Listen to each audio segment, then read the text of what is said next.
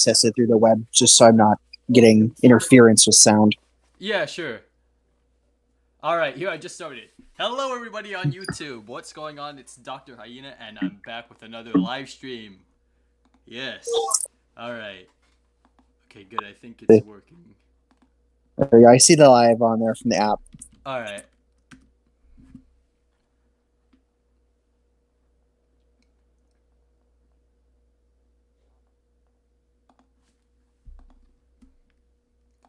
All right. So today we're just gonna be doing more of a chill live stream. Not gonna be rating or anything. We're just gonna be animating the Lion for Eternal Enemies, the upcoming Steam game.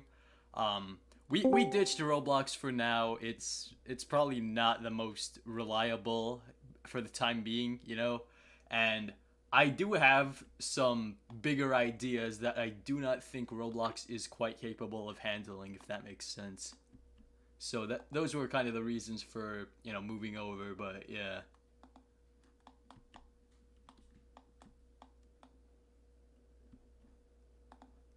All right. Yeah. So that's just the basic walk cycle. Going to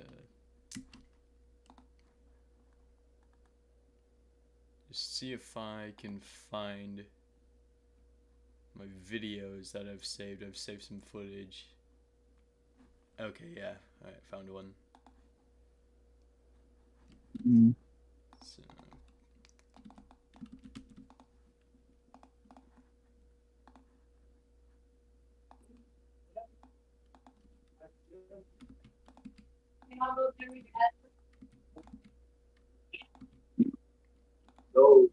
all right, so probably gonna be animating the trotting for right now. I might do some more stuff later. Let's see. Oh, hello there, guys. Oh, yes, somber sables. That's right. Yes, yes. Oh,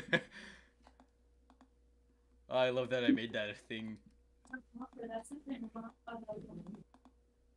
Yeah. There we go. I figured out how to do this through the web app. Oh, cool.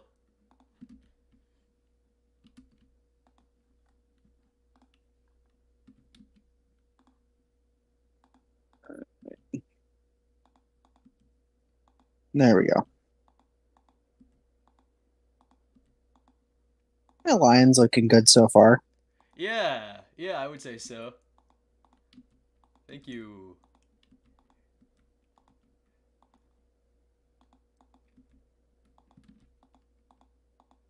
So did you see that Discord.io was compromised on Monday?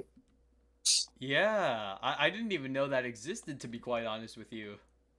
Apparently, people used it to make like custom links and stuff like that for Discord. Oh. The app itself, Discord itself is fine. Hmm. Yeah, my dad shared that with me and made me panic this morning. And I was like, wait, this is just the third party app for the links, not Discord. Oh, okay. Dad's a tech guy, but he's not too familiar with some of these applications. Oh, He's I see. familiar with how they work. He's just not always familiar with all of the third party ones. In fact, I didn't even realize that Discord had third party applications. No, me neither. That's a big surprise to me. I never would have guessed. Yeah, that's really interesting. I really did not know that.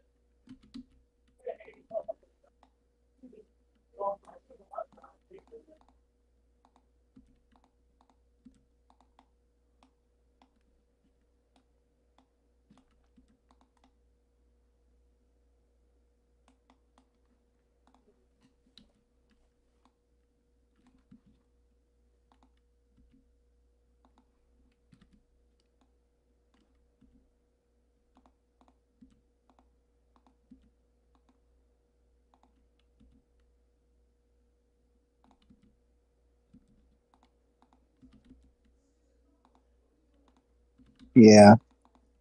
Is this like a trot animation? Yeah. Were you able to find one that wasn't slow mo? Yes, I was. Just the canter I'm struggling with. Like I'm not sure what's up with that. But yeah.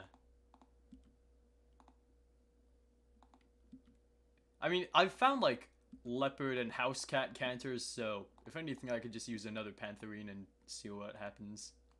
I'm surprised there aren't any for tigers. Tigers, I'm sure there are. I haven't actually looked at tigers, but yeah. Tigers would be a closer match body weight wise. Yeah.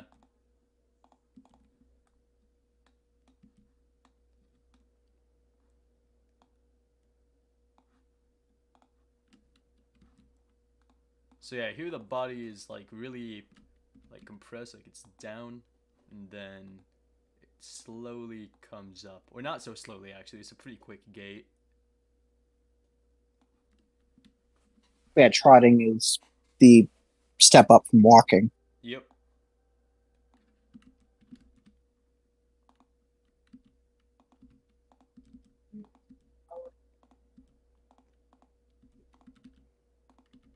I actually saw some lions in real life today. One of them turned 17 years old, which I think is pretty old for a lion. That is very old for a lion. Jesus. Yeah, I mean it was a female, so I guess it made more sense. But Fair yeah, point. Yeah, that's a good point. Um, yeah, I love when you're like on the web app and it's like the web application for YouTube, and it's like, oh, you can watch it, but you can't view the live chat because you're not, signed in. I'm like, if I try to sign in on here, it's going to redirect me to the app, and that's kind of the whole point of me. right.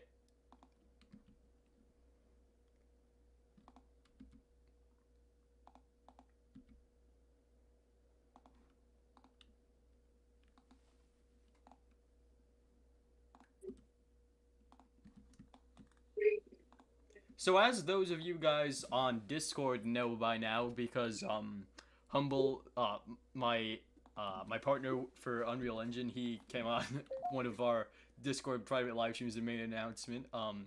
We are working on the combat right now, so specifically the mauling for the hyenas. So lions will have something like that too. For those of you who played random game slot C back in the day on Roblox, it'll be kind of like that, but I do want there to be some differences. And as for what that like those differences will be, I'm not entirely certain yet. Um, but just to note, there will be a few differences from that. But overall, fairly similar system just because of how well I think it worked. Hmm.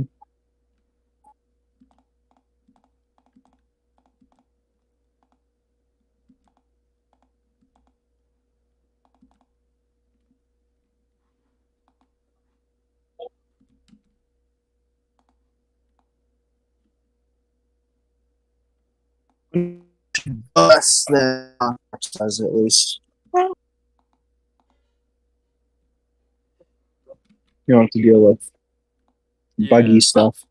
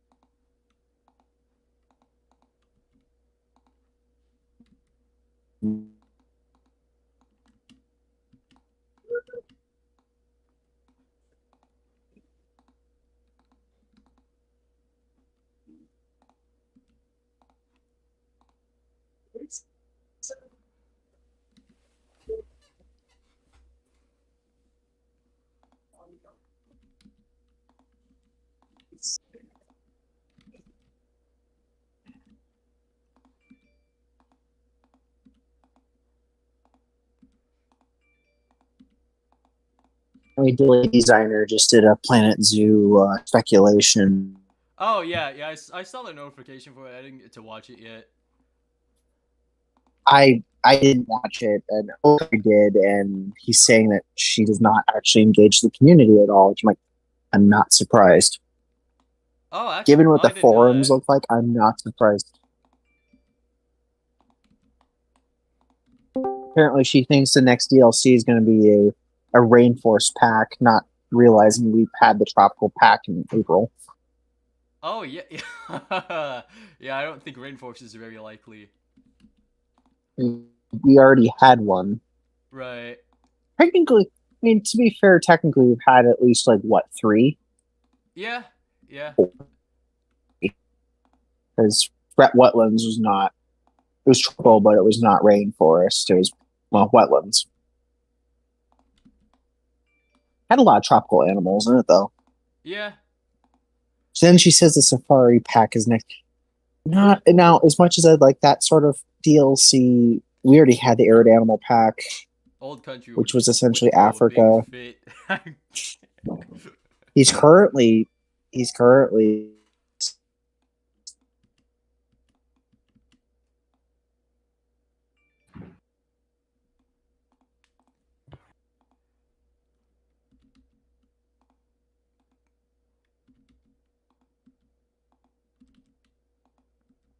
Like I agree with old country on most stuff, but like I do slightly disagree when he says like no more Europe stuff because like yeah, it's we've got some stuff for it, but not a whole lot to be quite honest. I'll do spicy kimchi. There's no wild boar, okay? Until wild boar gets in, Europe's on the table. That's all I'm saying. Yeah, that's right. Also, hello there, Wildcat expert. I just realized you joined. Oh, Yeah, jeez. Well, hello there. Like a minute ago, so. Oh, okay. Yeah, yeah.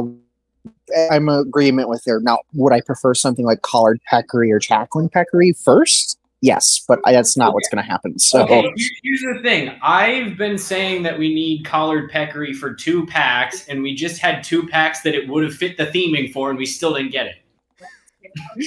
I don't know why. Yeah. I mean, Red River Hog is a worthy Red River Hog is a worthy inclusion, though.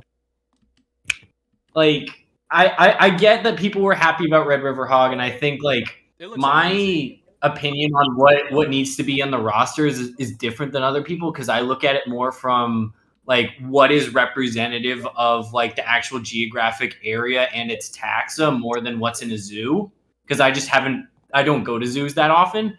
So, like, for me, it's like, well, a peccary makes more sense than a Red River Hog in that sense, and a wild boar makes more sense than a Red River Hog. Not that it's necessarily a bad pick, but it's like, there were so many other zoomorphs that I'm like, we needed this more. Well, what baffles me is that all 3 of those picks are not rare in captivity either.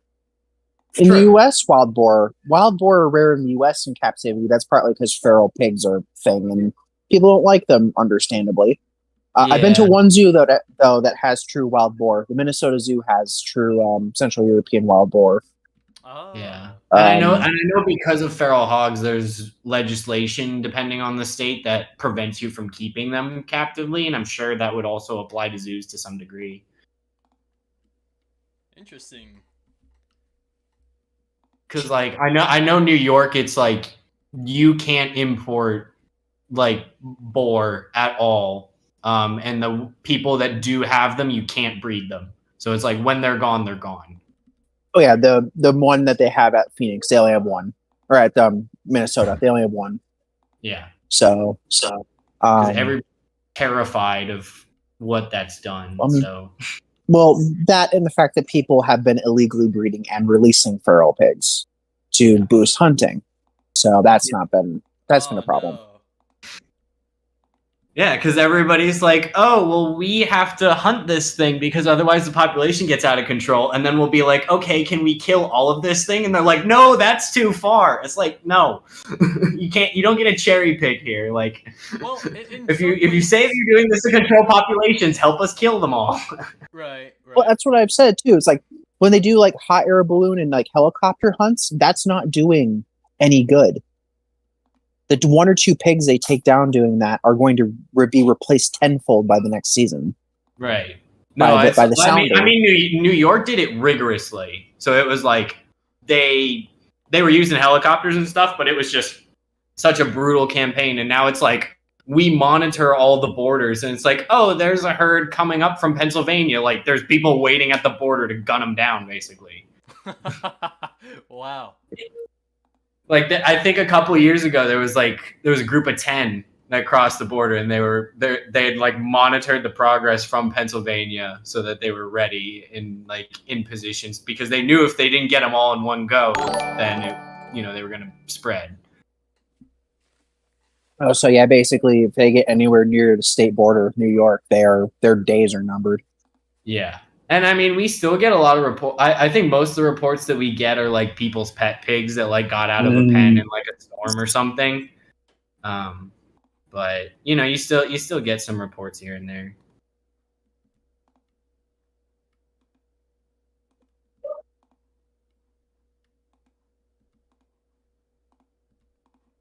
Sorry if I've gone completely quiet. I'm just really focused right now.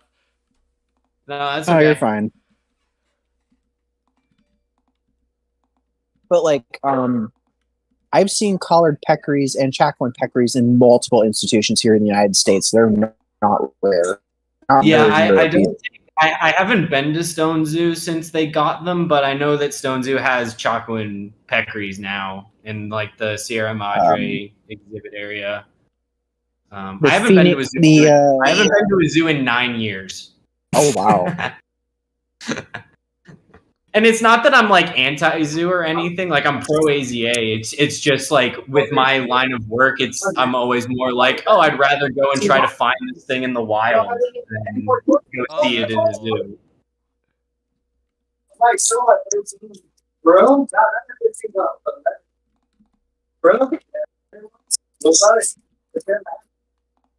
Oh yeah, that's kind of how I am. Like whenever I've like gone to like the Phoenix Zoo, and we have the Arizona Trail, which has like mostly just all native stuff. Let's see here. I am not muted, am I? I think I'm still talking, right?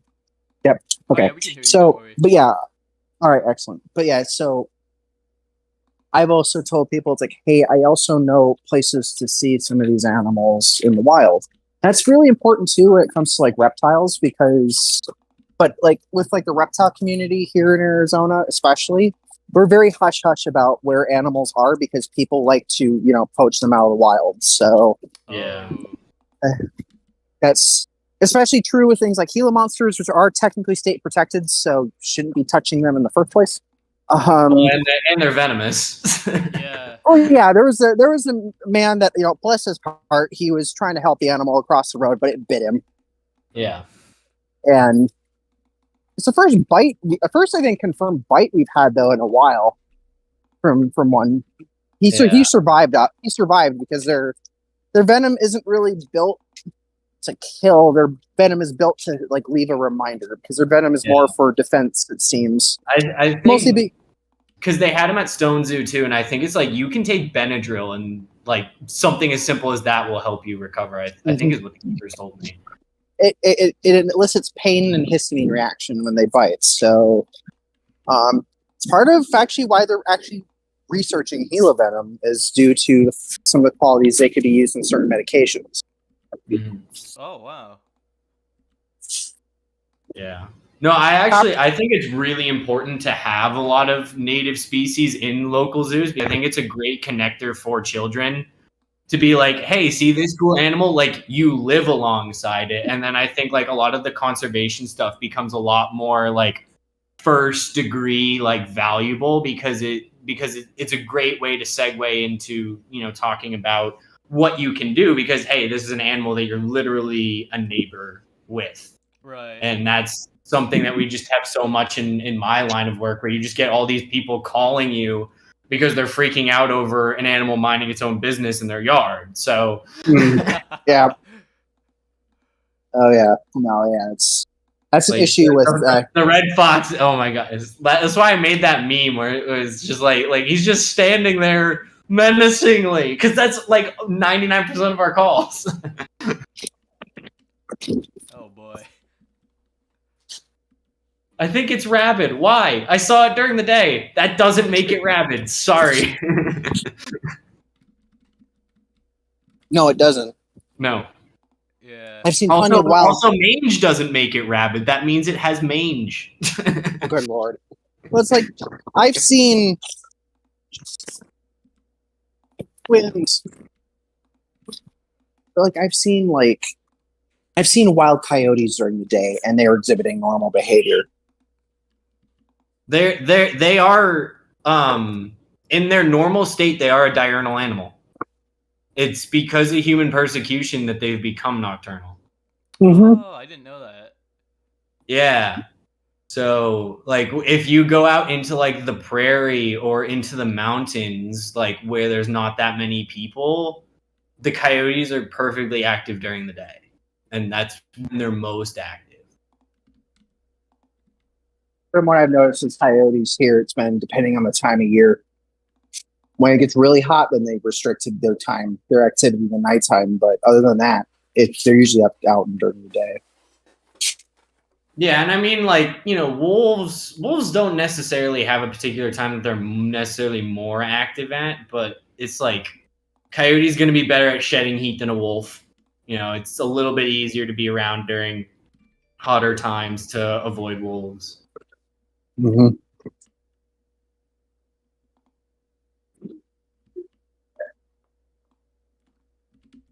Funnily enough, foxes likely are predominantly nocturnal to crepuscular due to coyotes. So yeah, exactly. And it's just like it's affected so many different foxes it's affected like every fox on the continent except for Arctic. yeah, because coyotes haven't reached them yet. No. Yet. So that might be an eventuality as the Arctic warms up. Red foxes are already invading parts of the Arctic. You know, I think the reds first, but yeah. Yeah. I think coyotes are similar canids, or actually, I think part of the factor that catalyzed gray foxes in climbing trees. Yeah, well, I don't know if there's any official studies on it, but I wouldn't be shocked if gray fox do better in coyote dense areas that have good tree cover. They do very well here in Phoenix. Yeah, even with coyotes. Like, I can climb to escape. A red fox can't. Yep. Yeah, red foxes, like they can sort of climb, but they're really bad climbers compared to grays. Well, it's more that like grays are only one of two modern canids that are like proficient at it. Yeah, they have adaptations. They have adaptations in their wrists and in their claws. Because they're so basal for a dog. I think grays are the most. I actually had to pick up a dead one today. We got a call from somebody. He's like, there's a dead gray fox in my yard. Oh, so we don't know how, but we'll send it to the pathology lab at some point. Yeah,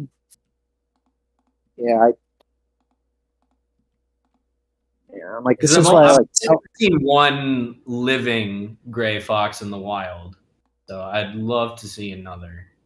And I'm in very gray fox like dense habitat. Like it's better gray fox habitat than red fox. Oh. It's been twice, but they were only glimpses. Yeah, mine was only like we were driving somewhere in Maine, and I like saw it like as we just like flew by on the road on the side of the road, and I was like, oh my god, that was a gray fox. But it's like, yeah, fleeting moment is like my gray fox, my bobcat, my mountain lion, like they're all like that. And then there's like ones that were so fleeting that I don't even count them because I'm not 100% sure what they were. Like I might have seen like a common genet, but it was just like a tail, and I don't know about vivarids in the area to like know, was this absolutely a common genet? There was a gray blur that my instructor was like, that's an African wildcat. And I'm like, well, I can't tell because it's a gray blur. So I'm not going to count it. Oh, no. Oh, that's just full on gray blur, just like shooting across. I got really lucky with ungulates in Botswana, but carnivorans, it was super unlucky for how long I was there. It was kind of 50-50 for me, at least for native ungulates here in Arizona. Like native ungulates and carnivores, it's been kind of 50-50. seen most of them. Carnivore is like across like contiguous 48 North America. I don't have that many left. It's just the ones that are left are like in very secluded pockets or are super hard to find or both. Well, the ones that I'm still looking for, that aren't like a jaguar or an ocelot are. You mean like half the felids? Yeah, because that's like you have half of the United States felids like just on the borderlands with Mexico. Yep. Yeah, it's. I mean, to be fair, Texas used to have margays, and apparently they supposedly will occasionally have jaguarundis.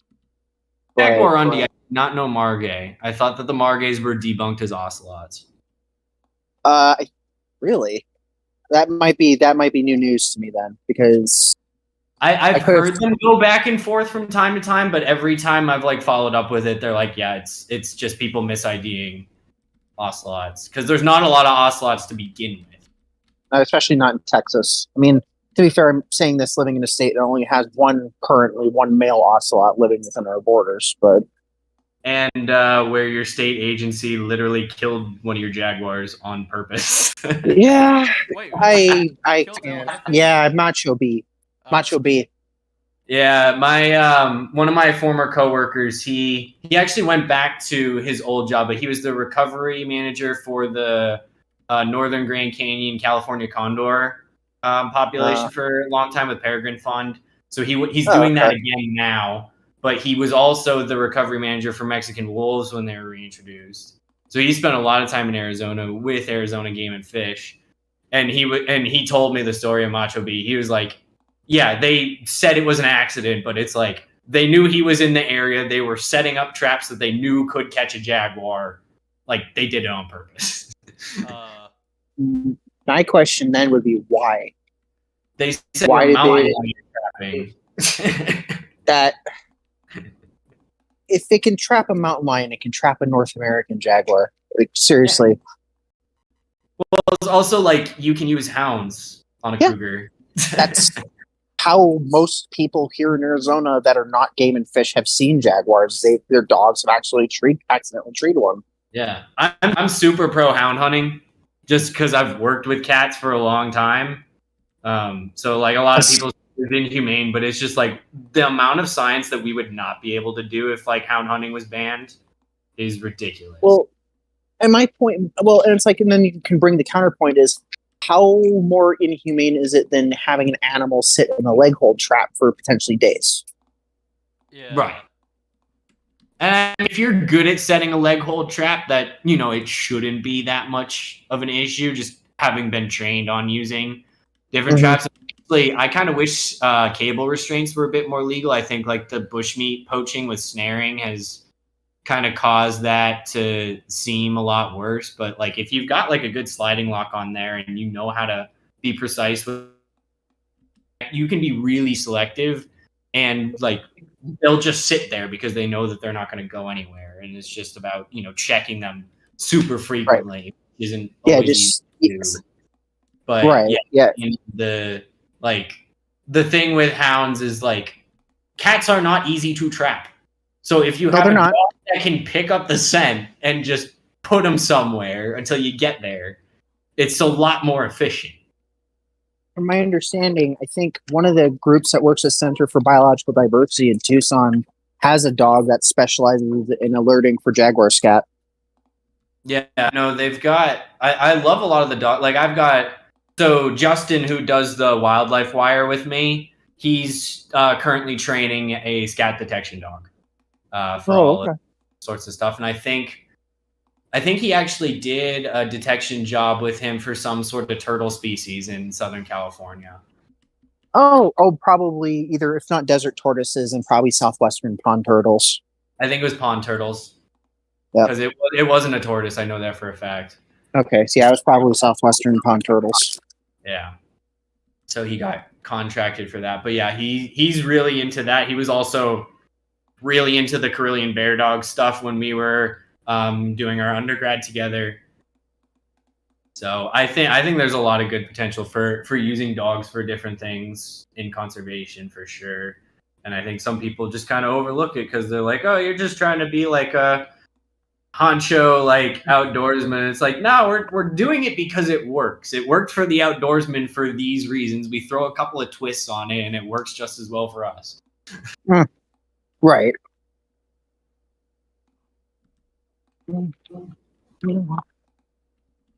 Like even bears, like I mean, sure, bears are a lot more food driven, but like you can catch a bear by putting it in a tree with dogs if you want. Yeah, to. especially if it's a black bear. Yeah, that's what I mean. Yeah, you're not doing that with the grizzly. You do that. The grizzly. You're gonna have a lot less dogs. Yeah. Well, I mean, there's a reason why we don't do what we do with cougars with leopards. It's just you do that with leopards, they're gonna attack the dogs before the tree. And if you're a good houndsman, you don't want your dogs getting hurt. So right. It's interesting that jaguar off using cable restraints or even cage traps. Like I know some people use traps too. Cage traps aren't a bad one. It's just like they're not great. I mean, first off, the practicality is not good because they're just a huge thing you have to lug around. But like they can do a lot of tooth damage on the bars, which isn't really much.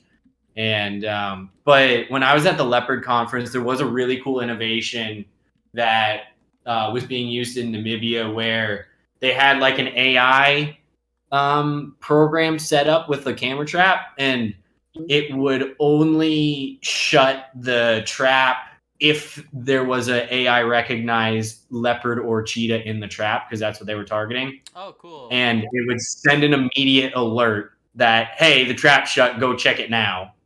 And it entirely eliminated their bycatch. Like I asked him during the Q&A, I'm like, he said it outright eliminated it entirely.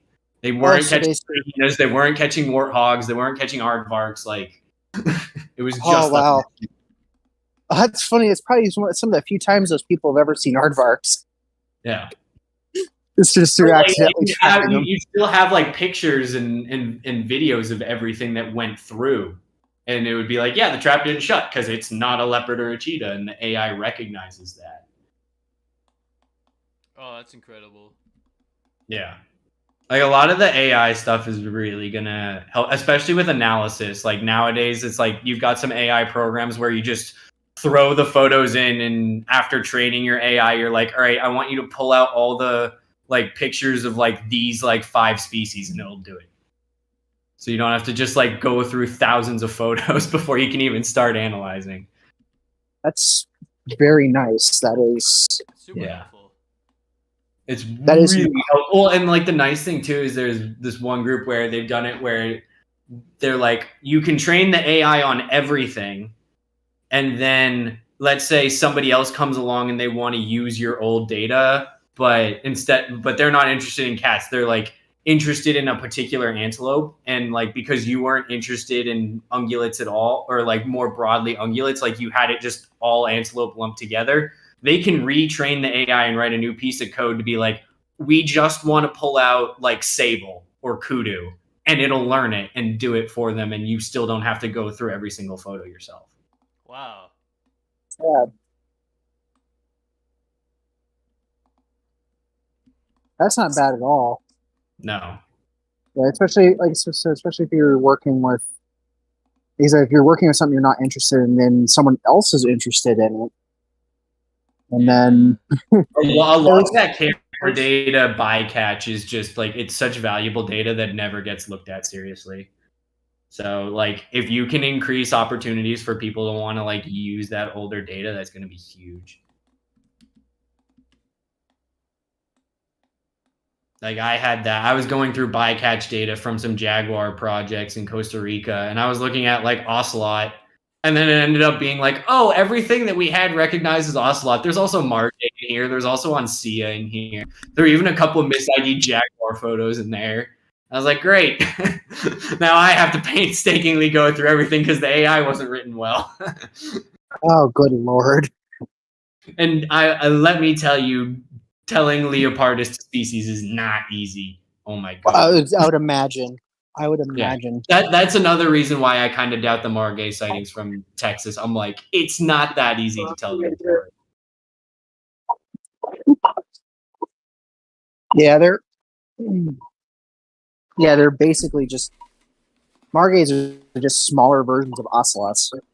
They're smaller. They've got a proportionally longer tail and bigger head and ears. That's about it. And the scaling isn't always the easiest to tell when you're working off of hundreds of cameras. Oh, jeez. Yeah, that's... The Onsias were the worst because they're just like tiny ocelots. They're just like tiny ocelots that are a little bit floofier. And you're just like, all right, I don't know what the scale is for this. I can, there's no, I'm only looking at the Leopardus photos. I can't base it off of another species.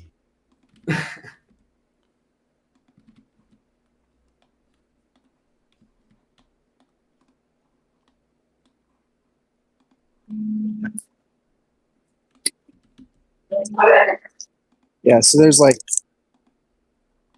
so I know like here in Arizona when you're like trying to track down snake, like when people try to like send like a photo in and be like, hey, what snake is this?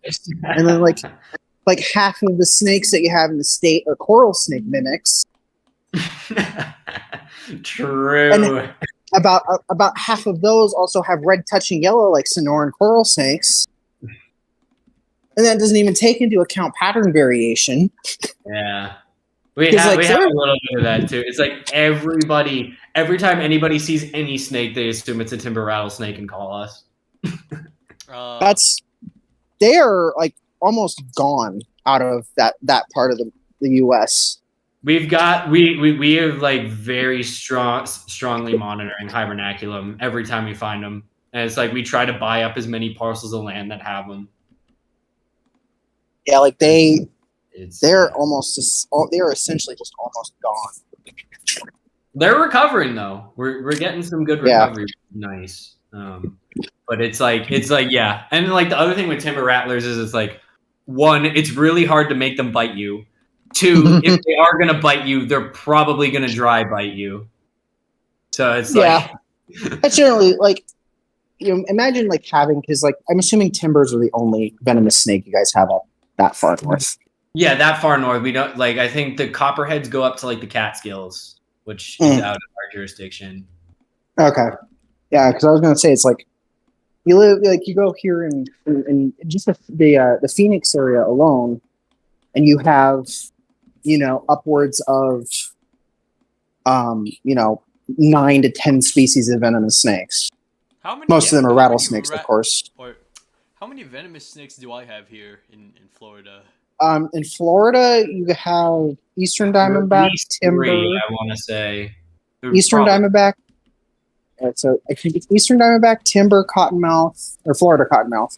I think in some parts of the northern parts of the state, copperhead, pygmy rattlesnake, and eastern coral snake. So 6. Yeah. Wow. I think in your area in Florida, I think at least 3 or 4. Oh, timber rattlesnake too, because you have the Cambridge. You said timber, so that's. I did say timber. Okay, so So 6 statewide. Yeah, in your area, probably 3 would be Florida cottonmouth, eastern diamondback, and eastern coral snake. All right. Unless you have pygmies too, so probably 4. Can pygmies kill you? Pygmies cannot, but they can send you to the hospital. Like, they're some of the least venomous of our pit vipers here in North America. But that doesn't mean they're safe. Yeah. It just means they're less dangerous than other ones. It just means they're less likely to kill you. Yeah. It's like it's like a cheetah's less likely to kill you than any other megafaunal cat. It's still gonna fuck you up though. Right.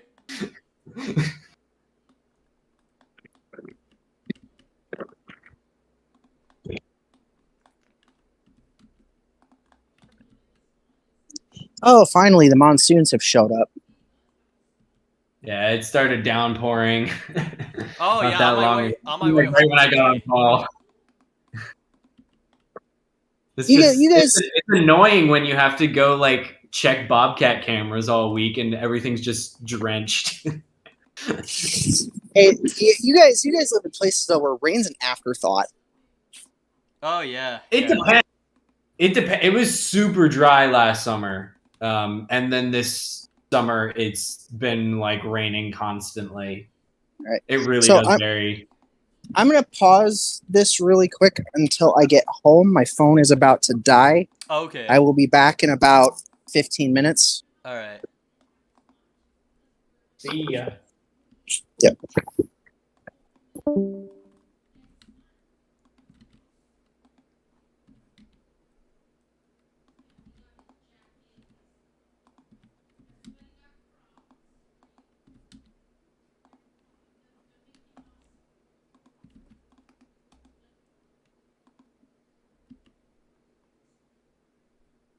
So I've had a little bit of it's been really busy for me with work the last couple of weeks, but I did have a little bit of chance to see some of the screenshots that you posted, dog. It's looking great. Oh, thank you. Yeah. Like you can definitely see, like especially in like the stalking and the running animations, like it's like yeah, it's very lion like for sure. Yeah. So I've got a question. I see this one like opening its mouth a bit. Is that normal for them to trot with their mouth open, or like I know mean, leopards do it a lot, but I don't know about yeah, lions. I mean, because like the thing is that you have to remember they can't sweat. Yeah. So a lot of the time, like mouth open, like that's the way for them to expel heat. They're panting. Oh. So I honestly don't know how many mammals actually can sweat. I feel like it's not actually that many, and we just like assume it because we're so used to doing it. Yeah. Like I'm pretty sure there's not like I don't think any of the carnivorans can sweat, so they all have to pant if they want to lose heat quickly.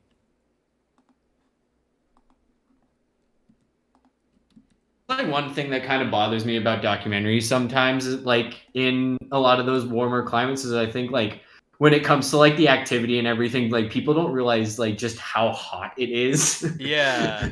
How hard it is to actually like expend that amount of energy and still be like okay.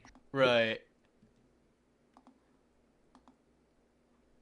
Like because I ran cross country and so it's just, like you're always like oh yeah the hottest day like this is gonna be the hardest race, it's gonna be easier to run through a blizzard than it is gonna be to run through today, and then it's like oh yeah like this animal should be able to have its stamina for a lot longer. It's like not when you're in that temperature. Right.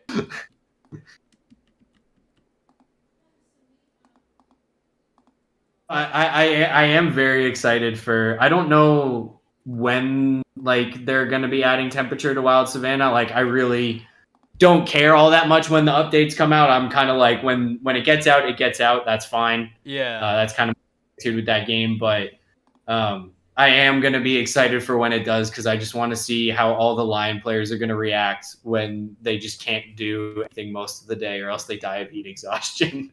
Yeah.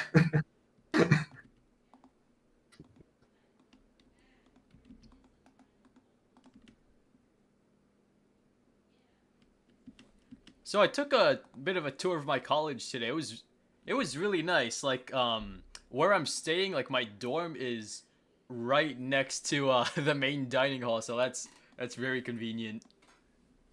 Yeah, mine was really close to the dining hall. All my I stayed on campus all 4 years. Yeah, I'll probably do the same Um, to be honest.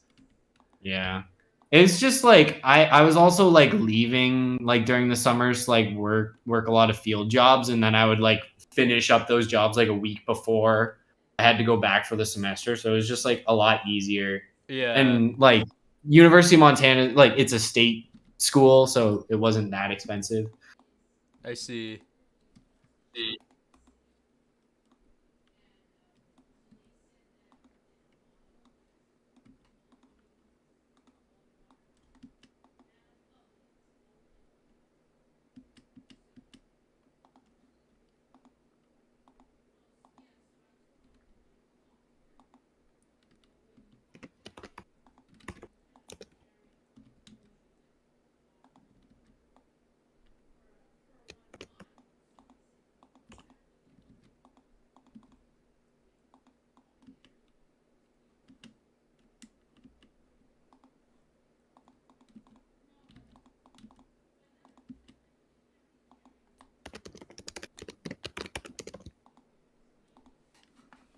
But yeah, I actually I sent that video clip to my buddy that I had talked about with the lion spotted hyena Oh yeah. interactions, and he was so surprised because he was like, it's so rare for them to stand up to males that big like that. Yeah. You were outmatched, like get out of there. But like the fact that they actually backed him up like that, they were he was very, very surprised but impressed that they Right. went that far. I've been seeing like more footage of it lately. Like, Yeah. I but mean, I mean, yeah. I mean, with lionesses, it's like people. It's definitely the opposite, where people don't think it's that common, but they'll hold their own and cover their buddies against lionesses regularly. Yeah. Um, Yeah. with I've seen with them. males, it's just like they can do it, but it's really dangerous for them. Yeah.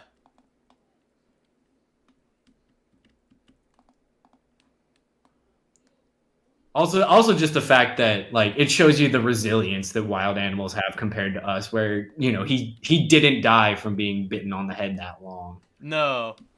And then I was watching like there was another video where they kind of gave you an update like it had some like, bleeding on its head, so it was still like, licking that up, but Yeah. otherwise like it seems like it was, probably going to be okay in probably like, a couple weeks. Like yeah, hyenas are crazy in that regard. I feel like just anytime I watch any animal, it's just like their ability to recover from such serious injuries. It's like it's kind of like I feel like hospitals have turned us into wimps for certain things, Yeah. where it's like they'll just shrug it off, and you're just like, oh my god, like you think that would be crippling you, or surely you would die of infection later, and they're just like, nah, I'm fine. Give me a Yeah. couple days, I'm good. Sleep it off. Right.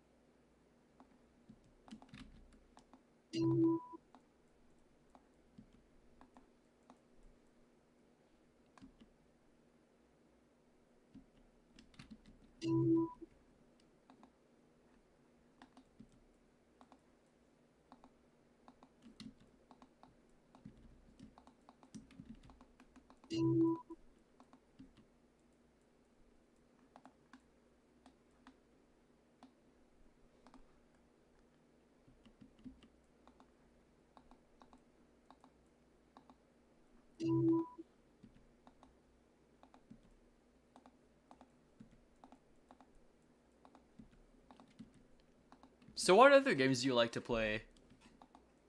I'm a big Monster Hunter fan. That's probably like the biggest like AAA game that I play. Oh. Um, I mean, I only have a MacBook right now, so there's like a lot of stuff on PC that I used to play as a kid, like Zoo Tycoon 2, Oh yeah. that I just haven't been able to play in forever.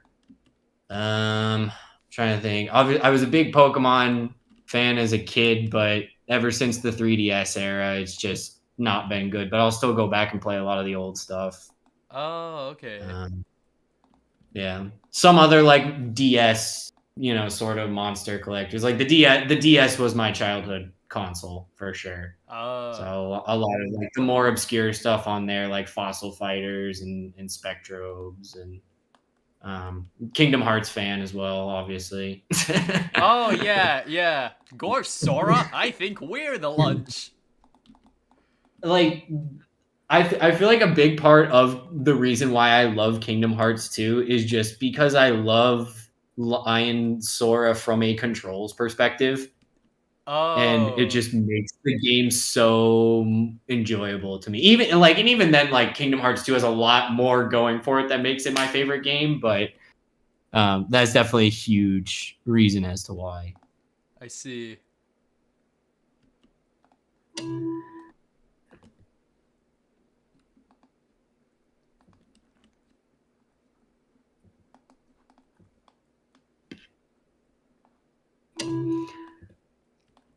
I'm trying to.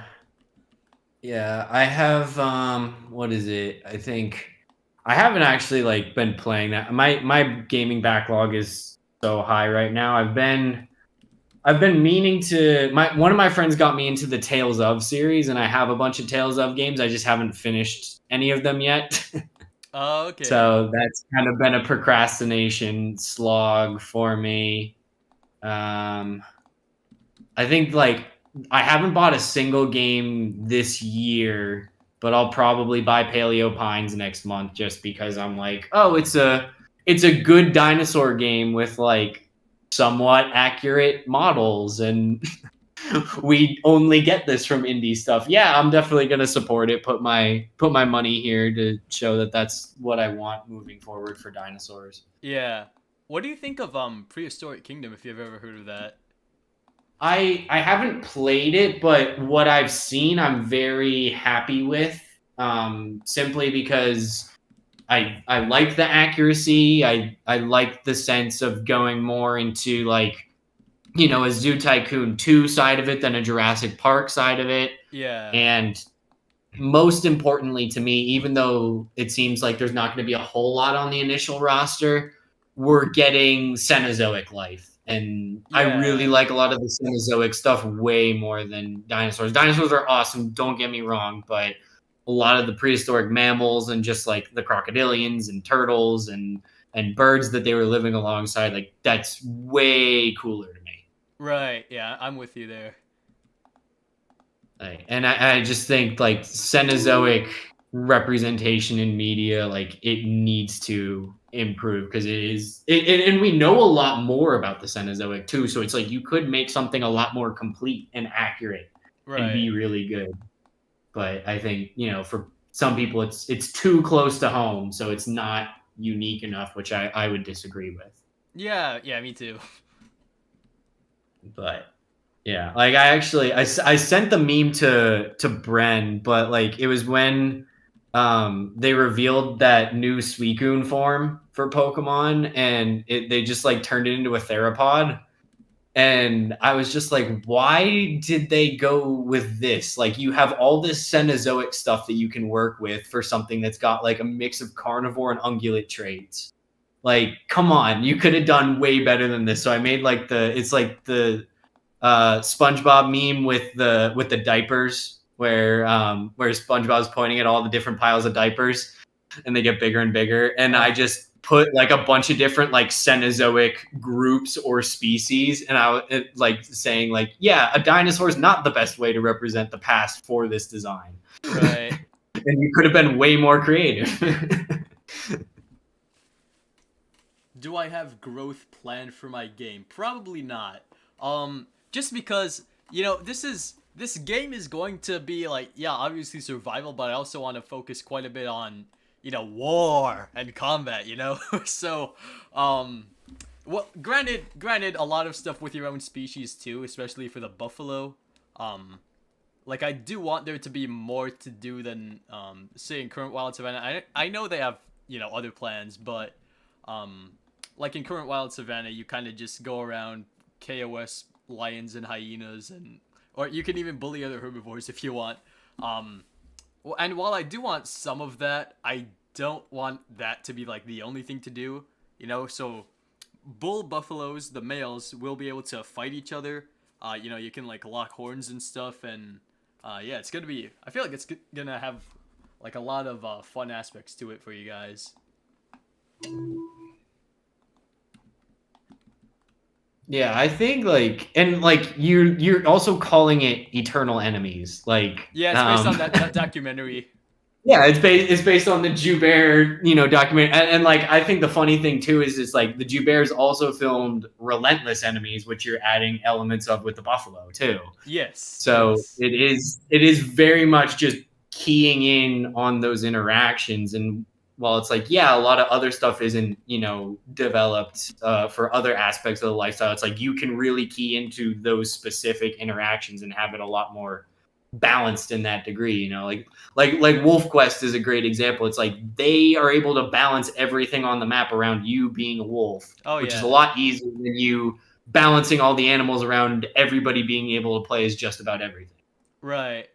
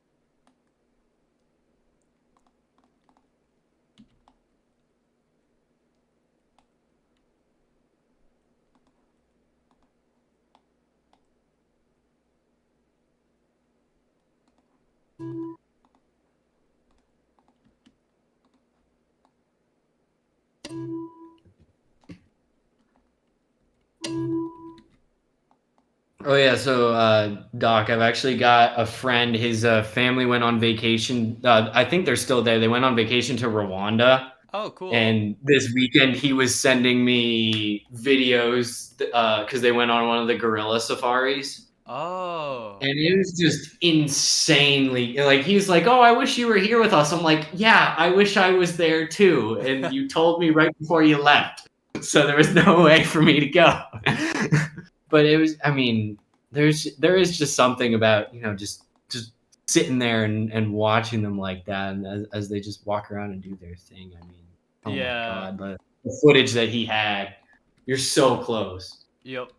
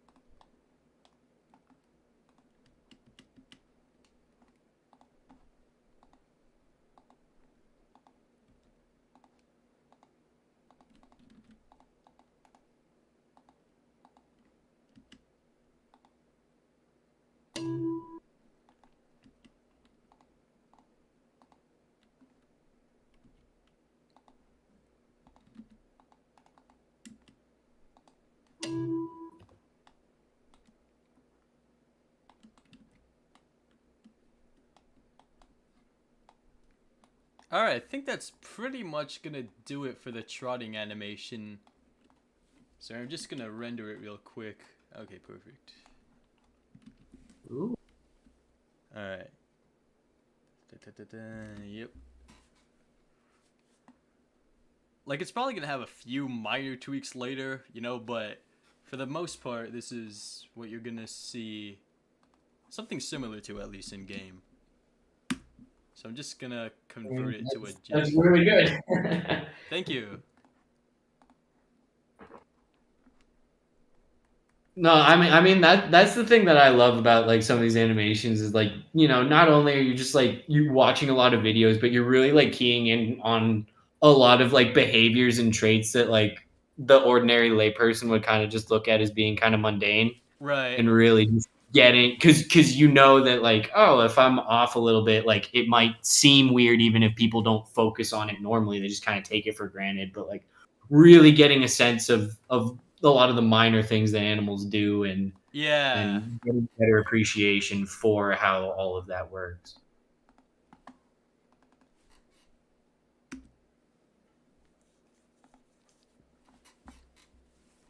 Alright, so yeah, now a GIF of it is in game progress for those who wanna watch it. You can rewatch it as many times as you like now, so yeah. Alright. So now, I'm just gonna save that. Would not want to lose it.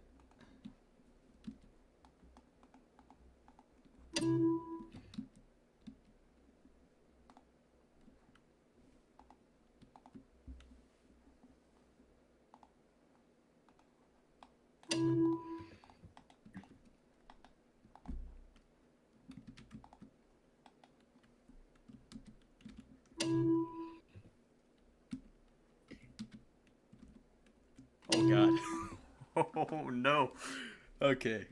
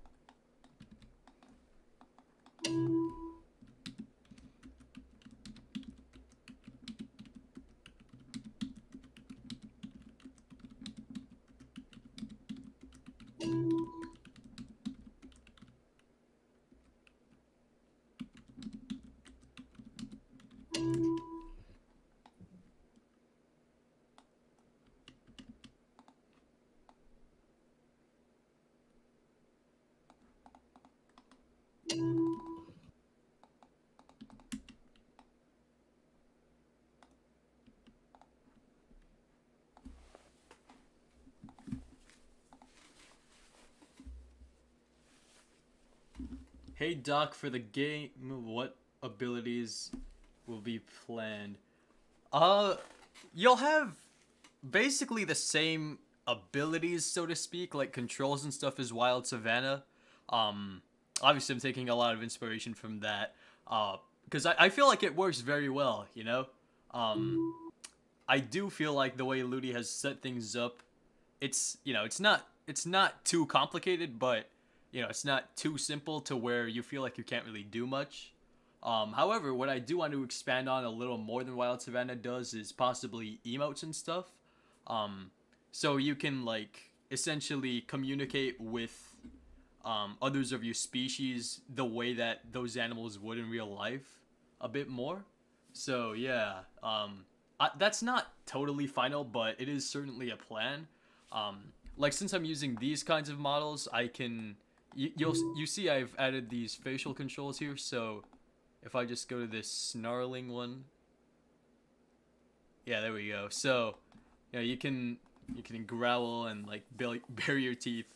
You can like flick your tail if you're upset as a lion. Um, so yeah, there will be like a bit more focus on expression basically than current Wild Savannah has. So I hope that answers your question. And then there will be some emotes you can kind of do like just for fun. Like on Discord I posted, or actually I don't know if it's on this server, but like as a hyena you'll be able to just like kind of roll in dust and like scratch your back and stuff. Like they do this really adorable looking thing where they'll like roll over on their backs and then just wiggle a bunch basically. It's really cute. So yeah, let me see if I can find it.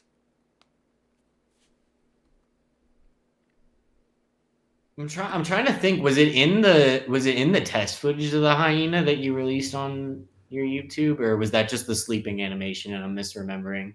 Just the sleeping. Okay. Yeah, all right. Yeah, so yeah, you could just do that. And that is based on a real video. Like they absolutely love to do that. And they can like balance surprisingly well when they do. All right. Hello. We're just talking about what emotes and like features will be in the game. And then All I was kind of explaining, you'll be able to do some stuff that's more important, so to speak, like like growling as a lion, you'll be able to like bare your teeth and stuff and flick your tail. But there'll also be some, just fun stuff like this, like the back scratching as the hyena. So, yeah, there will be a bit of both. So, so you don't just like get bored, essentially. Hello, my favorite doctor. Ah, hello, my favorite patient. There we go.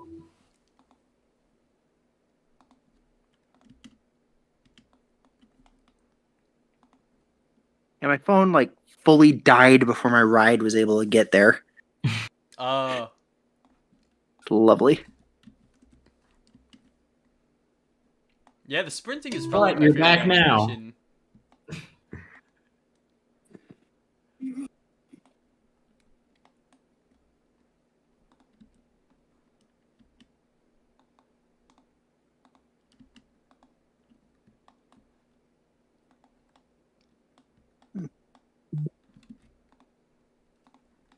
Oh yeah, and then And here's the cannibal pie turning. return. No, actually, surprisingly not. I think it's because you're not on Wild Savannah. Yeah, I would really hope they weren't that obsessive. I don't think they are. No, I think I do think they are. They are.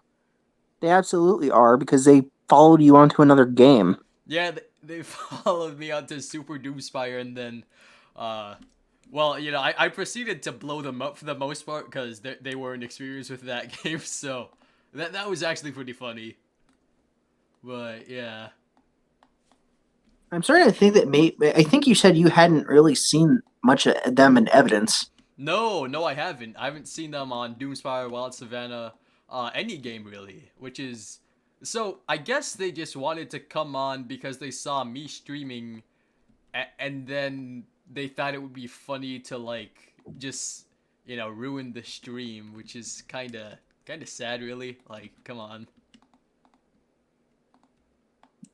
Wait, did something happen before I showed up where somebody tried to ruin stream? Not today. Not today. No. Oh. Thankfully not today. Was it a month ago? I don't know.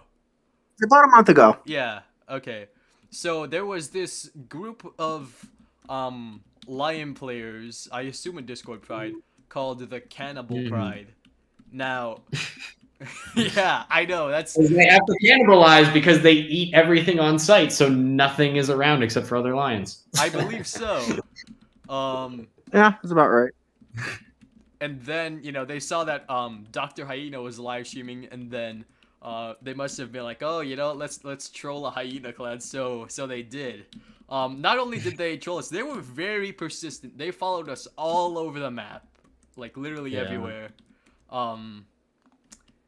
Like yeah, it was really crazy. And then It kind of went Not only past that- trolling though. yeah, okay, I'm about to get there. So in the chat, they were spamming stuff, like, oh yeah, like kill yourselves, and it was really nasty stuff. That's just I mean, that's like you would expect that I would enjoy playing as a lion because I do really like lions a lot, but I don't know. I think like I'm way more interested in like subordinate apexes. I think that like the dynamic and everything's way more interesting to play as. Yeah. But then like the other thing is just like the way that people play as lions, like it just doesn't want you to it makes me not want to play as a lion because I'm just like, that's not how you should be playing the game. Right. It's like it's like this is the most toxic group of people on the server. Yeah. Oh yeah. By far. Yeah, you didn't. Followed Yeah, by I've seen Buffalo, them, but so I feel like Buffalo Buffalo- toxicity was in direct response to lion toxicity. Yeah. Were they reported to Ender or Ludi? Yes, to Ender. I don't know if he like banned them all. I don't think so, but I mean, whatever he did, it worked. So yeah. I only reported one of them though. I didn't get to report the whole group. But I mean, I guess I didn't need to, thankfully. Not yet, anyway.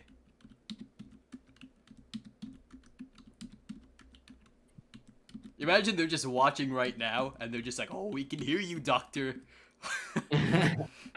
Just smack talking to him. Yeah. Yeah, no, I had when I was playing Wild Savannah last, we were all playing as Tommies, and then one of my friends like swapped to a cheetah, and he was like targeting me, but I didn't like know that he had swapped, and because he had like just died and respawned as a cheetah, and I'm like, oh, we're just waiting for him to get back. But like, because I was sharing my screen on the Discord chat so everybody could like know where to meet up, and so he was targeting me through the camera because I would be like hiding in a bush, he would eventually hide. And I was like, it's my friend, and it's like, all right, this is like actually kind of like pretty funny. So, but it's like, yeah, if it's like more than that, and it's like way more targeted and hateful, it's like, yeah, that's a Yeah, it was pretty bad. Yeah. It was yeah, terrible. I can imagine. Yeah, it was just. And see, this is why I prefer games where the toxicity is within the forums, like Planet Zoo. Because it's a single player game. Yeah, I mean, I know, would love Doc. a I know multiplayer zoo game. I would love that. I'm just trying to figure out how that would work because Like the Xbox game that we don't talk about, like it did have like the multiplayer thing, but like there was still like the build like cooldown that was like for one person, so like you still couldn't play multiplayer. Right. Yeah, I mean, like just like back in the day, well, now I sound old as hell, but back in the day, when some of my friends and I played Minecraft together, we would sometimes like build zoos together, both in creative and survival mode, and that was certainly a lot of fun. So I'd imagine something like that where everyone can build. Like, sure, you're gonna have the occasional person that like drops a bunch of TNT and then blows everything up. Oh, definitely not me. Oh no. But I mean, obviously it was. But it can still work, I feel. Yeah. But yeah. I think the way I would compare is it's like Ark. It really depends on who you're playing with and like who else is on that server, and there's a lot of like unknown factors in there. But it's like if the factors are right, it can be amazing. Yeah, like random if you're watching. I think you remember what I did to all Eli's Jaguars. Oh no. That was too funny. But basically he had he kept on naming his jaguars like his first one was named Diego, and then you know, cuz go Diego go and stuff, right? And then Mhm. like when I blew that one up, he named it the other one like Diego the second, and then it was Diego the third, and it just went on from there. It just kept going. Yeah. It's like, oh boy. Yeah.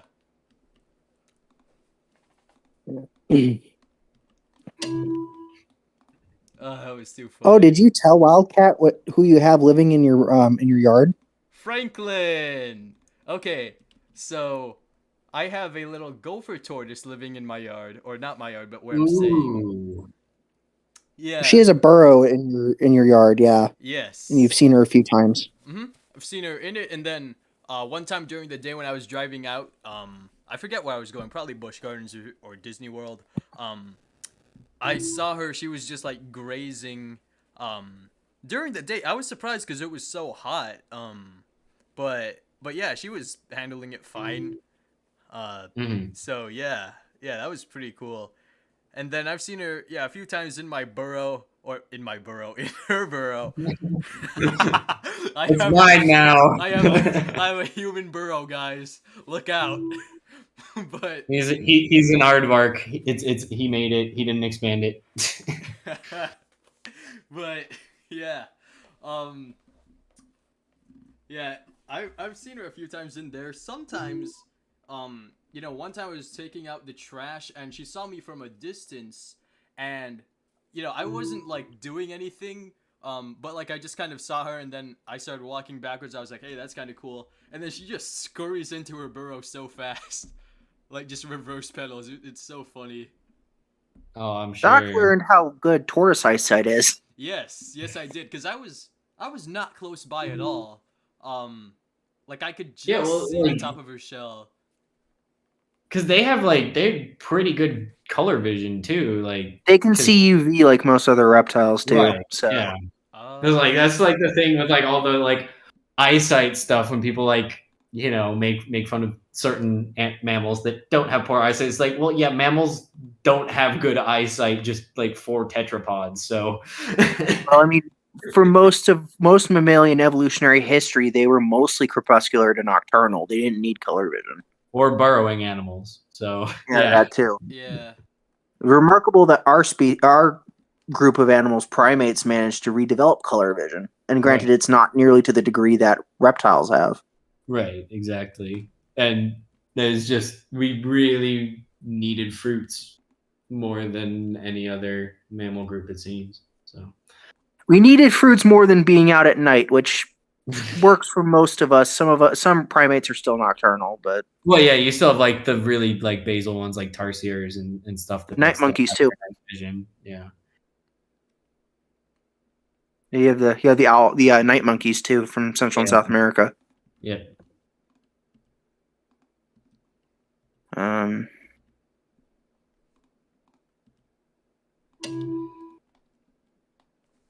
Still don't get why in Planet Zoo we only have one New World monkey. I also don't think the capuchin's a great pick. Like it is. I would have picked a spider monkey or a howler monkey. I would have picked something bigger. Yeah. I mean, and I really kind of wished it was at a time when they would have figured out how to get it to, at least even if it was like a predetermined animation, get to use its tail. Yeah. Yeah, the because I just think they were better. Both species New World monkey picks is really how I feel. Like we still don't have spectacled bear or bush dog. Don't have a peccary. They gave us the llama instead of the guanaco, which I'm never gonna forgive them for. Oh god! Oh yeah, you and me both, man. All of the domesticated animals in Planet Zoo right now are all camelids. Which tells you what like people think about Camelidae as a family right now, because it's like we have 3 wild species of camel and nobody talks about them. I mean, that would actually be a good anniversary pick, the guanaco. Yeah. Be an easy I one. mean, it's like we fixed one mistake. Is kind of the way I look at it. It's like I'm not that mad that they picked the black wildebeest over the blue wildebeest for the base game, but like putting it in the grasslands pack was like, all right, we fixed this mistake by giving you the more iconic species. My other issue too, though, is like it's like the for the original animals, like they do need an update to a degree. Oh yeah. Like if you see Especially the current, the carnivores like have very cartoony faces, which I'm sure you've noticed in all of our videos because we've been pulling carnivore out of the wazoo every time we spin the wheel. So I think almost all the animals you've done so far, like only one of them has been an ungulate. yeah, we've only had one Artiodactyl. Well, we have 2 videos that are recorded; they're just not released yet. Oh, look what Right. came up in my recommended or in my search bar. Who? The lion guard. Lord. Good God, no. You don't like Doc does not like Bunga, by the way, as a character. Well, I mean, to be fair, he's like all it does is perpetuate the honey badger stereotypes. That Which, and just like- make Yeah, fart that's part of jokes. it. That's all he does. He's just Well, there for yeah. fart jokes. Well, to be fair, I'd rather have that than him like slashing things open because that is their primary defense. So it's like at least he's using it a lot, and it's like, yeah, it is very much like an African skunk. Like Okay, yeah. that's the piece of the predator leaving that you don't see or hear because it smells really bad. So, Yeah, you know, well, that's yeah. really nice. But like all the acrobatics and like stuff. But I mean, then again, they have a baby egret like chasing hyenas and crocodiles. So what do I care? Yeah. A fledgling cattle egret. Yeah.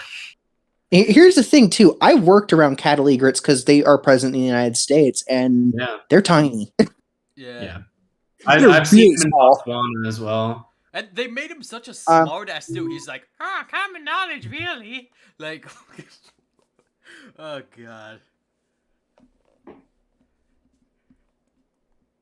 Like, he's not nearly as unbearable as Bunga, but like, he still has his annoying moments.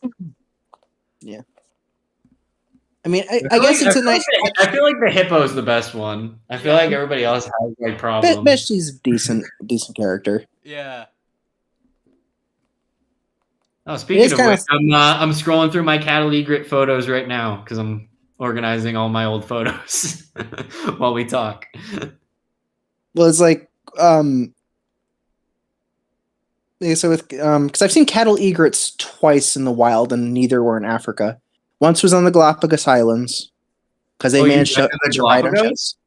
I have. Oh, That was you that see was the fun. hawks? You see the hawks? I saw marine iguanas. I saw giant tortoises, wild ones. Oh, Yep. cool. Oh, that was fantastic. They were the Western Santa Cruz subspecies, but yeah, the cattle egrets are hanging around kind of the town areas there on the islands. Most of the ones I saw were flying. Mm-hmm. They're the only egret on the island. Yeah, the rest of the herons are, your typical, like your lava heron, which I think is endemic, which is like a relative of the green heron. Mm-hmm. I mean, I feel like you're betting when you do Galapagos is like there's a 90% chance that it's endemic. Yeah. The few non-endemics I saw were things like yellow crown night herons, for example. I think the subspecies is endemic, but they're not endemic as a species. Right. I've seen them in Texas, too. Yeah, but they're my favorite North American. You never know what Texas does. It could be an import. Everything's an import in Texas. I actually have a really good picture comparing both yellow crown and black crown night herons because they managed to sit right next to each other. Oh, nice. I have a picture like that where I have a European bee eater and a southern carmine bee eater sitting on the same branch. And I got really good lighting for it too. It's one of my favorite photos that I've ever taken. Hey, Brendan, could you do me a very quick favor? Yeah. All right, could you send me that video that I animated the lion paw swipe off of last time, like the tiger like the female like swiping the male. Oh yeah, let me see if I can find it. Okay, yeah, because like I'm looking at all these videos. Oh, that's a. Yeah, actually, let me go back to that. That's a really. I don't remember. Did you send it? Did you send it in the council group chat? Either there or the private server that All right. Too Okay, let me see if I can painful. find it. It failed. Through all your shit posting about cereal.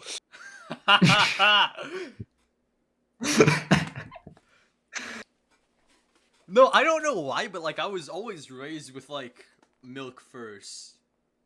Like I got the hyena mall.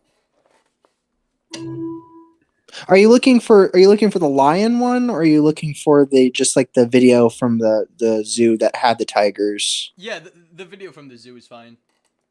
Oh yeah, I'll do the one from because it's from Dublin Zoo, I think, had some Amur tigers Oh, okay.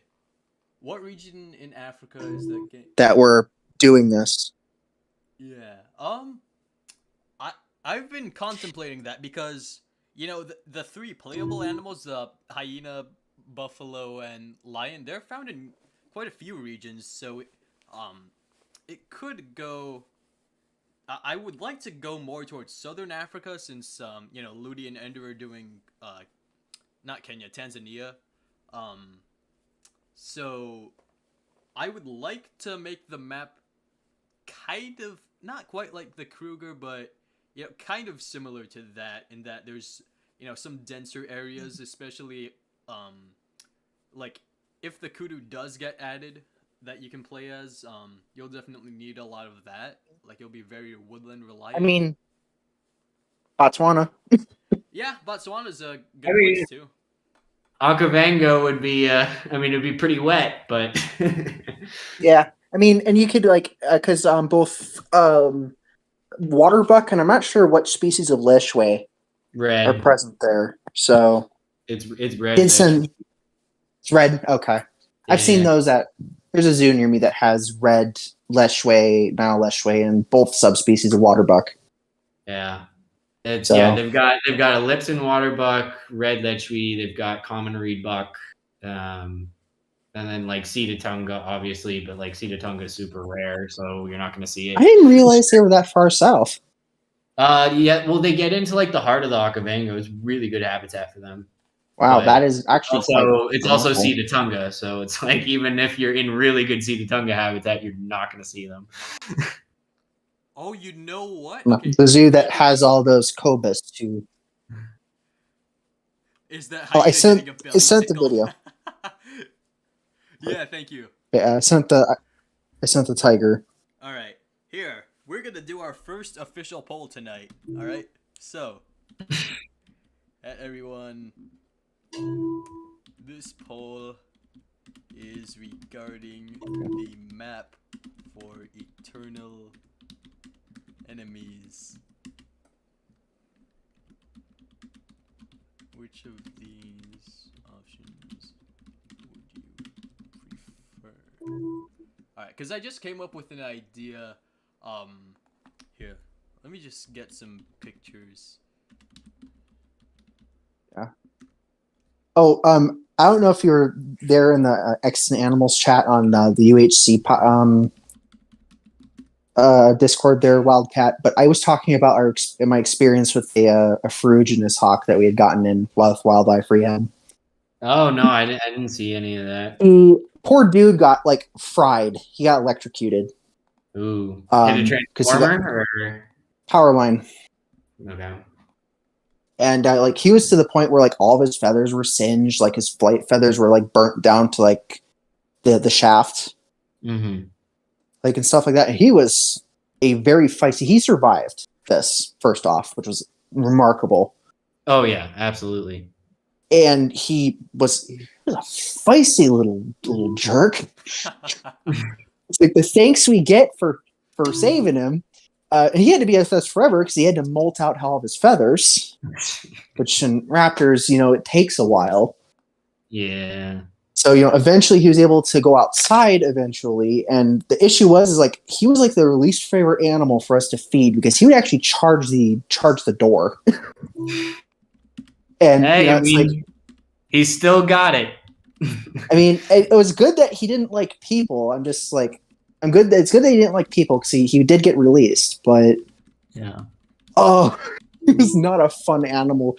Like, and then we talked a little bit because like about barn owls too, because like barn owls are like my most and least favorite birds to ever work with. They're fantastic. They're really cool. Well, so barn owls are really cool birds, and generally speaking, they're not going to bug you if they're like if it's wild ones. They're not going to bug you too much. Mm-hmm. Sure, they'll do threat displays. They'll have their wings outspread. They'll hiss a little bit, wave the head, sort of thing. Right. But if you have them in a vet enclosure, you have to get one out. They're the only raptor that has come at me with its talons in a defensive manner in that way. Huh. And when you do grab them, and if you've ever worked around barn owls, they like to screech. Loud. Very loud. And there's a reason that their Spanish name is lechuza. It's because of that call they make when they'll make it too for communication on occasion. And they're, funnily enough, in Mexican folklore, the lechuza is a witch that turns into a giant barn owl. Yep. Sounds about right. That's why Mexican culture really doesn't like owls. They're very superstitious of them because probably because of indigenous cultures associating them with the dead. Uh-huh.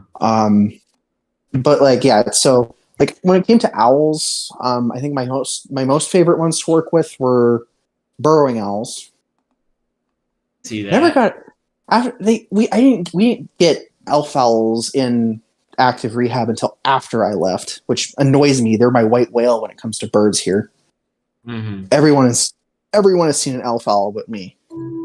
I've actually never heard of an elf. Like literally, what do they look like? Is it? They're like very small. Small. They nest in like saguaro cacti, right? They do use them as roosts. Yeah, they use old Gila woodpecker nest holes as roosts. And they're the smallest owl, I believe, in North America. They're very tiny. Yeah, I don't know, Doc, if you've ever seen the Guardians of Ga'Hoole movie. One of the owls in that is an elf owl. Yeah, Gelfie's an elf owl. Oh, they're tiny. Okay, but yeah, they're tiny owls. But they're migratory too, so it's like they're only here in my area for only a set portion of the year, and then they're gone because they migrate back and forth from Mexico. So that's like the snowy owl, short-eared owl rush here every winter. Oddly enough, we have permanent. I've never seen any, but we have permanent populations of both short-eared and long-eared owls. I have seen neither, but I don't think I've been in an area with long-eared. I definitely haven't seen one. I can tell you that much. Yeah, I mean, Doc, you've seen the native subspecies in Hawaii. Oh yeah, the short-eared owl. We'd call them pueos. That's the Hawaiian word for it, but yeah. Jesse, yeah, I'm not. Yeah, I've seen. I think the smallest owl I've seen have been between like Phoenix Zoo has Cactus ferruginous pygmy owls, which are federally protected. Mm-hmm. Well, they're federally threatened. But I've also seen northern pygmy owls, which we'd get on occasion as well, and they're about house sparrow size, and they're slightly larger than elf owls. It's like elf owls are tiny. I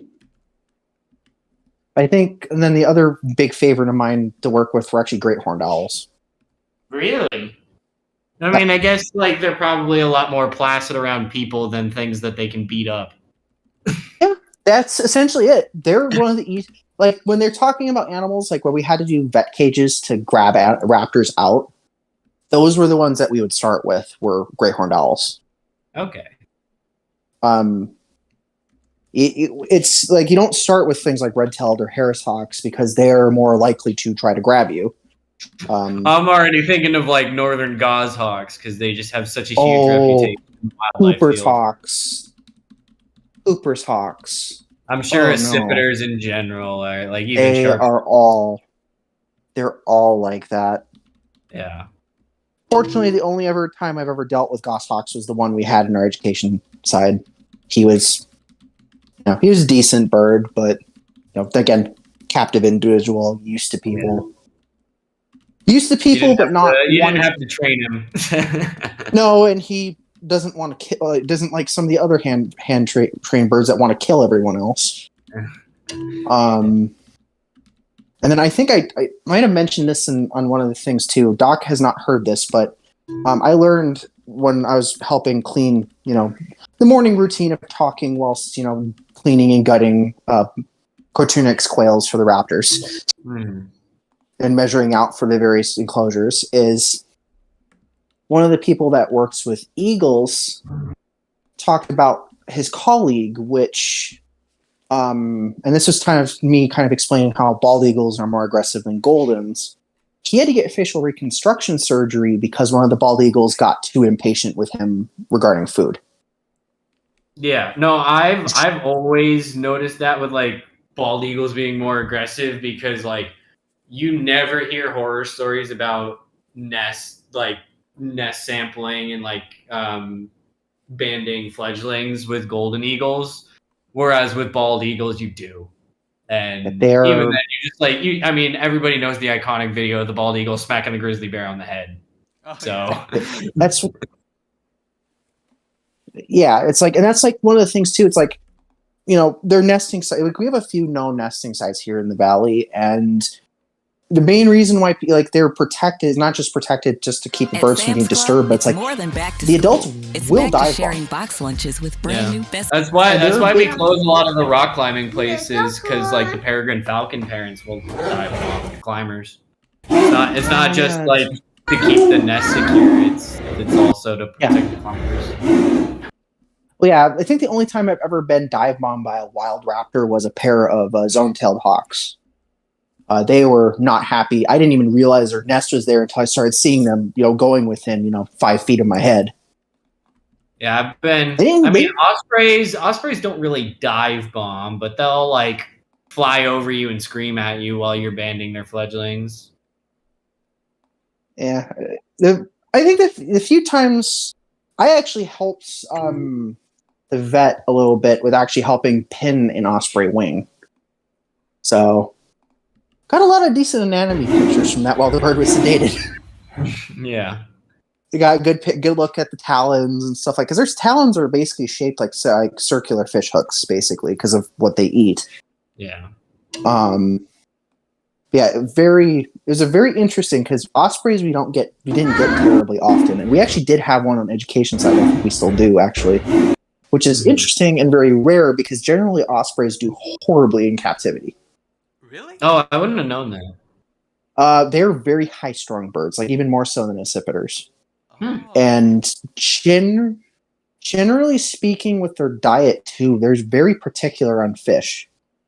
That would make sense. I could see like, that. If it's fish that they don't if it's a fish they don't recognize as prey, they're not going to eat it. But how can that be if they're from like all around the world? It's fish that if it's usually fish that they encounter near the surface. That's what they recognize. Whereas if you're feeding them, like say a channel catfish, they're not going to recognize it because it's not a prey item they come across frequently. Yeah, they probably learn what fish to eat from their parents too. Yep. I would imagine. But yeah, I mean, I grew up on the river, on the coast. So like ospreys were very common for me. It was like actually like you saw tons of ospreys, and then as the eagles recovered more and more, you saw less of them. Yeah, because bald eagles will actually prey on osprey chicks. Well, even just like I've actually seen a aerial dogfight between a bald eagle and an osprey over a fish that an osprey caught. Like I was running across the bridge on the river, and I like see the eagle going after this osprey, and they're just going higher and higher and higher, and I see the fish drop, and they're both dive bombing for it, and it was so cool.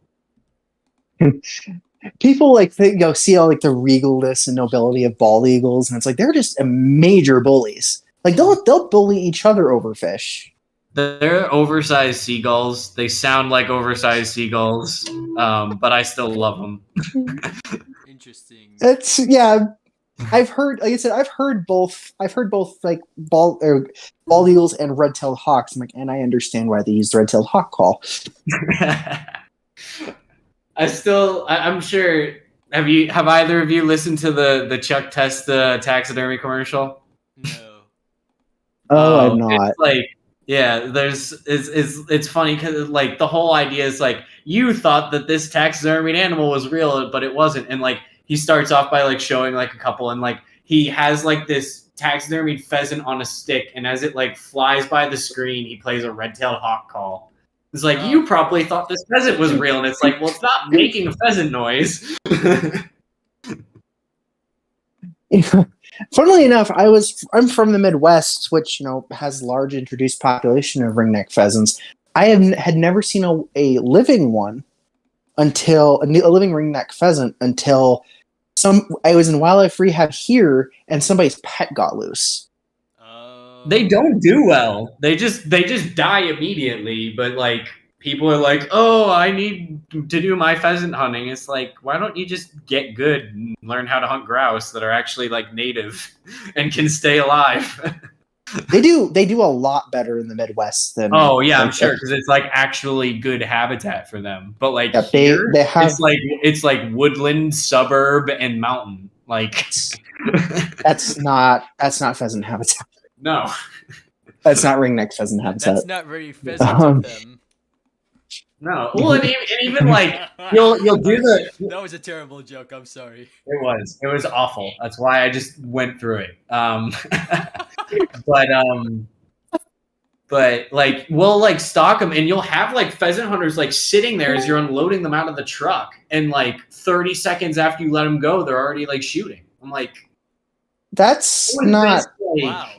Like, that's not hunting. That's just shooting fish in a barrel at that point. Jeez. They don't care about like the hunt. They just care about the reward. I am a hunter, so it's like seeing that behavior. It's just like, oh my god, this is awful. Yeah, in the Midwest, it's not as big of a problem because pheasants are actually established there, which means, be it as it may, that they're not supposed to be there because they're Eurasian species, but they're not supposed to be in Europe either because they're from China.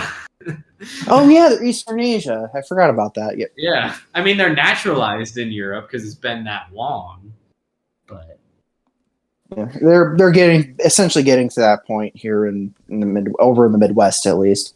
It's like, what is it? Marco defined naturalized. It's like by year 1500. Is like the cutoff date. So like for anything in the United States, it's not qualified. Okay, like, good point. Yeah, good. Qualify. Would that include also like naturally expanding populations of native species too?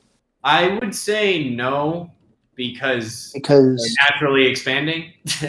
Yeah, it's like it's not great, but at the same time, it's different, right? They're just kind of taking advantage of all the screw ups that we did in a different way instead of us just like plopping them somewhere that they're not supposed to be. Yeah, like let me tell you the story of the convoluted issues regarding Virginia opossums in Arizona. Okay. So they're not technically native.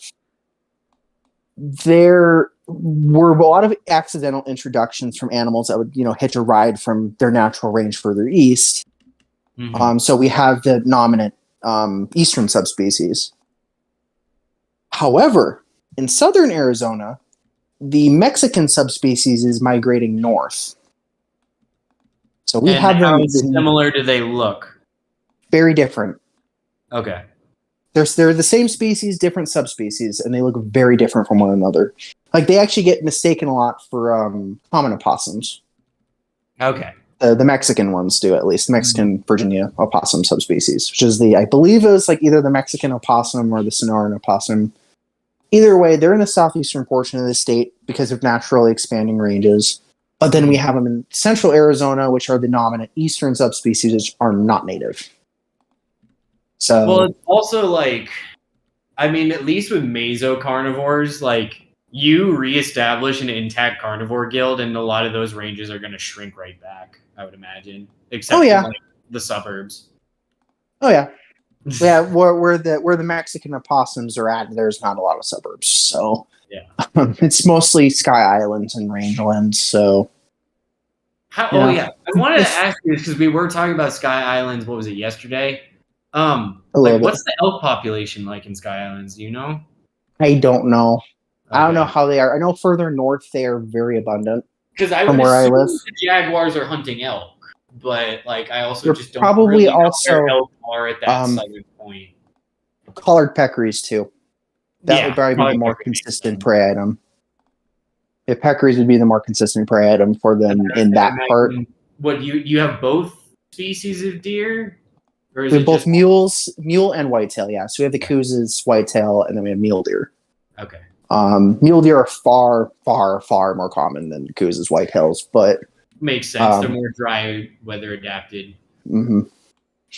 They're the only ones I've seen consistently. I've seen a few Coues as whitetails because whitetail deer are pretty obvious when they run, they flag. So Exactly. they're pretty obvious when they do that. Mule deer don't do that. So,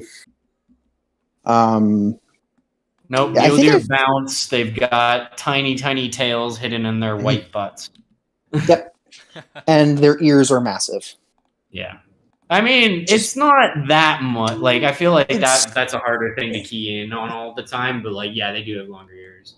It's also the kind of the differences in like kind of the head, like the coloration on the head too. Like from what I've seen from mule deer, like the males have not the males, both sexes have this very like prominent like black cap or brown Mhm. cap on the top of their head, like very Usually dark brown. It's like a pretty defined black tip on the tail, but Yeah, I have that seen white tails with black tips on their tails.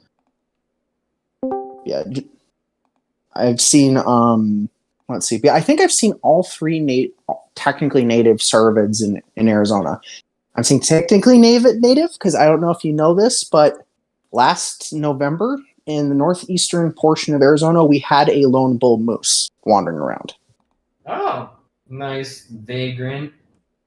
Very weird vagrant, but it was a very young bull, like maybe first or second year. So the antlers are tiny. Yeah, that's like the bull moose here that go like way farther south than you expect are young bulls like that. Mm-hmm. Yeah, I'm like, he was probably pushed out by older bulls. It's his first or second year in rut. He's not going to get any cows. So, but yeah, it was weird because he would move from like Shiprock in New Mexico and then moved into the Red Mesa area in far northeastern Arizona. And I'm like looking at the Red Canyon lands and the Navajo reservations and seeing a moose there. It's like, what the hell? Yeah, Like- I mean, I would assume Arizona did, but I know for a fact like New Mexico historically had wolverine in those stretches of the Rockies. Supposedly, we've had them in the far northeastern corner historically, but I think they were gone prior. Because I mean, there's that one in Utah running around. Oh yeah, that's right. Wasn't there one in California too? Yeah, there's There been a was. couple. I think there's been like there's like it was like at Mammoth Ski Resort. It's been like a hotbed for a couple of sightings.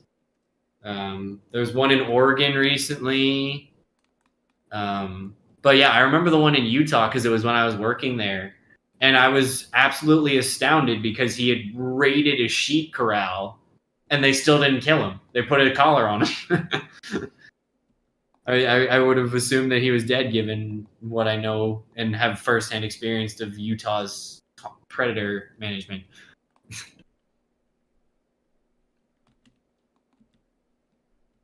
Because it's really bad.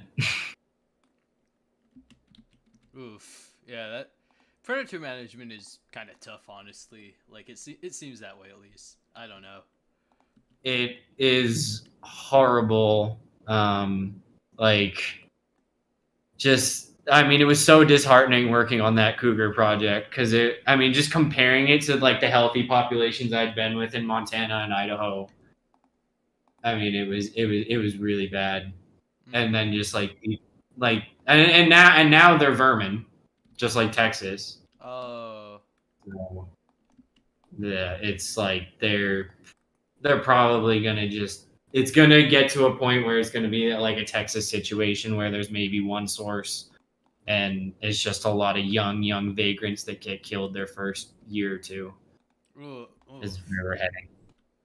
that's rough. Which it's like it was already almost there before the law got passed.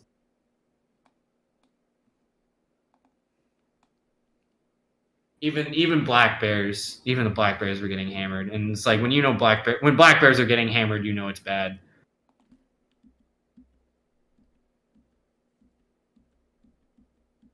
Okay, so I'm figuring this probably depends on it.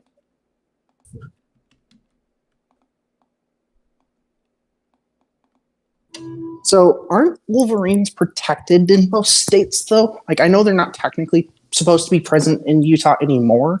I think they're federally protected. I want to say they're Okay, I want to say they're listed as threatened under the ESA. That might probably have played a role in why he wasn't dead. I'm not sure if the same thing would have happened if it was a wolf. It wouldn't have. It would have been probably wouldn't have happened if it was a wolf. Like we had, I don't know. Do you know what population the wolves in the Sierras are deriving from? Are they deriving from Yellowstone's Canadian wolves, or they're deriving from Northern Rockies because they're coming down from Oregon. Okay, good to know. Yeah, that's what I was thinking. Because like I think we had one of the Rocky mountain wolves in the North Rim of the Grand Canyon for a bit till she was shot by a rancher who then said, "Yeah, she somehow got through Utah undetected, and then on her way back up, she got shot." And then the guy pulled I thought it was a coyote, which fair, I think, but at the same time, it's like, Well, the problem is like in order to protect wolves the best, you have to ban coyote hunting, and no state's going to do that. Well, it's like, if you think about it, though, coyote hunting is not really. It encourages coyotes to breed more. Oh, I know. Eastern coyote is the first animal I've ever worked with, and I know it very, very well. But at the end of the day, all they like, it's like, oh, we don't have to manage this population because it does better when we hunt it, and it like gives hunter satisfaction, so they stop complaining to us, and all those other factors make it so that we're doing it. That's just kind of annoying because it's like, oh, it is, because then it's like they keep, especially like here in the Northeast, right? Because like we're getting them because of natural range expansion, and then everybody starts calling them coy dogs because they think, they're all like, got super amount of dog genes in them, and it's like, no, they don't. It's like human Neanderthal situation. It's like, at what point too, it's like, they did, by the way, Bone Crusher Hyena did send that article or that paper on the doles in the North Sea. I did see that, yeah. Yeah, because it's like if they're dole and they're doing it based off of carnassials, from what I understand, dole carnassials are very, very, very diagnostic. So I wonder how that compares to Aenoscion, though, because I know that they're fairly close on that whole shtick. Like the one in Mexico, I have my own pet theory based off of some discoveries in the Yucatan. Protocyon. Okay. Yeah. Because I feel like it's not Kuon, because like you'd expect to find more Kuon fossils like elsewhere. Well, it's like if they were present, they probably weren't doing well because we had gray wolves and we had dire wolves. And the gray wolves were like Mexican sized. So yeah, so they're closer in size and they're going to be competing with one another. Yeah. For the cervids, basically, that the dire wolves were likely not hunting. Yep. Yeah, it's actually the interesting thing too, Doc. If you don't know this, but historically with Mexican gray wolf populations, their range more or less coincided with Coues whitetails. Oh. They hunt other things too, but they do really like Coues whitetails. Well, it's also just hilarious because when they wrote the recovery plan, they put that in mind when they're like, oh, they're going to hunt peccary and Coues deer and they're going to be out in the desert. And then they let them go and they immediately go up into like the highest mountains and start killing elk. So they had to rewrite the whole recovery plan to account for where they wanted to be. So So that was even though they're like 60, 70 pounds, they're elk hunters. A lot of the Wow. packs. How many does Is it take that to track- like, really kill an elk though? Like 15? No, Depend- probably not that many. No, depends I on mean, the there's- size, the age, the sex. Yeah. I mean, and it's also prey body condition. Like that's like the one thing that I always like beat into the ground with people whenever they talk about predator interactions. I'm like, what's the prey's body condition? Because that matters a lot. Right. Well, and I've also discussed as well kind of the differences between coursers and ambush predators. And coursers tend to go for animals that are usually of weaker body condition because they're making the prey run. Right. Well, Whereas- and it's more just like, oh, this guy's slow, so let's bite him and make him even slower. Like, not necessarily that, like, oh, we want the sick one in particular. It just happens. No, it just happens to be the slowest animal in the group, Yeah. and is the animal that will very likely get Consumed. killed. it'll be killed. Yeah, be killed by by the wolves or hyenas or painted dogs. Painted dogs, it's a weird situation though, because painted dogs are really successful at even killing healthy animals. Yeah. So spotted hyenas are too, but I think doles are very similar to painted dogs in that Mhm. regard, if I remember correctly, too. that's not a coincidence. They're very closely related. Exactly. I mean, to be fair, what's weird though with them though is that their pack structures are very different. Right. Because painted whatever. dogs are yeah. Everybody gets Well, the yeah, breed. doles. Yep, doles are also fission fusion like spotted hyenas. They're technically clans. Mhm. But they do So- they hunt cooperatively a lot more because there's so much smaller. Yeah. Yeah, usually when they're splitting up, they're usually in like twos or threes. It's not like spotted hyenas where it can be more often than not just one individual. Let's see. I don't know if you are doing this or not, but will lions and hyenas have defensive positions like sitting down to protect their backside or lions rolling over with claws out? Absolutely, yes. Yes to both. In fact, I know the that animation lions for will when do- for when the hyena gets hurt, if I can just pull that up. It goes into its defensive position, and then from there, like if you don't want to stay in it, you automatically get up, but you can also stay in that that position. So why don't I just get?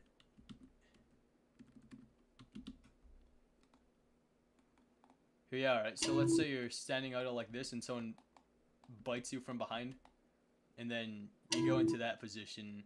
So your teeth are bared. You're protecting your rear. And yeah. So that's how that'll work. Can I just say once again that like the textures on the hyena model are so good.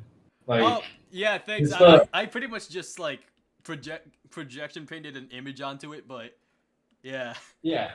Like I mean like I can tell because it's the coloration and everything is like I feel like Lion King really started that stereotype where they just kind of like merged the spotted hyena and striped hyena like together texture wise, Yeah. and it's like no, they're like pretty brightly colored. Right. Mhm. And they come in like they vary a lot too. The spotted ones at least. Striped hyena is not as much, but yeah. Yeah, they yeah. Again, like I said, I think I mentioned this to you already, Doc. I think we might have gotten one of Busch Gardens as clans. Yeah, you probably did. Cause there were in that video I sent, there were like 4 or 5 adult hyenas in that one enclosure. Which like that if the AZA is really against that, I think that's ridiculous, honestly. Like I come don't on. know if they are. I don't I think they think are. I don't know if they actually are. I don't think they are either. I think it's probably, minimum amount of space versus, Right. number of animals sort of thing, and that sort of deal. I'm genuinely curious where the lionesses we're getting are from, though, and how that's going to go down. Yeah, 'Cause we I only think have a still- single we male still lion. Have all our lionesses at Busch Gardens. I think we're getting lionesses from somewhere else. I think we're getting a female pride from somewhere else, and I think the plan is to introduce them to our resident male. I'm just curious how that's going to go. That's always nerve-wracking Yeah, when introductions of large cats, because they're not. I don't know if you nice guys. to each other. It's introductions are dicey, and there has been multiple times where that's ended in death. So, there was a zoo in Alabama that had lost their male lion because their lioness decided to kill him. So, Yeah, You it's know. not like even though lions are social, like the pair, it's not like they're pair bonding like canids and hyenas do. It's Yeah. like the male's on loan basically, so they don't associate as strongly as other social No. carnivores. yeah. That's why, I know people are saying, "Oh, Bobu seems to be lonely." It's like he's not really, though, because male lions either spend their time with coalitions or they spend their time alone. Yes, it's good for him to spend time with lionesses, especially since if the zoo wants to have cubs, that's how you do it. Yep. But it's really risky. Yeah. It's really risky because I think some of the worst ones when it comes to introductions with cats in zoos are tigers. That's the ones that end up with either very serious injury or death from one of the cats. Doesn't surprise me. There was one instance where one of the male tiger actually managed to grab a hold of the tigress's paw, and she had to get a few of her toes amputated as a result. Oh no. And then there was another instance where I think it was London Zoo. They're trying to introduce a male Sumatran tiger to their resident tigress, and he promptly killed her. Oh. Yeah, we had at Stone Zoo, we had one of our jaguars had an amputated tail because the holding pens were kind of close together, and so her tail stuck through the bars into her father's pen, and he bit it off. Whoa. Yeah. Crazy. Yeah, you have to be really, really careful with that. Like I said, I don't know how it works as much with smaller cats. I don't know how, because it seems like that with small cats, death isn't really as common when it comes to introductions for breeding. No, I mean, with Canada lynx, we keep them all together. Dad with the kittens. Some zoos do that with tigers too, and that seems to be successful because that kind of is how it works in the wild in some parts of Asia, where males will come around.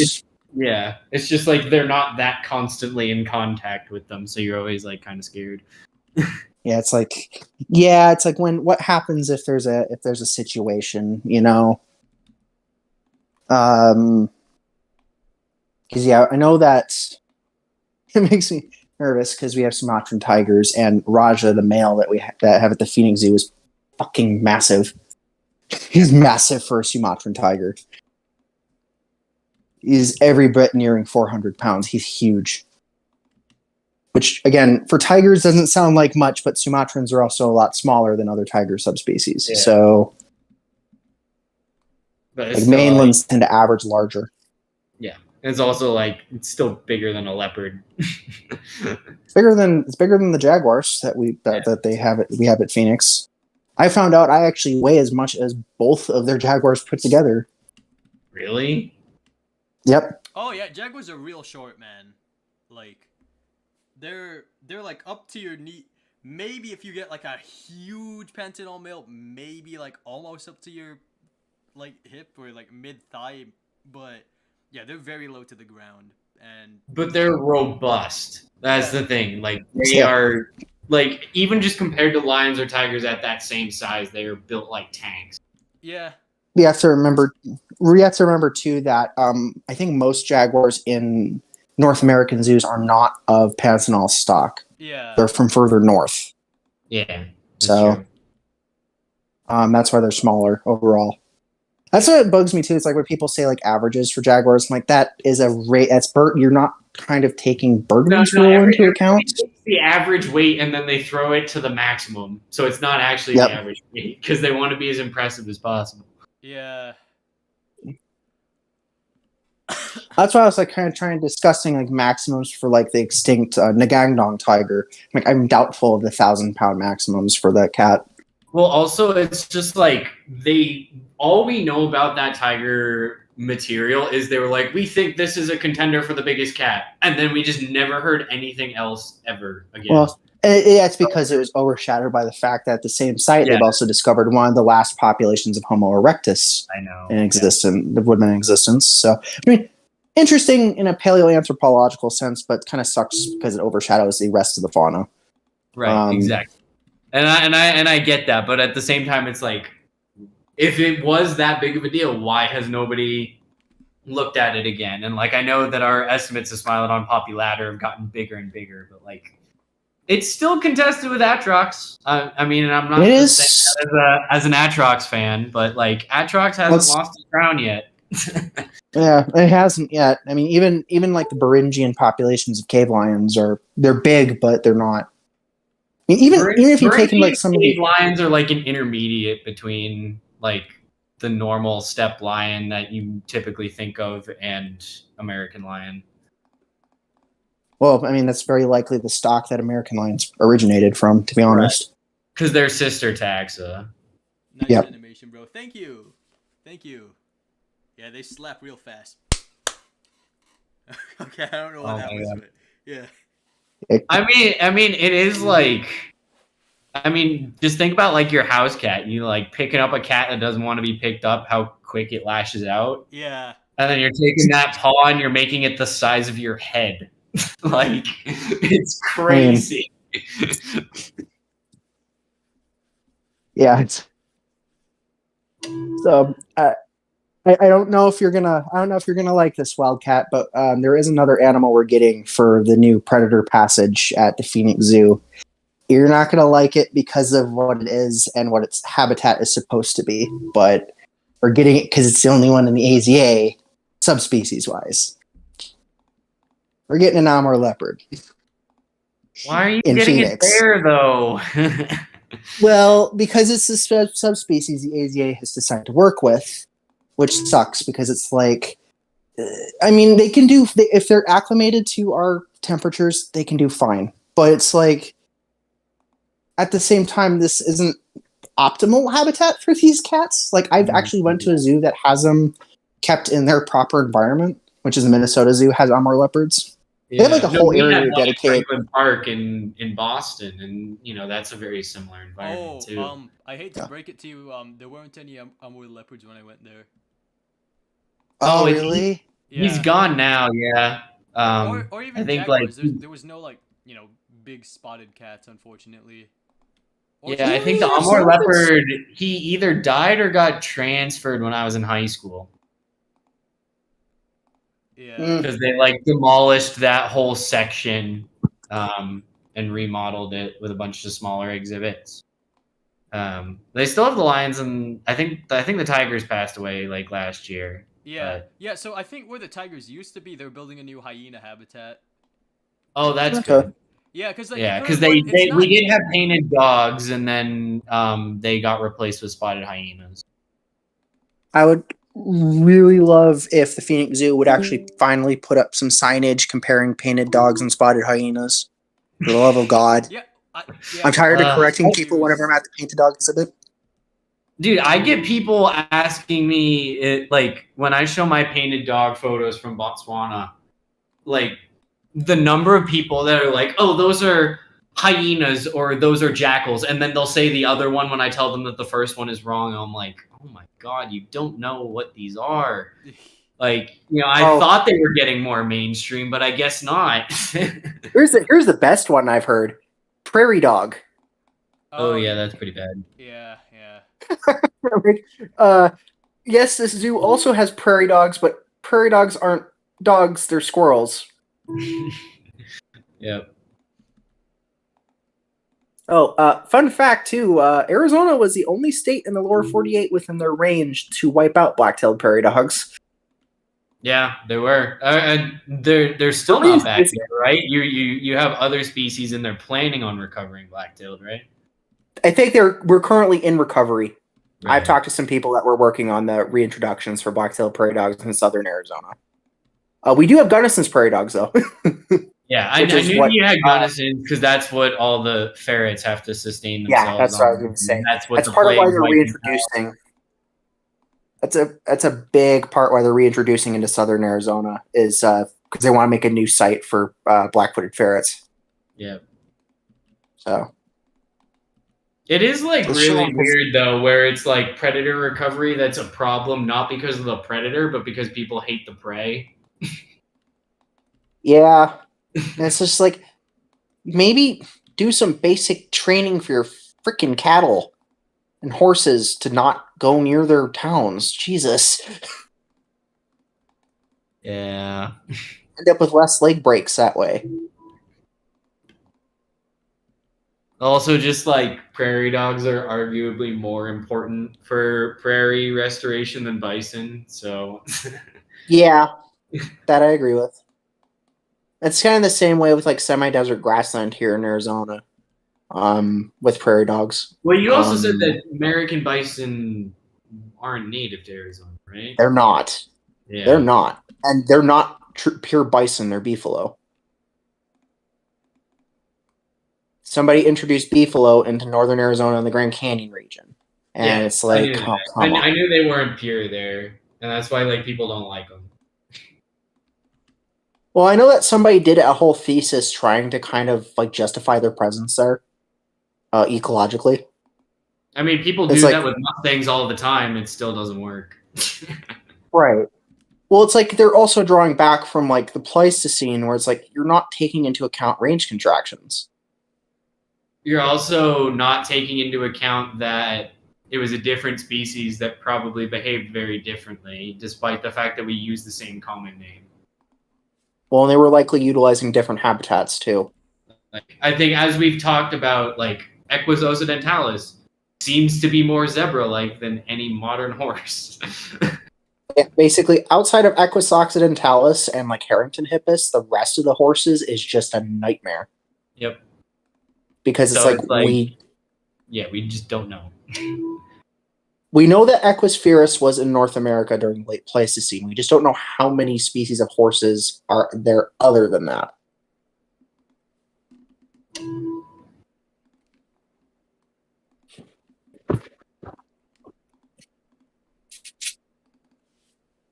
Yeah, there we go.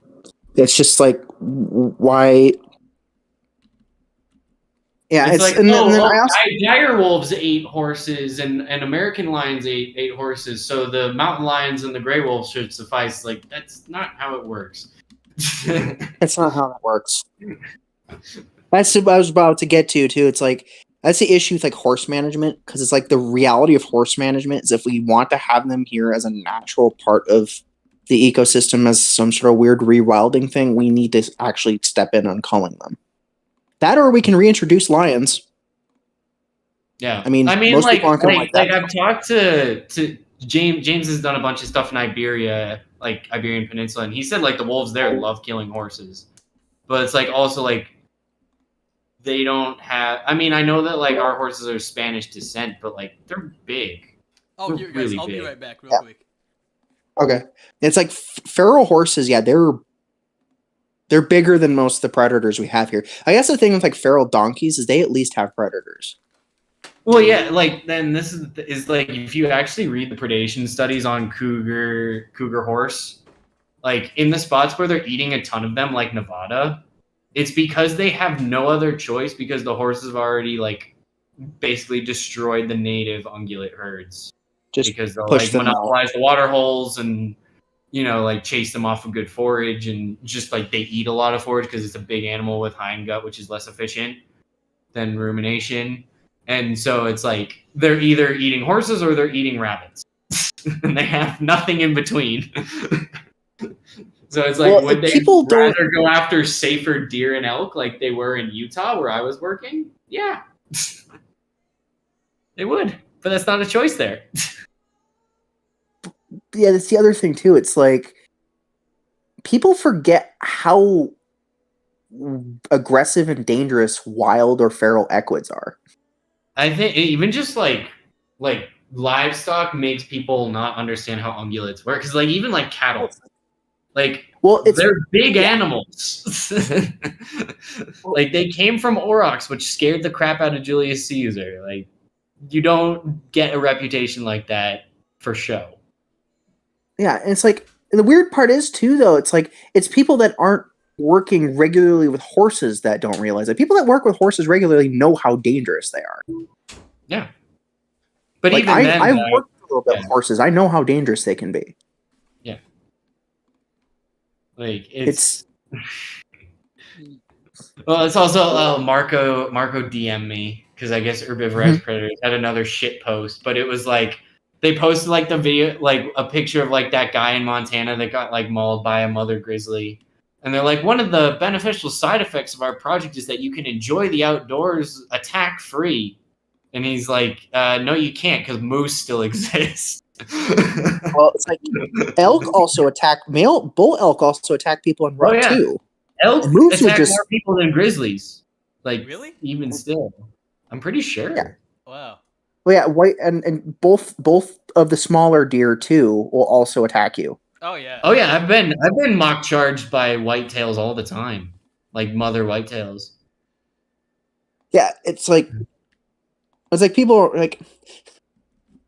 That's like funny thing my stepmother said because like I said my family's from Minnesota, so I've seen a lot of white-tailed deer up in Minnesota, and it's like deer are assholes. Yeah, they're also like, big animals. Oh yeah, they're bigger than people realize. A lot bigger than wolves, bigger than cats. Well, it's like, you know, and then, but it's like when I see like people like in parts of Arizona here where we have feral donkeys, or you know, parts of here in Arizona where we have feral horses. It's like you can see people approaching them. It's like, don't do that. Nope. That's people do that with the. I mean, now take for granted, like a lot of the mountain goat gorings are also because they're living in salt deprived environments and these tourists are just like sweating buckets. But right. Like a lot of the reason you have mountain goat fatalities on people is because people don't keep their distance. Oh yeah, when I had a friend of mine that encountered mountain goats for the first time, and I was like, yeah, keep your distance. Yeah. They're dangerous, so keep your distance. Yeah. Well, on top of it was like a female with a lamb too. It's like, or would they be kids? I mean, yeah, we still use like Billy Nanny Kid, even if they're not true caprids. They're like caprid right. Kids. But, yeah. I mean, yeah, like when I was in Glacier last summer with my family, like right at the parking lot is a herd of goats and people are, you know, standing, you know, 10, 15 yards from like this young kid and like his mom's behind him.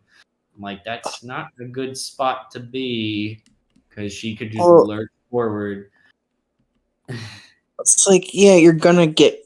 I mean, she's also made me very jealous because she's also seen wild desert bighorn sheep, which I have still yet to see. It's one of the few large mammals I have not seen here. Except I think the only ones I've not seen yet are desert bighorn sheep, jaguar, but that's probably never going to happen. Attitude. They just opened up the wall, right? Yeah, I mean, supposedly, according to Scanova, there was a female that decided to go in and not stick around and decide not to stick around for whatever reason, which sucks. They never stick around. That's the thing. I'm kind of shocked because females tend to have smaller home ranges than the males do. Oh yeah. My guess is she was probably scared off at some point by something. Yeah. It's also probably. Just like, it's also just like they can have territories that go across the border. Yeah, that's kind of what my thought was. Yeah. But like I said this to Panthera. I was like, look, let's be honest here. If you recover the Southwest to like, because the Southwest, like even by like Holocene standards, had like a pretty intact large carnivore guild. If you restore that Borderlands area to be really good, productive, like intact carnivore guild habitat, that's way more intimidating of a barrier than any wall. Mm-hmm. Because you're just like, oh, walking down, tra la la, and then this Mexican Grizz just pops out of nowhere. And like, yeah, that's. I mean, just looking at what happens with the Mozambican border, like, yeah, that's a lot. Like, the fence is not the problem. It's the lions that learn where the fence crossings happen, and they sit there and wait for you. Oh, they've learned. That sucks. Yeah. They've learned well and good. And the Rangers are like, well, we can't kill them because if we kill them, then another pride comes in and they learn the same thing and it doesn't accomplish anything. So there's no point. Like, yeah, it's like they like. I mean, be very glad we no longer have social cats here in North America that do that, but it's like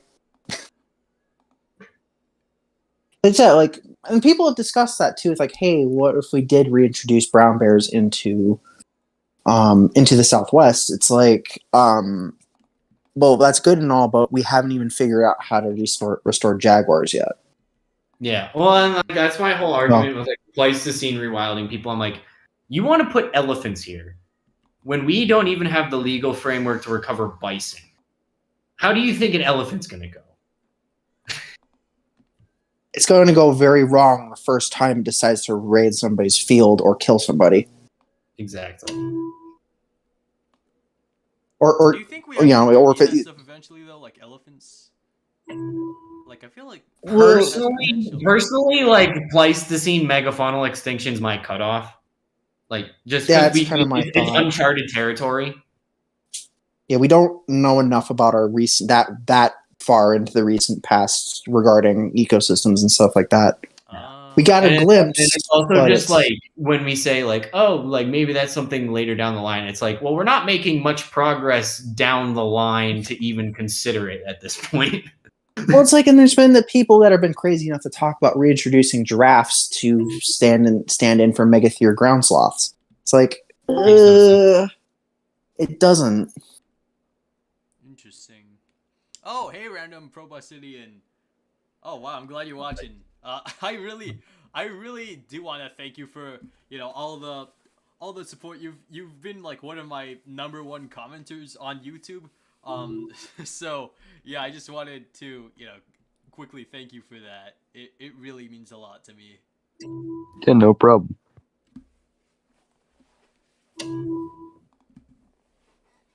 Yeah, so I'm just transferring the trot animation to the male line. I just made a couple of adjustments, like the head's held a little bit higher and tails out a little more, but yeah. I'm probably gonna make it bounce a little bit more too. Yeah, it's like, well, it's like, people like talking about, yeah, it's like just like talking about like the reintroduction of like elephants and stuff like that to the Americas, like Proboscidians. It's like, that's not going to work because it's like, again, the legal framework is not there for the native animals we have. And, we don't have any, when Europeans arrived in the Americas, we didn't have anything of the size. Like, I'm just like curious, like how much, like when it came to like, expanding west, if Proboscidians and other Pleistocene fauna were still present, like how much like Proboscidians as a whole would be kind of a barrier in that way. Yeah. Well, it's also like we have very reliable records that they were surviving, albeit functionally extinct because they were that low in number until like at least 5,000 years ago, probably a little bit later than that. And that's not even just Proboscidians, that's like horses and like a couple other things too. So we know that it was a very slow extinction. Mm-hmm. Well, as weird as I don't know if we have anything for anything south of the glaciers though. Like that cutoff seems to be around 11,000 years ago. Oh, okay. So for things south of the glaciers, north of the glaciers is where you're kind of referencing with woolly mammoth and horses. Yeah. We do have fossil evidence to suggest that, like, because like the horse and mammoth are from eDNA traces, whereas with steppe bison, we actually do have fossils from around, I think, 3,000 years ago. Yeah. Well, I think like Bison antiguus was around knocking for a long time, and then it eventually downsized into our modern bison. There's a theory that the American bison is a hybrid between Bison antiquus and Bison occidentalis. So 2 species of bison that are reasonably similar to each other. Yeah. But it also it got smaller. Mm-hmm. Like, Yeah, because Bison antiquus was a very large animal. Yeah. It was like twice the size of modern bison. Which partly explains how lions got bigger, but Well, and jaguars too. Like bison weren't the only thing to downsize. Jaguars downsized too. Yep. Technically coyotes did too. Yeah. Well, I think like the coyote thing too is like it makes some people also wonder like, was this just red wolves in the beginning, or like what the heck is going on?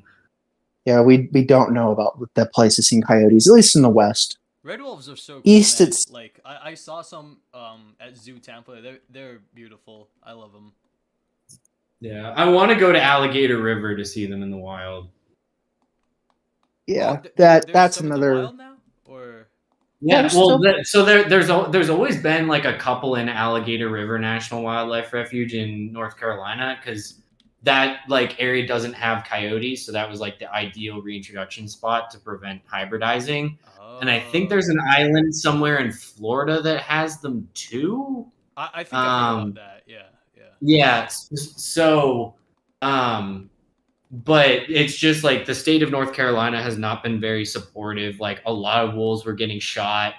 You know, the U.S. Fish and Wildlife Service always likes to play the nice guy, which means that they don't end up, pushing the resistance that they need to. It's red wolf is listed under Section 10J in the Endangered Species Act, which means it's an experimental population. So you can do more rigorous management while ignoring some of the ESA's laws. So that makes it easy to like kind of abuse, which like you're supposed to abuse it in a positive way, but for wolves, they abuse it in a negative way because they're wolves. And so what was it, like 2 years ago, they had a court case about it where the Supreme Court was like, yeah, you actually need to recover these things. And so I think at that point we had like 9, and now it's started to jump up. We're finally having pups be born in the wild again. Hey. So it's on. Finally. Hey, at least Mexican gray wolves are doing better. Yeah, no, they've surpassed 200. My friend's working there right now, so she's very happy to be back in Arizona doing that. Yeah, that's kind of I think Phoenix Zoo did participation of the cross foster program when they had pups back in 2019. Yeah, I think the cross fostering is really important. They do that fairly consistently. Yeah, because I think the 3 girls that we have currently on exhibit at the Phoenix Zoo are possibly wild born. Or no, they're zoo born. Sorry, we had 2 litters there. I forgot about that. Like in 2019, like in like 2018, 2019, we ended up with like 2 litters of wolves out of the pair. Then parents and all the brothers moved to another facility, and now we just have all the sisters, which is just 3 wolves. Mm-hmm.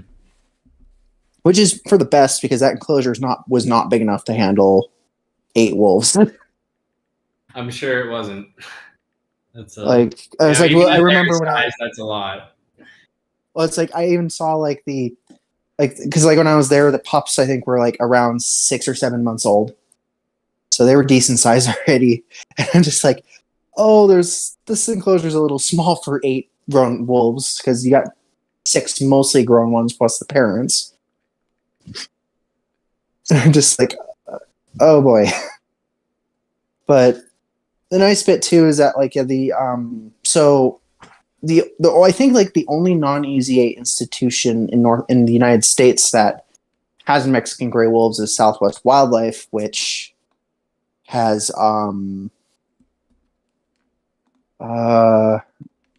they like have like retired individuals basically, so they're kind of retired from being out there. They're still release candidates, I think. Is it like the ones that like they keep going across the border, so they have to keep catching them because they're I'm not not allowed sure. They're all older. They're all older individuals. It's basically a wolf retirement home. Yeah. So the males are they're still collecting from the males though for breeding purposes, but they're old. Mhm. So it's kind of their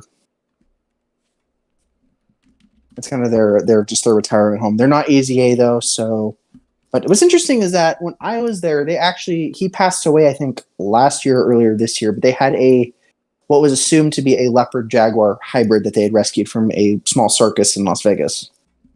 Oh, that's Ah. cool. Vegas. I mean, he was poor dude was declawed too. Oh no. People don't think about if you're gonna take the claws off, you have to take the toe that the claw is attached to, and as the cat gets bigger, that's gonna cause walking problems. Yeah, that's what happened. Yep. But hey, he had a decent enclosure, nice grassy enclosure. I mean, that he was able to be in and stuff like that. Yeah, and then we've discussed things too, because like they also do a lot of like AZA like swaps too, because I know the AZA does take like some non-releasables, and for education, the facility took animals that the zoos had actually bred. Mhm. So, like for example, they had kit foxes that were from Sonoran Desert Museum, which is an AZA accredited institution I've been to in Tucson. Mhm. That they were born there. By the way, kit foxes I've seen in the wild. I haven't. They seen are- Swift either. They're unfortunately like almost exclusively nocturnal here because of how they live. Because they live literally out in the desert. Yeah. Well, and the Like- and the red foxes push them around if they're near water. The Oh wait, no, Here you're that doesn't- not in California. That's only California. Never mind. Here it's not. It's just more just how they live naturally. Yeah. They're in the summertime. They are just basically they are not out in the daytime. Yellowstone Gaming says the title, "Oh look, it's Scar from The Lion King," and then I just realized which image. Yeah, that was intended to look like Scar, in that position. Yeah, and he's like very slender too, and like obviously the black mane. So yeah, totally. Yeah, that'll be. Be prepared, guys. Be Right back. prepared.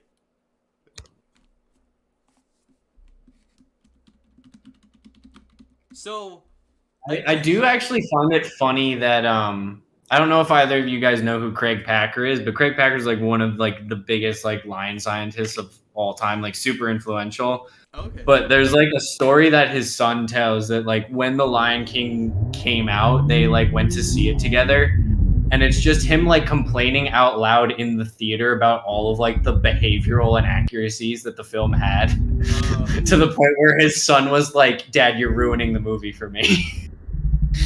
So, Doc, you mentioned that initially the antagonists for the Lion King, the original one, were going to be painted dogs. Yep, and then it was striped hyenas, and then it was spotted hyenas. And it was Between actually it was baboons before it was painted dogs. Oh yeah, too. yeah. Really? Yeah. Yeah. Scar they also- himself was supposed to be a baboon. Oh, and then they ended up doing just a little more research. I don't know. I think it would have been Basil funny just- if it was like, because I've said like if you want to do like a hyena story, I think like especially looking at like Harar for example, because it's just like somewhere where they're so well respected, like having a situation where there's like a mob of baboons that are gonna like overrun this place, and you have like this local hyena clan as like the last line of defense. Like that would be a cool story in my opinion. Or as Bone Crusher Hyena has said, Bren, doing one about them holding the line to Beringia from early humans. Yeah. They held the line well, but they didn't hold it forever.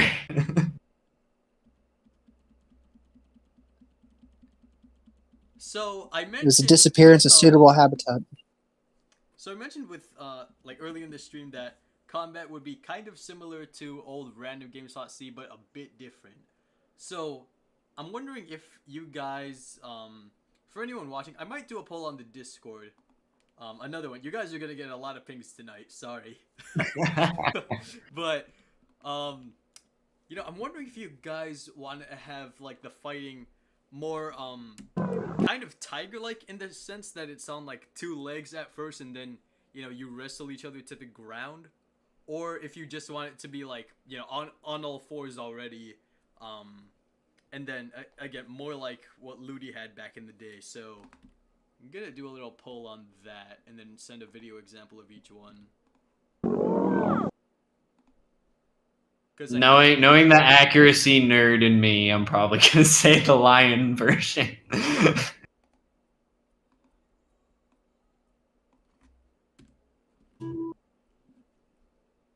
I mean, like, you're not on two legs the whole time. No, I know what you mean. It's just like taking a little bit of inspiration for it. Yeah, like more of that wrestling. But it's not like the boxing match that like tigers will have. Where Oh just, no, like, not yeah. quite like that. No. like Far Cry 4 animation. It's like where they just like slap that on the step lion. Yeah. Didn't they have like a jaguar and cougar share the same model in Far Cry 5? They had, so that model has been used for cougar, leopard, clouded leopard, and snow leopard and jaguar, Wow. like across multiple games. That is quite the legacy. Yeah, and it's always cougar noises as well. Oh no. So, but it's funny because like they ended up being accurate with the snow leopard and primal, because we're starting to look back at old leopard fossils and being like, oh, these are actually probably snow leopards instead of like regular leopards. And then like the jaguar thing aged, or I mean, like first off, like the European jaguar was in it died out in the earlier Pleistocene. Same thing with the tapir, but I think there's been a recent likely reclassification that puts it closer to tiger and snow leopard, like in that clade instead of the lion, leopard, jaguar clade. So it might not even be a jaguar. Which then brings us the question of where the hell did jaguars come from? Right. Well, yeah, well, I think still like modern jaguars are there. It's just like this thing is not a jaguar. It's because pantherine fossils are so hard to ID to species. Bone Crusher hyena, like he bitches about it all the time because he's trying to look into. Hyena. I'd like to meet him. He's on the UHC.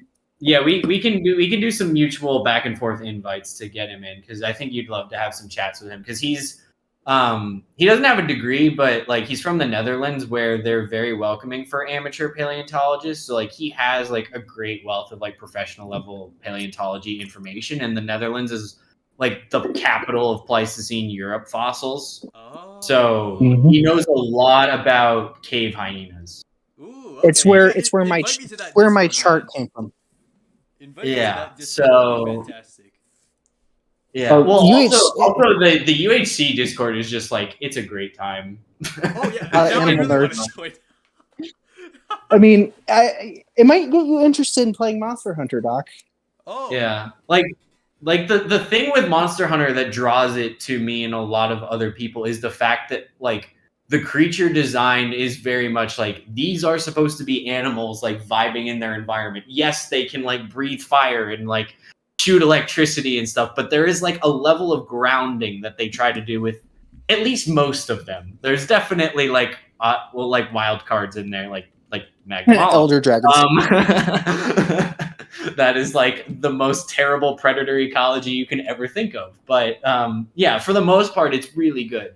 And so his videos, he's got so UHC has he's got a bachelor's degree in zoology and a master's degree in behavioral ecology. And he's also got his safari guide's license. So he's actually guiding in Southern Africa right now. But his video format is looking at fictional monsters and giving them extra ecology based on modern and extinct analogs to kind of flesh them out as animals even more. Oh, So, okay. yeah. So he's got some really interesting videos in that regards. And then also just like some other ones on like him reviewing like different paleo media. Like he's got a really good one on comparing Jurassic Park and Jurassic World. That is one of my favorite videos that he's made. But yeah, like he started off having like an old channel that was like, is kind of like Wildlife Wire, where it was kind of trying to address how 99% of wildlife channels on YouTube are just like horribly inaccurate and perpetuate a lot of bad stereotypes, but it just never got any views. So then he started doing the Monster Hunter thing, and that really took off. So he tries to frame in as many, you know, debunkings as he can, but the format with the monsters that he has to talk about, it doesn't always lend itself there always. But he's definitely addressed a couple of them, which has been great. Oh.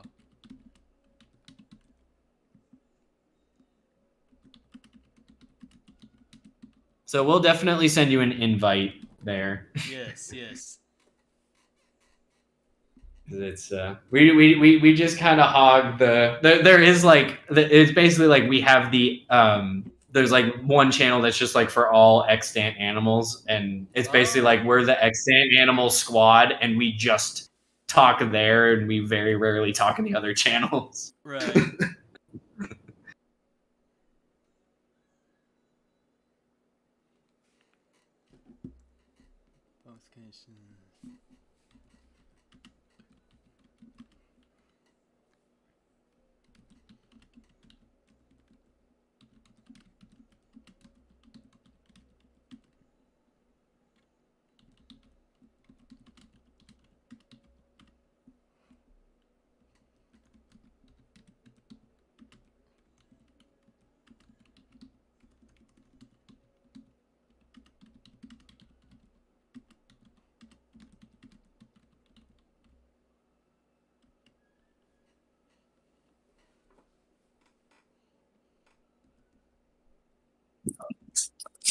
There is one monster in the franchise that UHC will refuse to do, though. It's Mag, right? It's Magnum Hollow. Yeah. It's Magnum Hollow. It was because Mag is just, it's a horrible monster, let's be honest. It's just a tiger with antlers and fire, and it's just it doesn't growing work constantly, and its prey needs to commit suicide because it's so bad at hunting.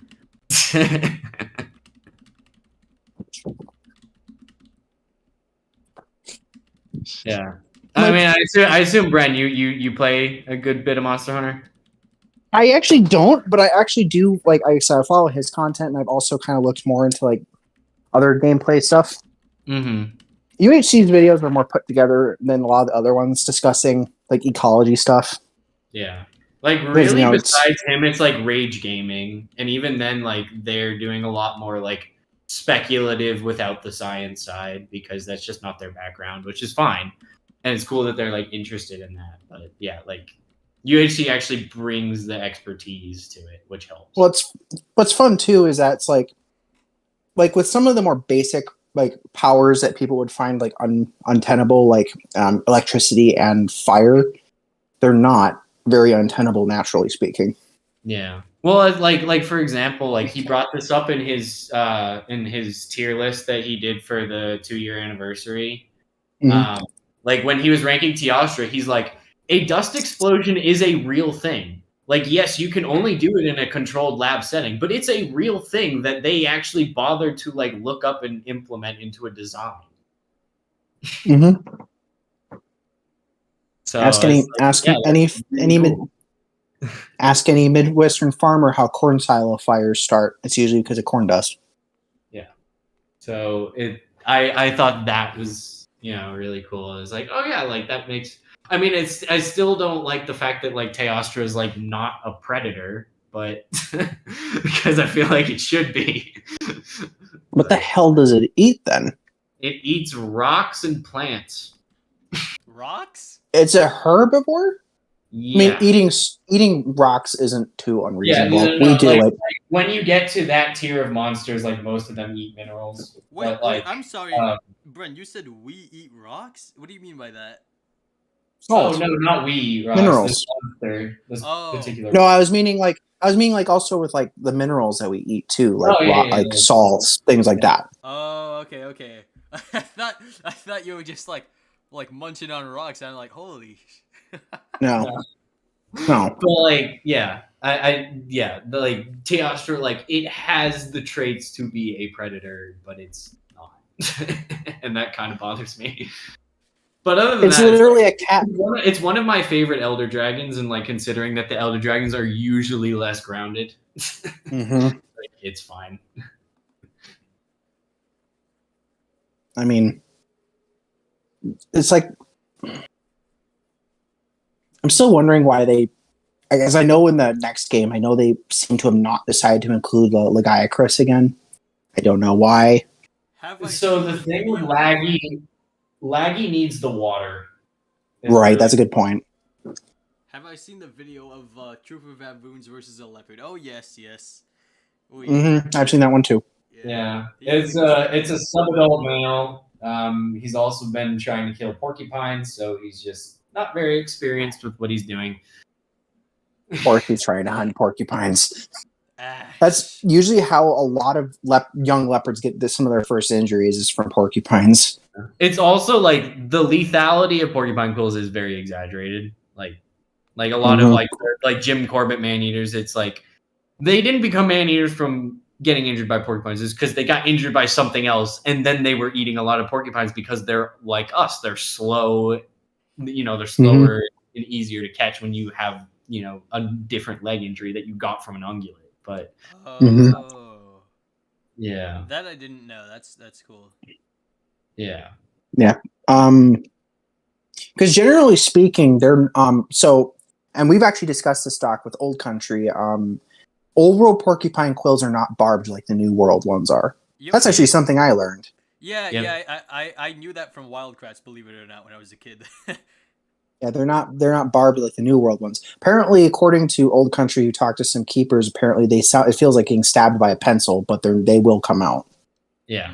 I have African crested porcupine quills that I took from Botswana because I found them on the ground, and it's like I pricked myself, but it's like they come right out. Whereas like the New World ones, it's like Native Americans used them as like crochets. Oh. Stuff. I have North American porcupine quills. I'd love to get some North American ones just so that way I've got like both and I can like use the comparison for education talks. Yeah. They are the funniest thing though. They are nowhere near as impressive as the crested porcupine quills are. No, small. The crested porcupine quills are long, and like some of like the shorter ones, they're like the ones that are a lot shorter. They're thick, like they're really wide. Mm-hmm. Yeah, because I got the quills I got were because we ended up with a porcupine in the middle of Peoria that what we think happened is he got on a logging truck from Flagstaff because they don't naturally occur here in the Phoenix area because we don't have pine trees naturally occurring, at least, and that's what they prefer to eat.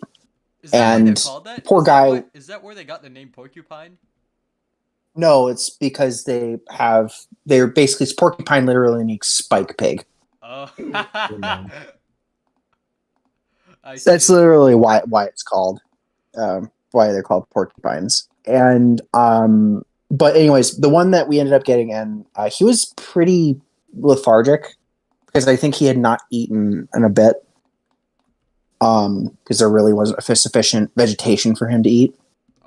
Because it was a park in the middle of Peoria, and I actually ended up getting some quills from him because, like crested porcupines, they shed their quills regularly. Yeah. Also, if they just get scared, they'll let a bunch of them loose. Yeah, that's usually how. I think that's where the myth of them shooting quills comes from, is because they can just let them loose because they're pretty loosely attached to the skin. Because they're literally just modified hair. Yeah.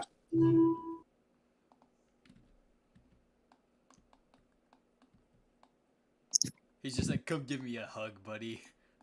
I mean, front wise, they're fine.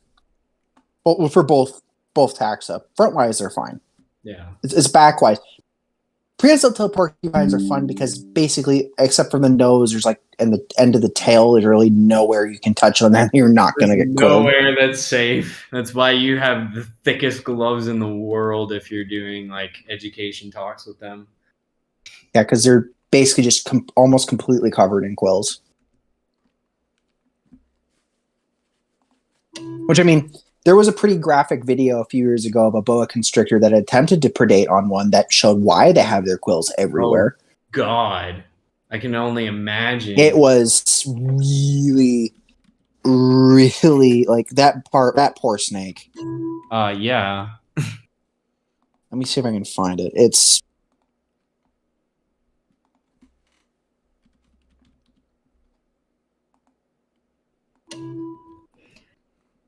there. It is. I found it.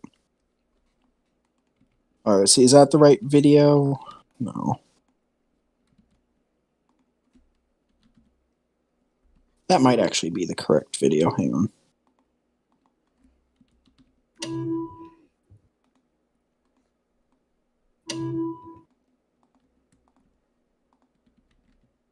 Oh, the comments on this video. Just don't look at the comments on the video.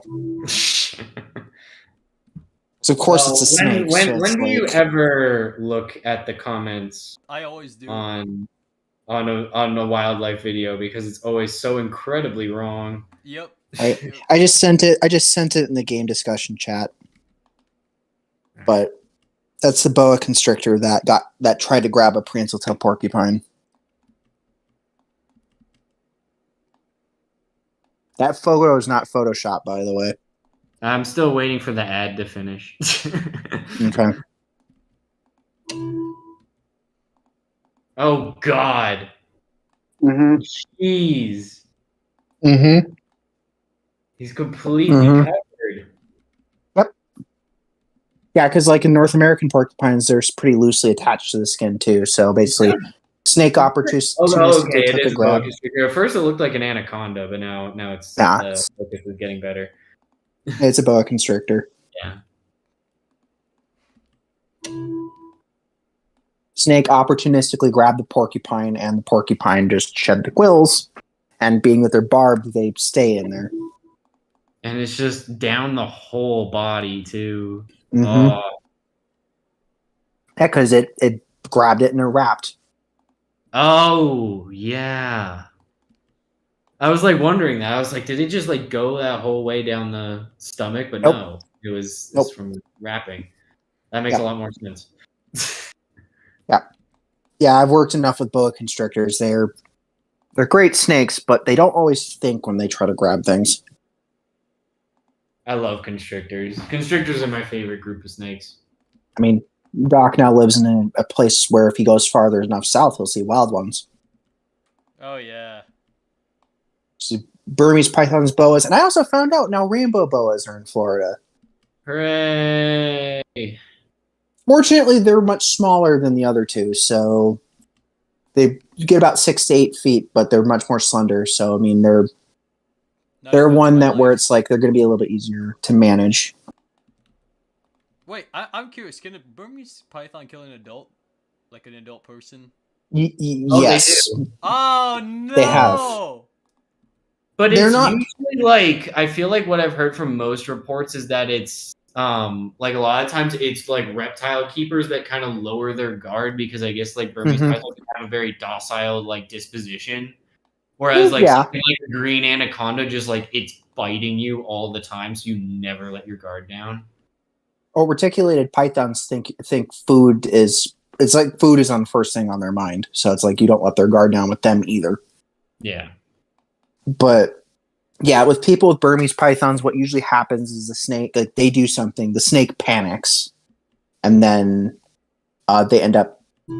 One of the first things they'll do is like they'll try to hide their head under their coils, and if you decide to be stupid and grab their head, like if the snake decides to panic and bite, they won't I bite thought in you a were defensive supposed to bite. grab their head. Like, isn't that how you handle a Well, snake? you are. With snakes, that head pins are way you do it, but the issue with constrictors is that how they'll try to get their head free is they'll like wrap and they'll try to push your hand off. Oh. That's how that usually works with bigger constricting snakes. But that's the issue is that like say somebody's got the snake draped around their neck, and the animal say bites their arm, and then decide to try to grab it to get the snake off, and the snake panics and starts wrapping, and then person gets asphyxiated. Oh. So that's kind of the issue. It's been a few times where it's been food related, or the animal makes a mistake. In captivity, at least. I won't even touch on what happens in Indonesia with wild reticulated pythons because those are absolutely predation events. But in captivity, at least, yeah, there's usually an animal making a mistake, and it takes them a few minutes to register, and unfortunately, that's sometimes all it takes. If you're not prepared. So, they're an animal that you really don't want to put your guard down around. I mean, they're great animals, and overall, they're not terribly dangerous. But it's like, if you don't have the experience working with snakes like this, don't get them. That's been my issue with a lot of the breeders here in the United States that kind of mass produce things like reticulated pythons. Which, by the way, they're only doing that because Burmese pythons for the longest time were restricted from interstate travel. That's not the case anymore, but for a while they were, and so people switched to reticulated pythons, and that's arguably worse. I mean, invasiveness status, we'll see. Fortunately for now, there's not an established population in Florida. They'll see them occasionally see escaped ones or released ones, but there's not any evidence suggesting they're breeding in Florida like Burmese are.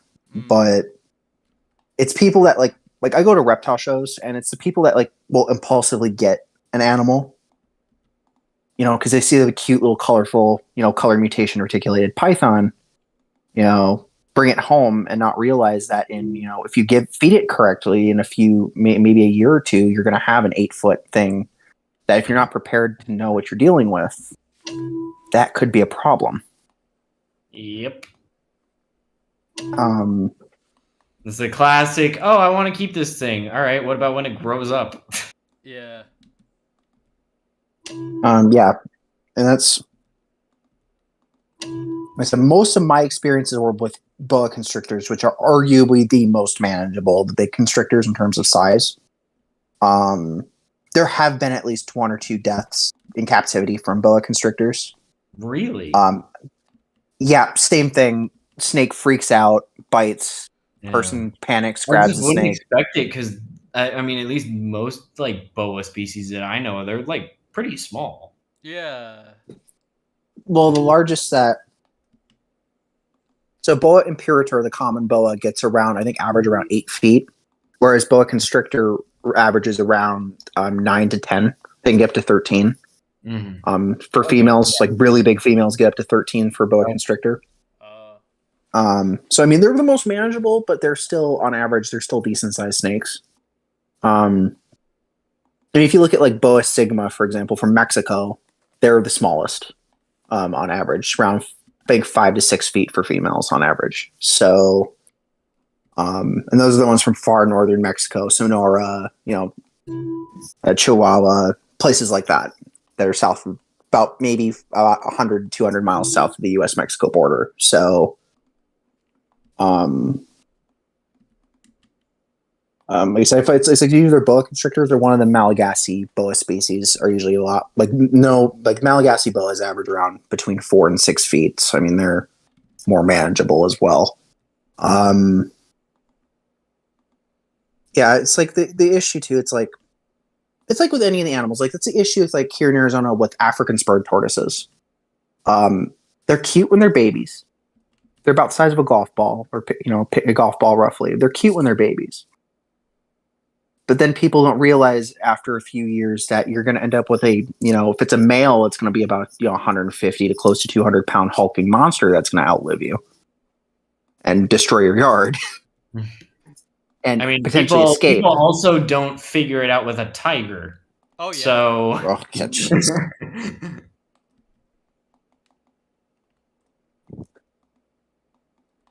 I mean, God forbid you keep the tortoise in your house and you're gonna have it Kool-Aid Manning through your drywall. You guys have probably seen that picture. oh yeah. No. Yeah, that's no, an I African spurred tortoise. Really? haven't. Show me. I Hang wanna on. see this. Yeah. It's Hang on, let me so- find it. Like, yeah, it's just like right through the wall. Oh my god. It's full on Kool-Aid man. It's like makes an elaborate series of tunnels through your house. Like, yeah, nothing will get in their way. Oh no. Here it is. Straight and true. Like they are. Well, and like the hard thing is, it's really hard to get them not motivated. There you go, Doc. I sent game discussion tag. It's funny as hell. That's funny every time I look at Oh it. no. Yeah, they do not care. If they can get through it, they will. Oh wow, that's really nice, Jay. Okay, why don't I just pin it? There we go. Yeah. Like I that said, deserves it. when I've like talked to people when they want to talk about getting like tortoises and stuff like that, it's like usually my first option is like if you're wanting an exotic species, just get a leopard tortoise. You know, they get sizable, they're not as big, and they don't dig. So and they Leopard can live tortoises out are here. pretty big. I've seen them in the wild. Well, yeah, I mean they're big. They're not like African spurge big though. Oh no, yeah. Yeah, they're still. I mean, they Like- still get up to 30, 35 pounds. I mean, They're It's- reasonably it's- sized. It's not big enough to qualify for a spot on the Zoo Tycoon 2 roster, but yeah, essentially. But like when I've talked to them do that, like I've also talked about people encouraging them to do the native desert tortoise adoption program. You know, through Game and Fish, where people can adopt desert tortoises and stuff like that. Because you know, rule number one for that is don't breed them. But then again, people don't always listen, so we still have lots of babies that can't be released because foreign captivity. You need to go through all the disease checks to make sure wipe out the local tortoise population. yeah. That's actually kind of the issue too with like African spurred tortoises is that some of them have gotten out and they're very territorial. So there was one that was found in the middle of the desert here that was found that had made a burrow, but I think it had appropriated a burrow because it had the skeletons of about 5 or 6 desert tortoises littering around its burrow Wow. that it had killed. That's like Aoudad. Like Aoudad will just completely displace bighorn rams. Like they'll like keep a harem of like desert bighorn ewes, but they just like hate the rams. Oh no.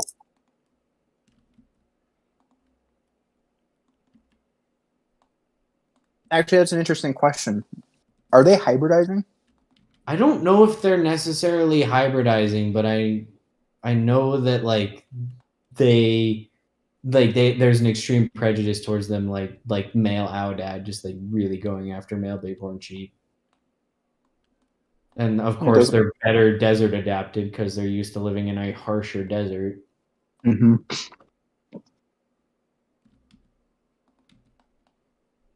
Never mind the fact that there's Gemsbach in New Mexico, which have no predators. Oh, they got that one cougar.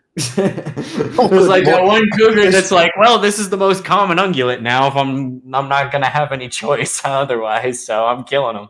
But I think he's mostly killing calves. I don't think he's killing. I was gonna say it's like he needs to be careful. That his days are numbered. I mean, yeah, like hippotragines in like I love the hippotragines. It's probably my favorite group of ungulates. But like as a whole, that group knows how to fight their predators, Mm-hmm. and Especially the even somber sable. Sables are among the worst when it comes to that too. Sable is my favorite ungulate of all time. So They're was very- wonderful. I That's didn't get to Oh, see I one love in Botswana, but yeah, I mean, like leopards will kill adult Hemsbach, but like you got to be careful. Yeah, it's like so. So there's 2 places here in Arizona that have sable antelope. Actually, one of the places, also fun fact for any people that are interested in seeing rarer species in captivity, they have the only breeding herd, actually the only herd actually of East African oryx in the United States. Ooh. So, which is the nominate subspecies Oryx besia, so the East African besia oryx. Not They currently fringe ear. It's the normal. no, there's no fringe. I know. Like fringe ears, like they're like it's its own species, and like, no, it's just a subspecies, and they just can't make up their mind. Yeah, there's no Kilotus in captivity in the United States, as far as I understand. But one of the other places that has sable antelope is out of Africa, which Doc knows about because they have spotted hyenas. Yep. They actually had to do something. So, and sometimes in zoos and in other facilities, ungulates they'll sometimes remove, pare down one of the horns, because it's usually a particularly aggressive individual that likes to spear things. And this particular sable cow, and you're going to be a little wildcat. You're going to be like, why the hell did they do this in the first place? But for whatever reason, one of the exhibits also backs up to a lion enclosure. So there's a fence in between the two. The sable cow tried spearing one of their lions through the fence. Sounds about right. So she ended up having to get one of her horns pared down. They did make UHC's hyper aggressive herbivore criteria. Yeah. That's a Which I was surprised they were the only hippotragine to do it, but then again, he was using Kruger as a proxy. So it's Fair point. any hippotragine that's not in Kruger could still be eligible. I mean, yeah. Roan antelope. I mean, I'd say well, is weird- pretty good. Like, I was just everybody's seen the one video of the lioness like getting on the sable's back and it immediately kneels down and starts stabbing her. yep. That is a nice video. Yeah, and then there's even like there's one of like a zoo sable that's like housed with rhinos, like picking a fight with the rhinos. The bull. It was a bull. Yeah, I remember seeing that video. Oh my god. It actually made me rethink whether or not to have sables in a mixed species savanna in Planet Zoo. Yeah, like They're getting their own exhibit. Which like that it was like I got really lucky with antelopes in the Okavango. Sable is probably the only like one that I had a high chance of seeing that I didn't see. So it was kind of like Yeah. Yeah, actually, a mutual friend of Doc and I's, who I don't know if you've seen his YouTube videos, Old Country. He went to Fossil Rim Wildlife Center recently, and he actually got to see his first, I think his first roan antelope. Mm-hmm. Yeah, I got lucky. I saw there was one morning where we were doing one of our herbivore transects, and I had gone on that particular one because it was a transect I hadn't done yet. But also the people that had done it the day before said that they had seen secretary birds. And secretary bird is like, it's one of my favorite birds of all time. It's probably my second favorite bird of all time. And so I really want to see a secretary bird. Little did I know that secretary bird was going to be the bane of my existence, like the whole trip. And I was the last person to see one. But when we were there, we got to this like little pan and it was like just starting to heat up in the morning. And there was this beautiful male roan had just finished drinking and he was heading off into the shade. And so I got a couple of really nice shots of him. And that was the only roan for our trip.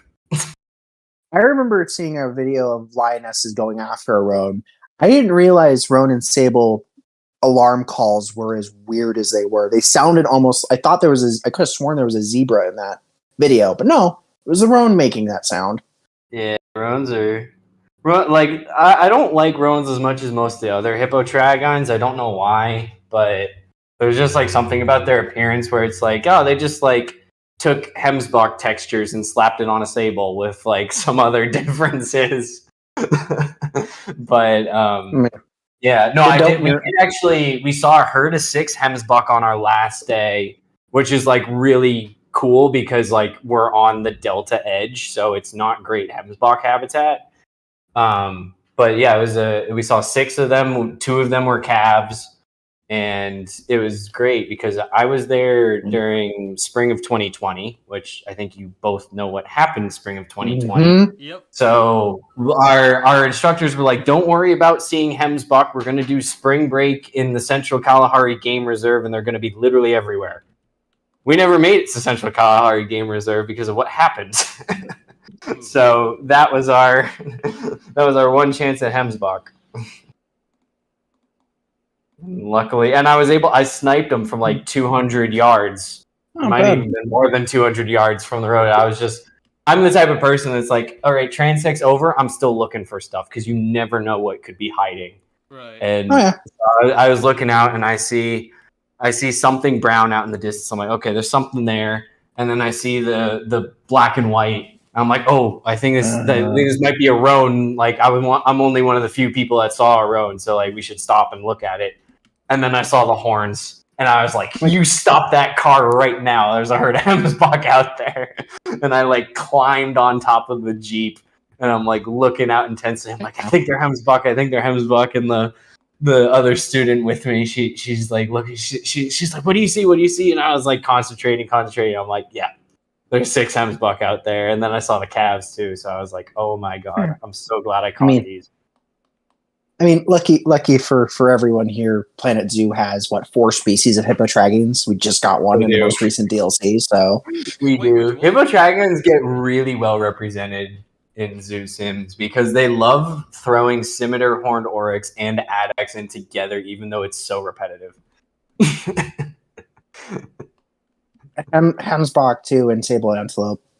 That one's bit. I don't think that one's repetitive, but Zoo Tycoon 2 had the giant subspecies. yeah, but I think like they fulfill different niches. I think if you had Good sable point. and roan together, like that would be repetitive. That's a good point.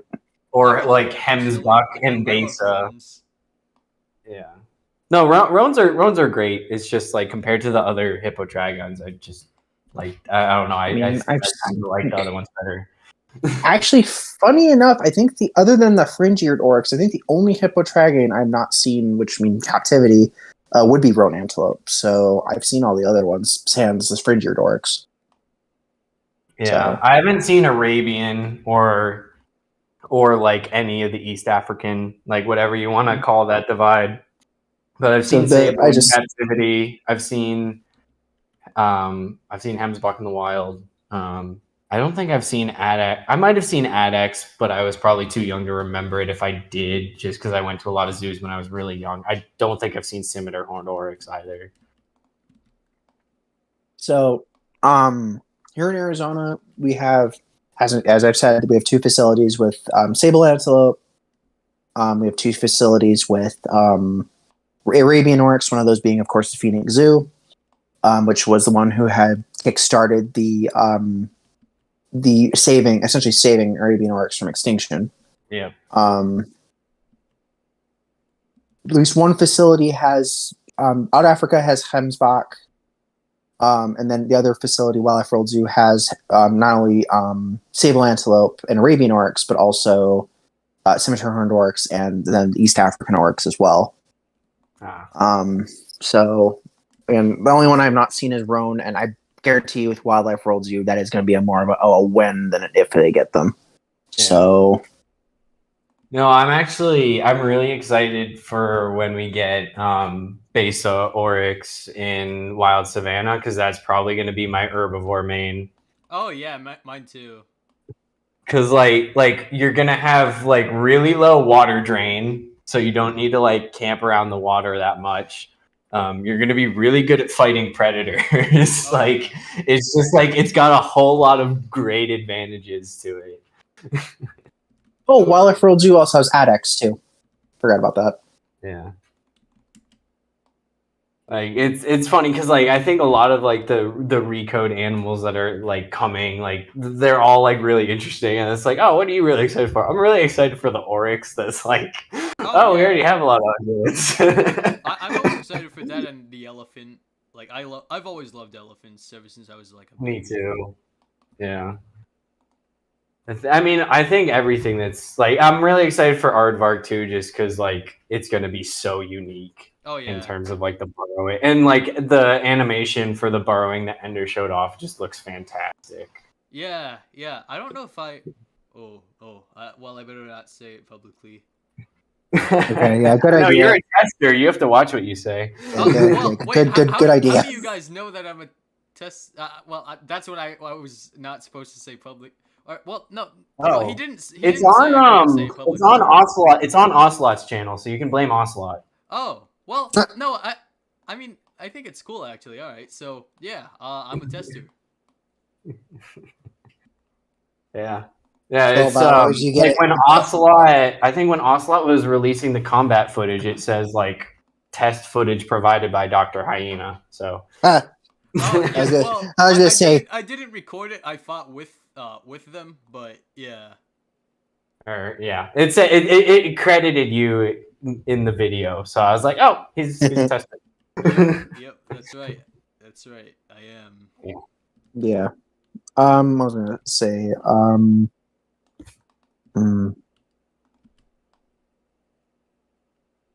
I will say though, the one thing that kind of irritates me about Planet Zoo is that their meerkats don't dig out of the exhibits. Like like in that one- Zootector 2, and there was a whole Yeah. campaign based on it, where I would just Well- turn everything in the enclosure into a staff gate, just so I didn't have to deal with it. for whatever reason, they didn't dig out from underneath concrete fences though. For me, they never did. I was just like, well, the one fence type that can keep them in is a staff gate at this point, so I'm just gonna make every single piece of fence that they're in a staff gate. Oh, that's what I would do. That I didn't always do it for like the elephant missions, just because like the elephants don't always break out, but like that was always an option as a precaution. mean, Funnily enough, that's one of the scenarios where Zoo Tycoon 2 was actually more realistic. Talk about the animal that escapes the most frequently at zoos. It's usually meerkats. Really? Uh huh. I did not know. Moose, I've heard moose are notorious cage breakers. Oh yeah, they are. Yeah. Like they're really Very- good at getting out of their cages. Well, and the various Tragolaphians too are jumpers. So, I know I think it was Fort Worth or Houston had a bongo escape one time. I think nine-banded armadillos, like the other one that I heard, is pretty big at getting out. Which they're kind of diggers. So Yeah. Yeah. So there was I know remember that there was Fort Worth had a bongo escape. Doc, you were talking about how I think it was either Disney's Animal Kingdom or Busch Gardens basically has kind of given up on Oh well, I their mean, kudu.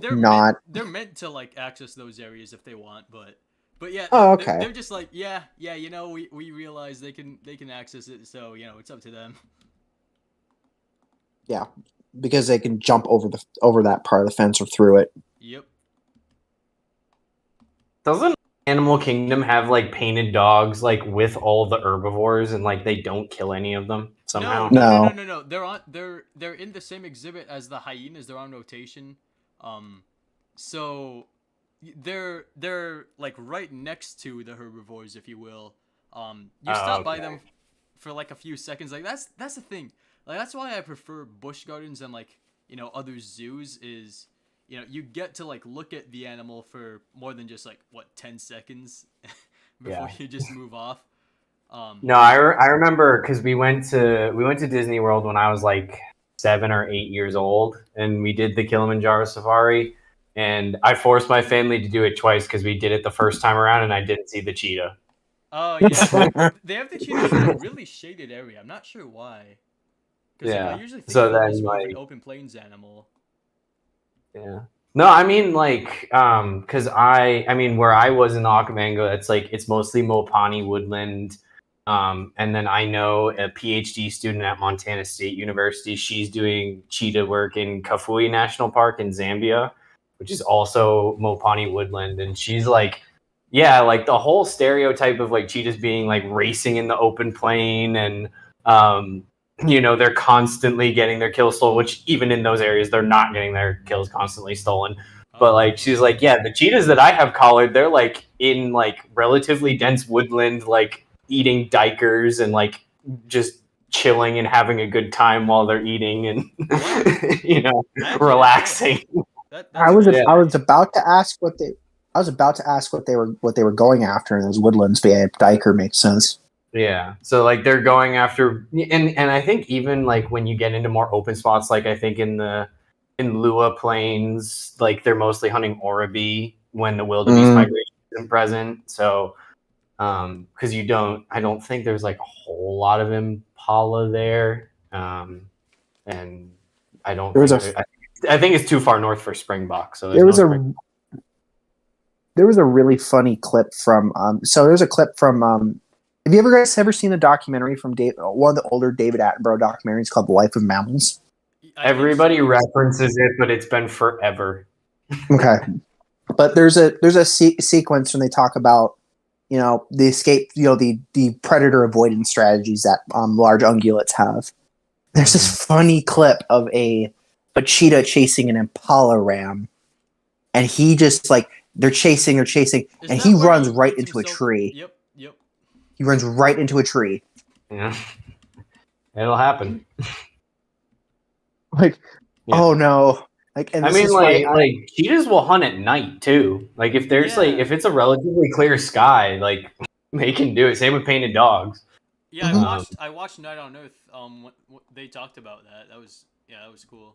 Yeah. Well, like, cause I don't know. I don't know. This might be a bit old for you, Doc. I might be aging myself, but maybe Brent. I think Brent's watched a little bit of Big Cat Diary. Big Cat Diary was my childhood. The only clip I watched from that was when the cheetah chased the lioness. Yeah, that was Honey. Honey was an exceptional mother. But so Honey, so her 3 sons in that clip, they went on to be the dominant coalition of the Mara Triangle, and they were filmed that following year hunting zebra foals at night. Wow. That is impressive. Yeah. Probably smart to be doing that at night, though. Yeah. So they had like thermal vision cameras because it's like 2008. So the technology, isn't where it is now. Yeah. But it was like, and that was the thing was like when Tirzu released that like Big Cat video that I didn't even get like a minute through because it was so inaccurate. Like I just like remember I'm like anybody that's watched Big Cat Diary knows that none of this is true because like Big Cat Diary did such a good job of showing cheetah life. It's tough, but they know how to make it work, and they will do things that surprise you every single day. And it was so good at demonstrating that. And like Honey was an exceptional mother. She unfortunately died due to a veterinary accident when she was drugged. Amber, who was a cheetah star, she died of old age at 12 years old. That's not bad.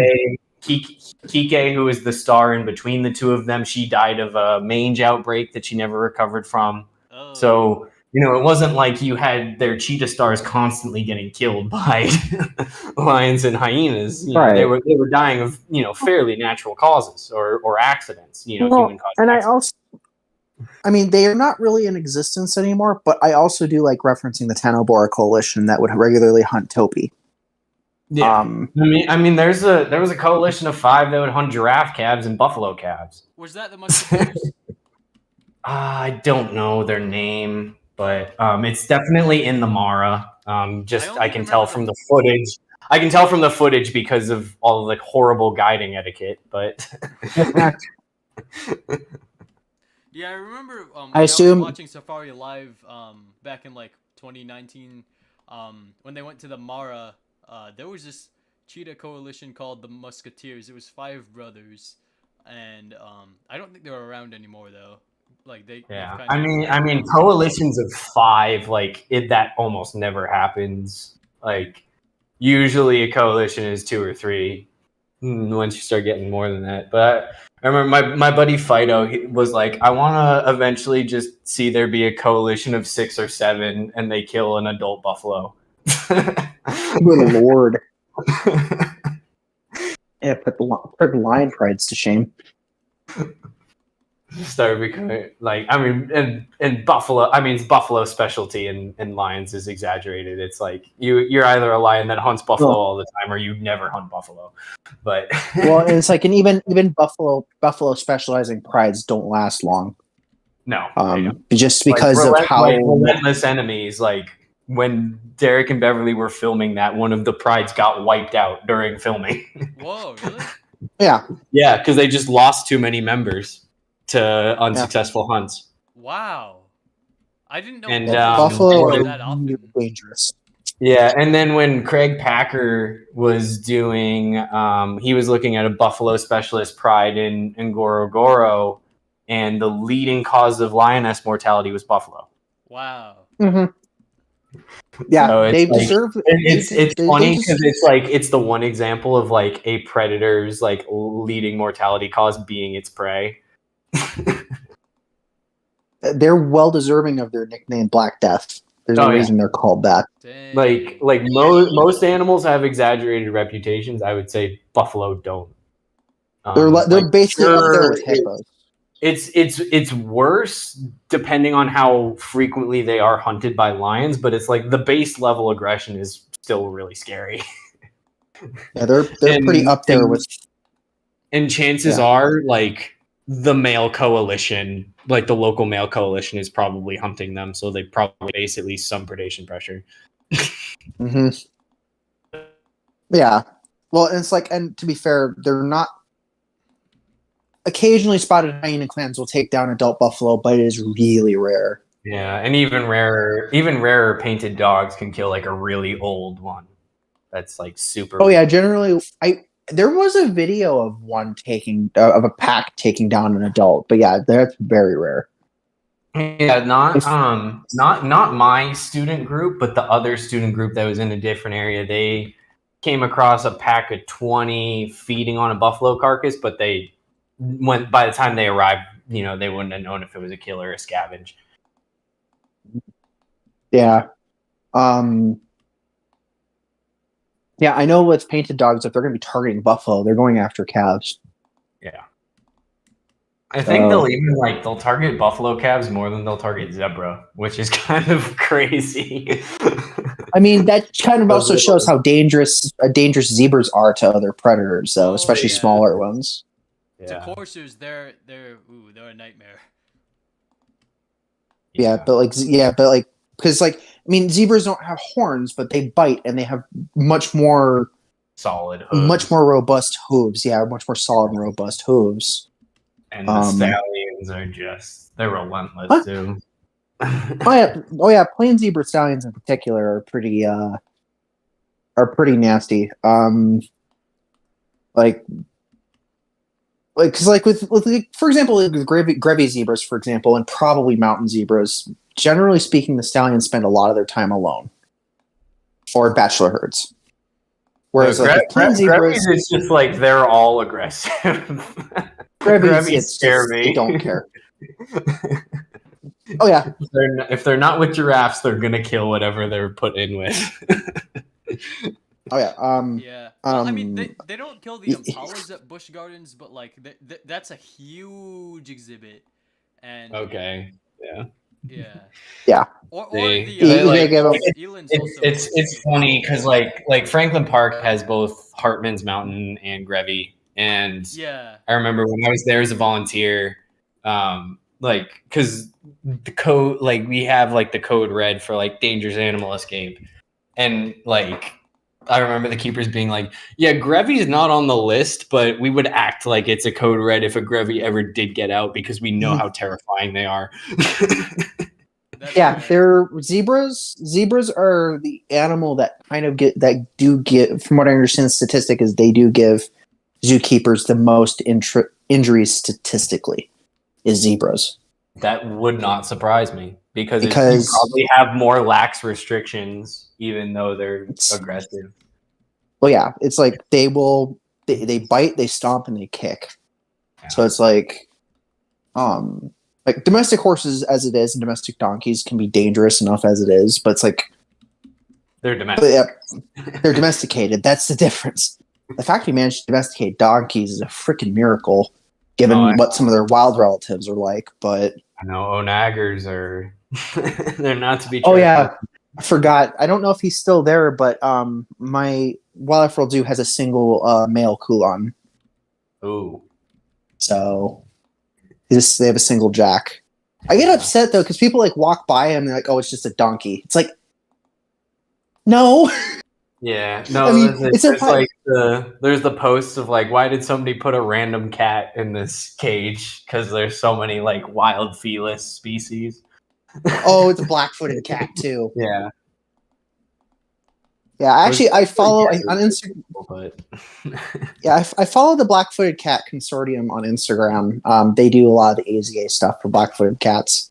But yeah, it's just like I think that's probably what some of the more casual players thought with the Arid Animal Pack with the Sand Cat. Honestly, I don't think the same. Like, I would say, like, yeah, if we were gonna get a Felid, like Sand Cat was the one. But it's like also, I just think that we didn't necessarily need a Felid.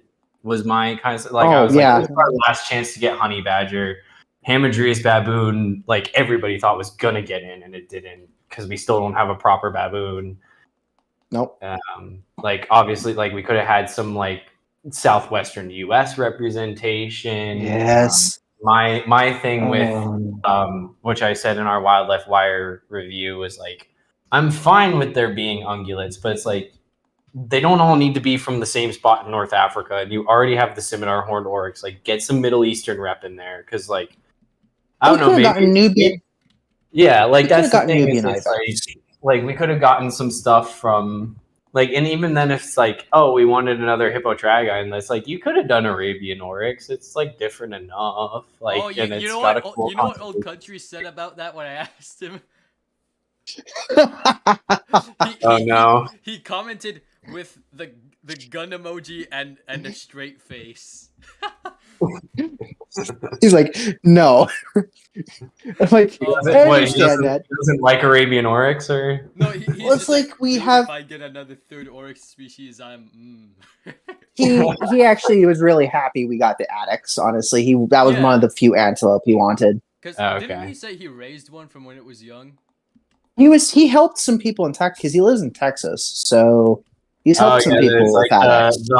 The hunter guy that has Addex, Dama Gazelle, and Scimitar Oryx. I think he donated a couple for releases, but like he still like kept the bulk of them to like for people to shoot. Yeah.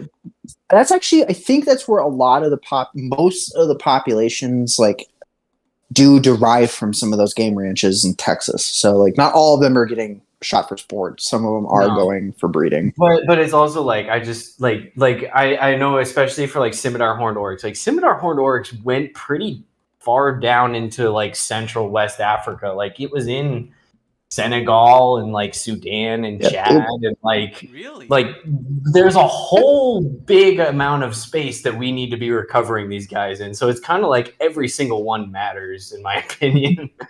Yeah, like, it's in that way. Yeah. It's like so they used to Scimitar Horned Oryx, their former habitat was basically almost the entirety of the Sahel belt. Oh. So yeah, they weren't just desert; they were also like a savanna. Like it's kind of like the other oryxes where they can survive in like relatively wet areas compared to other desert animals. Most of those animals were also really kind of a thing too when the Sahara was still green. Yeah, looks like we have like in the Lion King. Yes, it does. I just thought it's like we've seen like we have rock pictographs from like western parts of the northern edges of the Sahel, and as well as through to Egypt of things like zebras, giraffe, painted dogs, living alongside elephants, living alongside things like Addex. Right. So Addex were initially a savanna antelope, but seeing as hippotragons are tough as nails, they were one of the few animals not to leave when the savannas retreated. that's cool.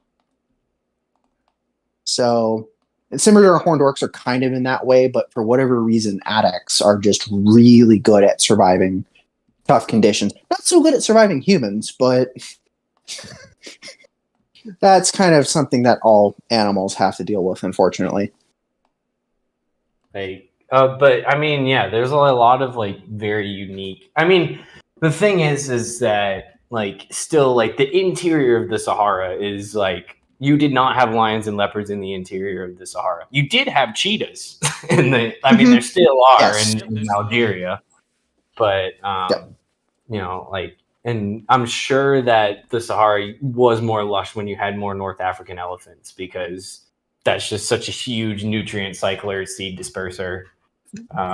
Oh, I forgot some of those. Some of those pictographs also have suggest that some of the last populations of Syncerus antiquus was living in that region into the Holocene. What's Yeah. that? What's Yeah, that? we have that's the it's- giant.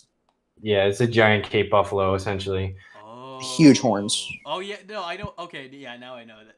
Okay, yeah, that's cool. Yeah, you had aurochs in North Africa, but I don't think they went into the desert. Like it was more No. like mountains, like coastal. Atlas Mountains, yeah, that sort of place. Yeah, and the body shape looks more like Cape buffalo than it does like wild cattle and bus genus. Mhm.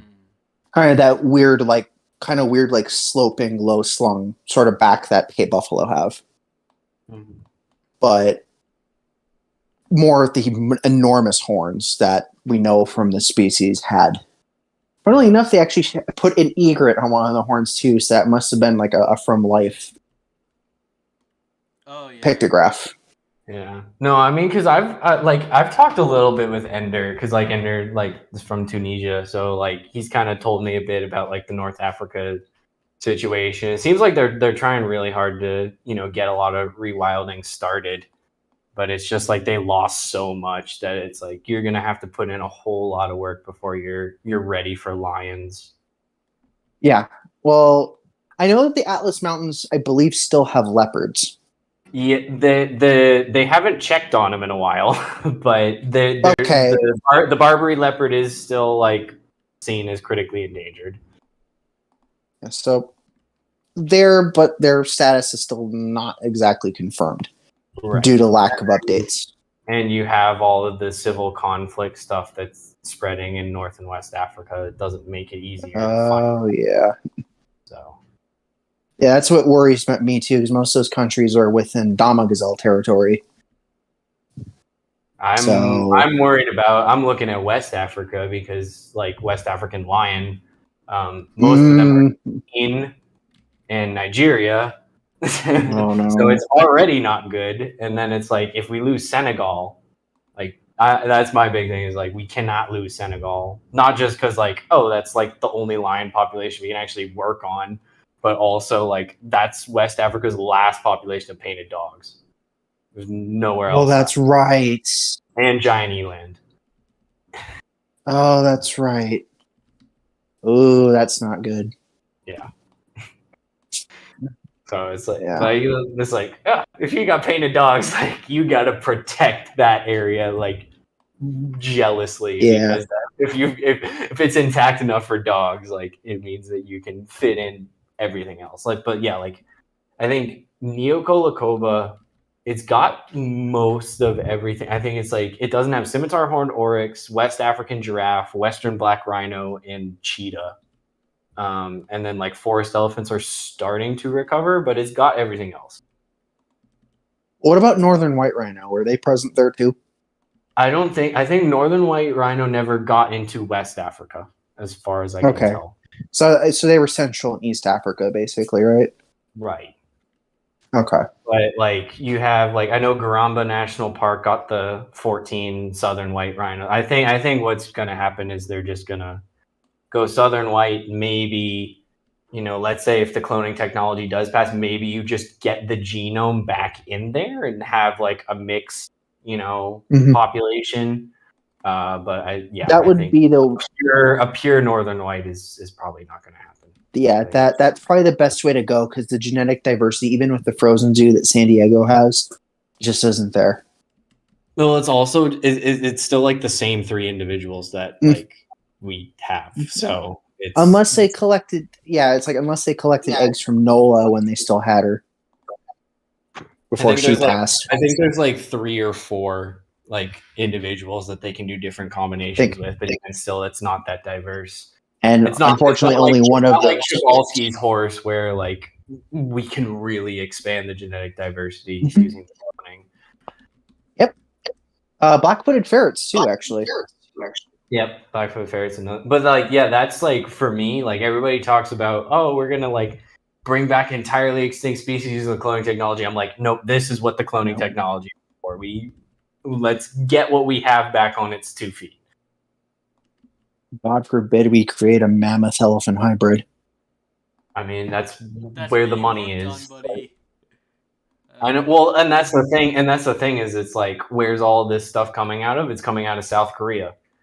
South Korea is one of the most wildlife impoverished countries on the planet. They don't really know what they're doing from a wildlife management perspective.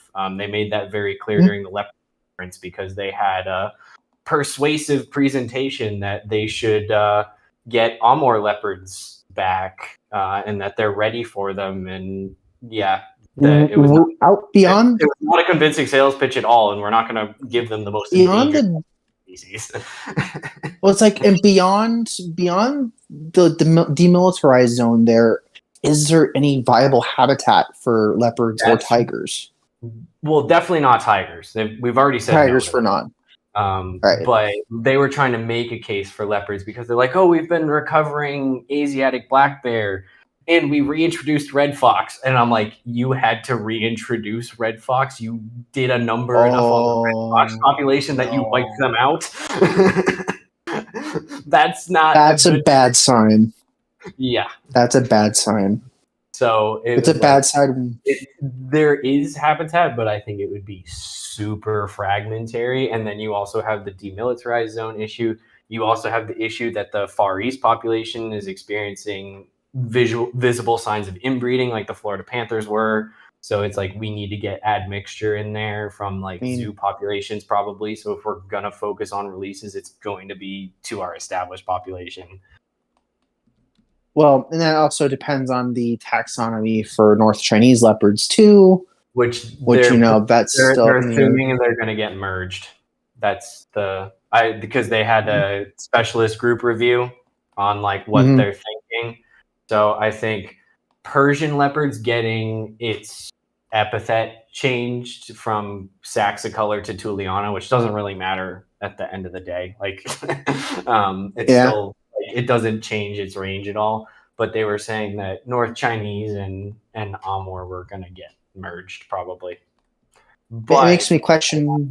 They want to look into, because there might be 2 subspecies in Africa. There might be a northern and a southern.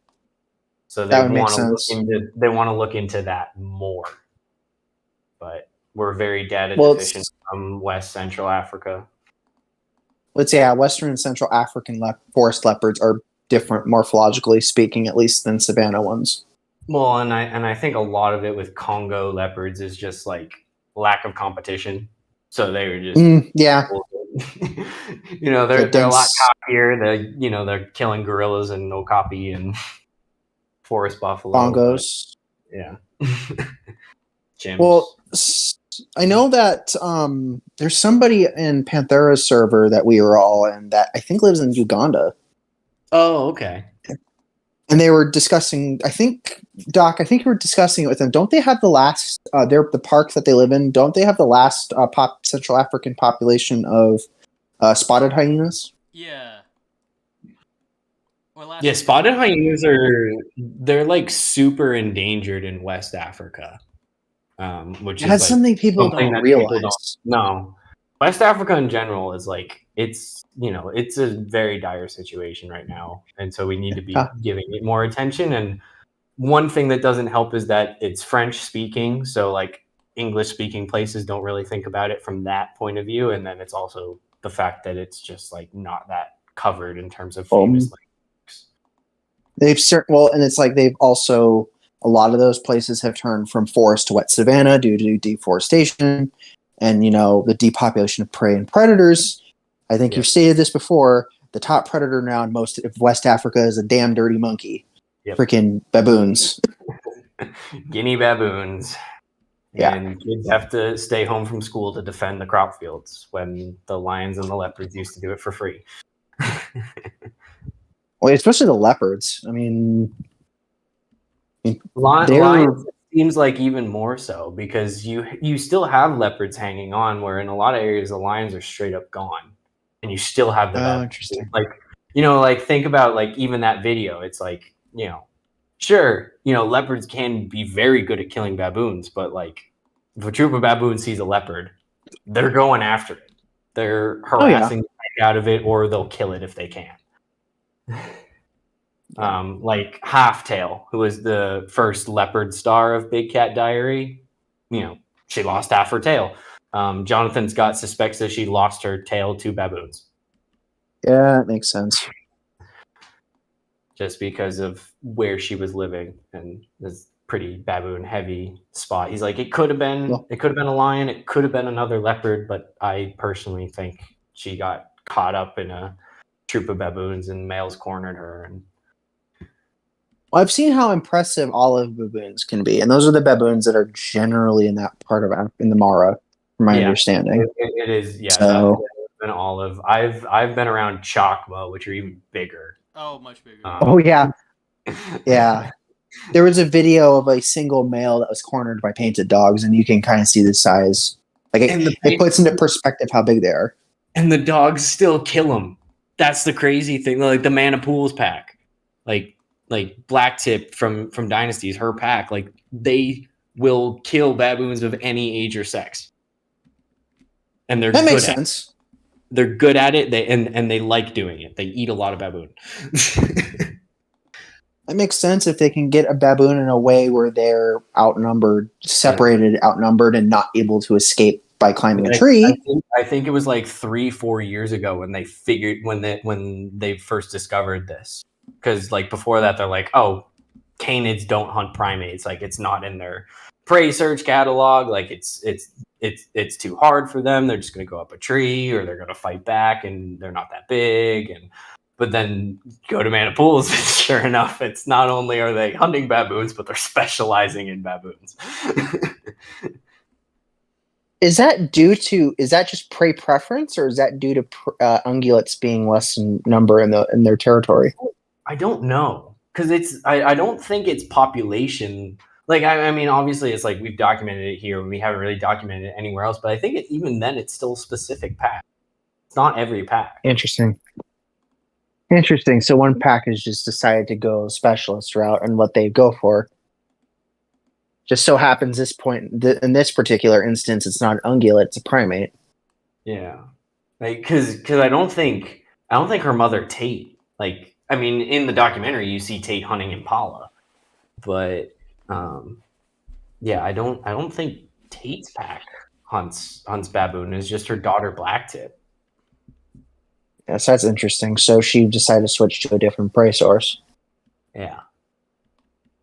Yeah, because I'm kind of curious too, because I've not seen too many interactions, because I know that I'm almost certain that spotted hyenas will hunt baboons, but they're definitely. I don't know if I've ever seen interactions between them. Yeah, the West African stuff, especially because spotted hyenas aren't doing that well, baboons will be dominant over spotted hyenas on kills. They'll steal kills from them. Oh, that is. Yeah. Oh, that's not good. Yeah. That's why I was kind of like, oh, you could have a cool story with like, hyenas being kind of like the last line of defense against baboons, because we have seen in real life that baboons can be dominant over hyenas if they're not well organized enough. So yeah, that was kind of why I like, yeah, this would be a cool story to, put together, and it gives positive hyena reception. Yeah. Right. We're desperate for. Yeah, it's like, because that's the thing too. It's like, of course, as you mentioned, the West African spotted hyena populations aren't doing very well. Outside of, I think, East and North Africa, striped hyenas are not doing well. No. We just in India and the Arabian Peninsula. Well, the thing with Africa is we don't know. if you look at Paolo Strampelli made a literary review on this where he looked at population surveys of large predators continent-wide. There's only ever been 2 population surveys targeting striped hyena, and they were both done in the Mara, and I assume it was the Mara Hyena Project with Kate Holcamp. Okay. Nobody else has looked at striped hyenas across the entire continent. Okay. Wow. Because the assumption at this point is that they're present all over North Africa. Yeah. And I mean, numbers unknown. They're like cheetah. They are a predator that can live in the Sahara interior at their size, which is really impressive.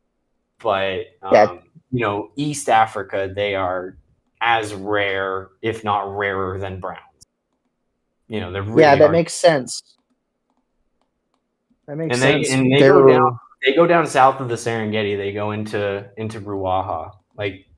They're very much present, across all East Africa, but we just don't see them that often, and people aren't really looking for them. That makes sense too, though, because spotted hyena numbers in East Africa are very strong. Yes, and spotted hyenas are very likely the factor that is suppressing their numbers and their population densities. Yeah, that's what I think too. It's what happens in parts of the Kalahari and places where spotted hyenas and brown hyenas coexist. Yeah.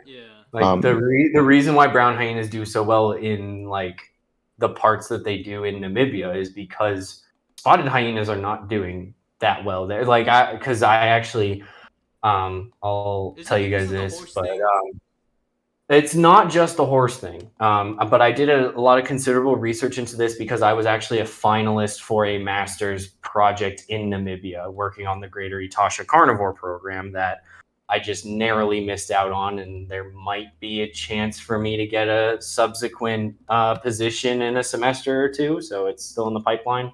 But basically, spotted hyena at the regional level in Namibia is listed as vulnerable, which you wouldn't expect.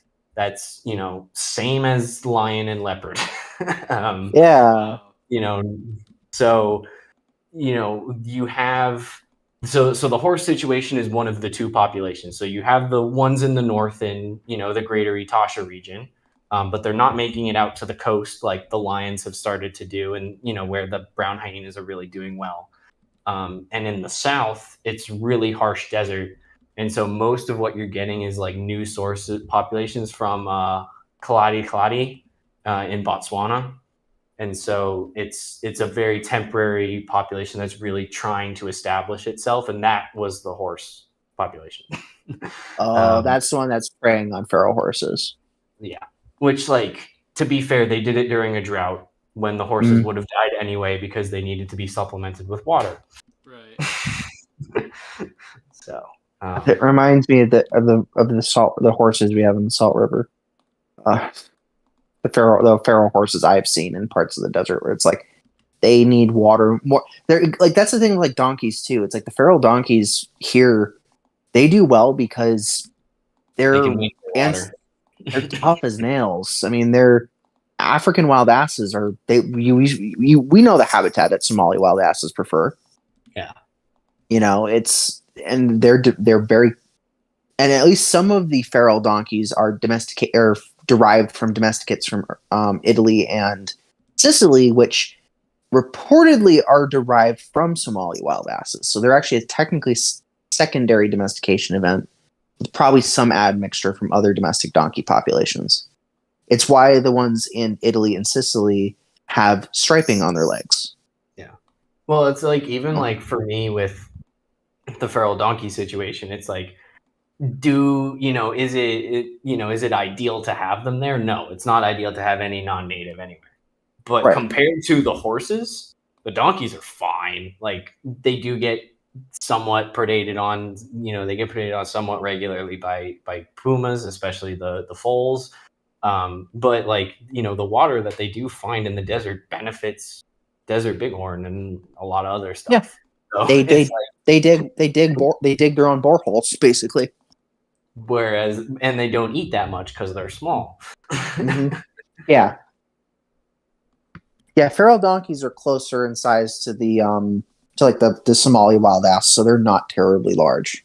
And, As and, there backwards was, go. and there was definitely a Pleistocene donkey. More or less, yeah. And we've actually Like got something multiple like fossil sites for them here in Arizona alone. So Yeah, they were 'cause present. It was like Arizona, like Mexico. I know is like where they found some of them. I don't think like La Brea. I think it was further Yes. south. But- So actually there's an interesting take on that. So one of the animals that was subsumed into Harrington hippus was actually Equus conversidens. Mhm. So basically the holotype is considered now a novum dubium, and all the other more complete remains are referable now to Harrington hippus. That includes the Rancho La Brea specimens. Okay. So it also includes the one report for Keong in the Yukon in Alaska, or actually it's Alaska, not the Yukon. That turns out to also be Harrington hippus. That's actually I think the fossils find where we found out that they were a separate genus through the DNA searching, which found out that they diverged from Equus around 4 to 5 million years ago. Mhm. Same with, and then it's kind of the same sort of Hippidian, but in South America, where about the same divergence time, which shows that in the Pliocene there were at least 3 distinct generic lineages of horses in North America that were equines, Yeah. not counting the 3-toed horses that were also present at the time. Yeah, the Hippiarion. The Hipparion, yeah. So things like Ninipus and stuff like that from here in North America. I mean, and then to be fair too, the 3-toed horses also survived until much later in Africa. Africa was kind of the last stronghold for that group of horses. Yeah. I think they died out. I think around a little under 800,000 years ago Oh, I in didn't Africa. think- I thought So- it would have still been in the millions, but No, I think it's around 800,000 was I think the last for some of the Hipparionians in East Africa at least. So they died out. They were the last ones to die out. The North America is like 1.8 million years ago. So but yeah. Getting back to it, yeah, like the whole concept of culling a native predator to save an invasive Yeah, herbivore I hate it. is, I hate it. it was it's ridiculous. and it's Well, it's just like- there wasn't that much local support for the spotted hyenas, and it goes back to something that I always talk about with Bone Crusher hyena, which is the quote from The Missing Links, where it talks about like the new normal. It's like, oh, when an extinction happens, it's seen as a tragedy, but then for that person's children, that animal's absence becomes normal. Right. And so for conservation and rewilding, you're fighting against this new normal that is like, this animal isn't supposed to be here because it wasn't here when I was a kid and when my parents were a kid. And it's like, yeah, but in terms of the history of life on Earth, it hasn't been that long, and it's supposed to be here. No. Yeah, And it's exactly. a hard thing. So I think that's a little bit of what's happened with that southern population of spot hyenas is they've been gone long enough that like people don't associate with them like they do with the brown hyenas. Yeah. Well, exactly. I mean, and thanks to the fact of the lack of spotted hyenas and lions for now in those parts of Namibia, jackals have gotten a lot bolder. The lions have an advantage in the sense that this is really the only place where lions are this arid adapted. Yeah, that's a good point. And the skeleton coast, and so that's seen as something very unique that Namibians are very proud of. Whereas with the spotted hyenas, they don't have that going for them, and they're Yeah. So, I think it's like fortunate, but it's like if spotted hyena, which is like supposed to be the one of the big 5 that like does fine, is listed as vulnerable, then something's going on with your predator management. Yep, and that's I brought that up in my interview. I was like, people will tell you that this is a haven for megafauna, but spotted hyena is listed as vulnerable, which means there's some serious conservation work that needs to be done. It's like, well, and that's actually kind of something I kind of circle back to when I talk, to people that in the Planet Zoo community. That's my issue when people are like talking about, getting upset about animal picks that Frontier does. It happened with grasslands with the striped hyena. People are like, "Oh, we're getting 2 dogs." It's like hyenas are not canids. First off, very different lineage of striped carnivore. hyena, it was a fine pick. Like, yeah, you associate it more with desert than grassland, but like, Yeah. Like I mean, I was like, if I swapped out striped hyena, it would have been with aardwolf. So Yeah, Yep. that was kind of our thought too. It's like arid too. It's like that could have been our chance to get either brown hyena or aardwolf. You know. Yeah. Oh, that still hurts. I mean, I kind of get it there because it's like, you know, even though like we recognize that they're unique, it's like, you know, do you need more than 2 hyena reps just in general? And it's like, yeah, you could argue, yes, you need the aardwolf because the aardwolf's unique enough. Yeah. Exactly. But you know, like, you know, I would say like, yeah, striped and brown, even though they're in very different locations, it is kind of repetitive.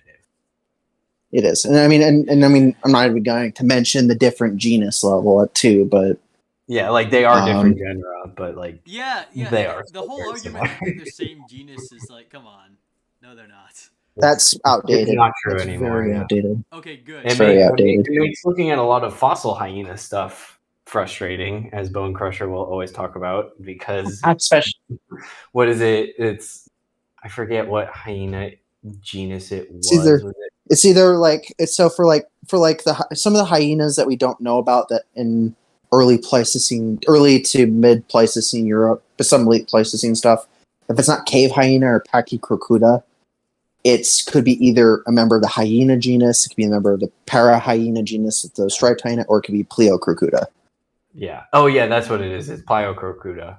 Or no, it's something else. It's not Pleocrocuta and it's not Percrocuta, but it's something else that it's its own genus. And then there's people being like, well, maybe this is a parahyena, and it's like, well, how did that get all the way from Namibia all the way up into Europe? And so Bone Crusher's kind of like, I should really like look into this and like actually give it some serious thought, and if it's more similar to striped hyena or brown hyena, or if it is its own thing. I mean, there is the one, like, if you're talking about like paleontology icebergs, it was the one time when people tried to subsume brown hyenas into Pachycrocuta. And it's like, it would have technically made Pachycrocuta a Lazarus taxa in that way, depending on which one was described first, actually. So it's brown hyena, then no, but I want Pachycrocuta to have more rep. Like, if we're getting more Cenozoic rep in media, I want Pachycrocuta at like the top of the list, because like it's a lion-sized hyena. Come on. So Doc knows this, but a little while ago, myself, Dr. Hyena, and Gaming Hyena did the first episode of Age of Big Cats from Curiosity Stream, and they actually feature Pachycrocuta. It's only really a mention, and you do see it. It's interesting what they did with it. It wasn't like a CGI model. It was actually a very heavily edited, superimposed model of a spotted hyena, if I'm recalling correctly. But it's actually not too bad, because it does kind of show some of the proportions of Pachycrocuta, because they're pretty spotted hyena-like in their proportions. Yeah. Like whether they would have had the same fur type is a little debated, but that's like all the Miracinonyx and Acinonyx pardonensis having like exact like cheetah markings, and it's like I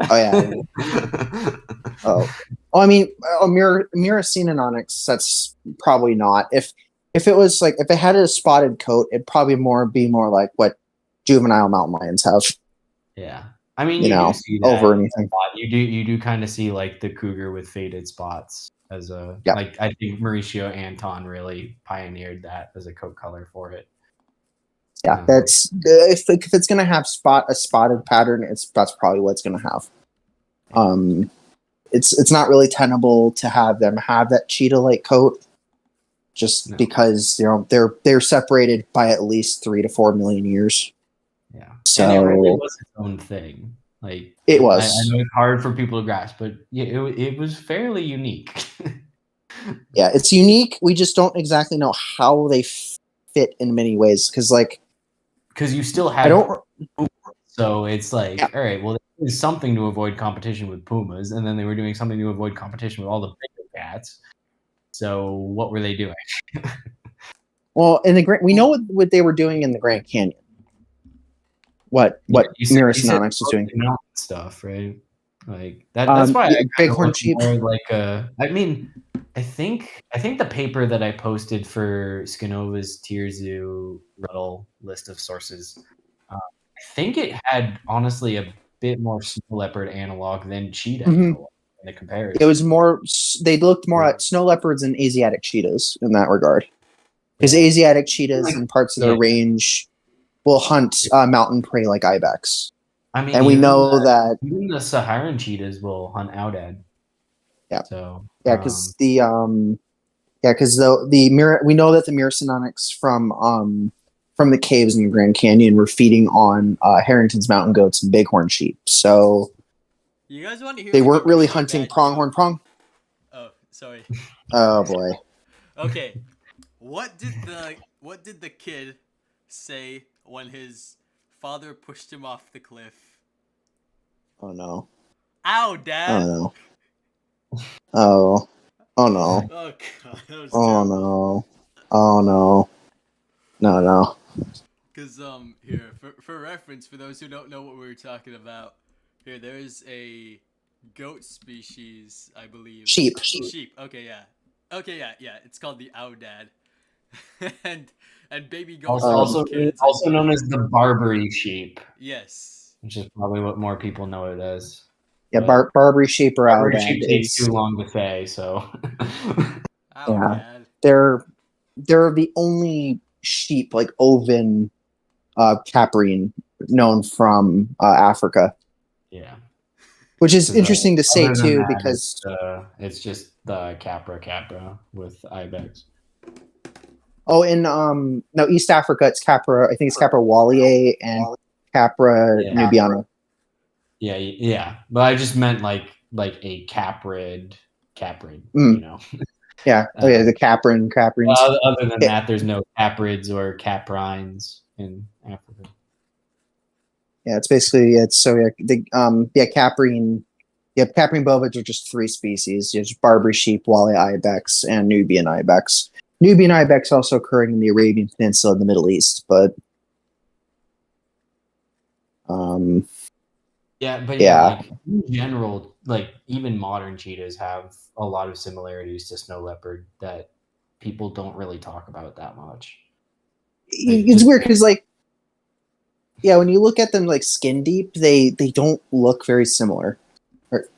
But once you get like into the skeletal part of things, then you start seeing a lot of similarities. Oh yeah. And it's like because I think Alan Turner theorized that Acinonyx pardonensis, the giant cheetah, was behaving like a snow leopard because it was living alongside a lot of like gorals and like giant chamois, stuff like that. So he's like, yeah, it's probably eating this stuff, which means he's got to go into hilly terrain and hunt like a snow leopard. Can I turn up my volume? I'm very hard to hear. Hang on. Okay, that should be better. That should be louder now. A little bit. Yeah, you. Are we adding the aoudad? No, probably not. No, this is definitely not going to get set in North Africa. No.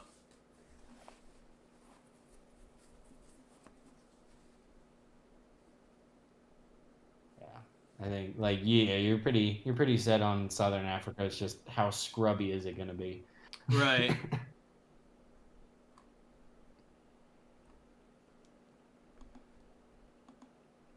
Yeah, I mean that's like always like the thing that I've wondered like. Okay, so everyone's voting for Kruger in the Congo, right? Like, but you wanted it to be stuff that actually met with each other, like. Yeah. 3 of the most popular Congo animals are like pygmy hippo, okapi, and mandrill. Right. None of them overlap at all. So it's like, which one do you pick? I actually didn't know none of them overlap. That's So like pygmy hippo's like all the way in West Africa, like along the coast. Okay. And then like and then mandrill is like more in the center, so like Gabon like area, like at the bend. and then Okapi's like at the eastern end, like not far from like the savannas, like in the DRC and like eastern Uganda or western Uganda. Oh. So it's like they're all super spread out.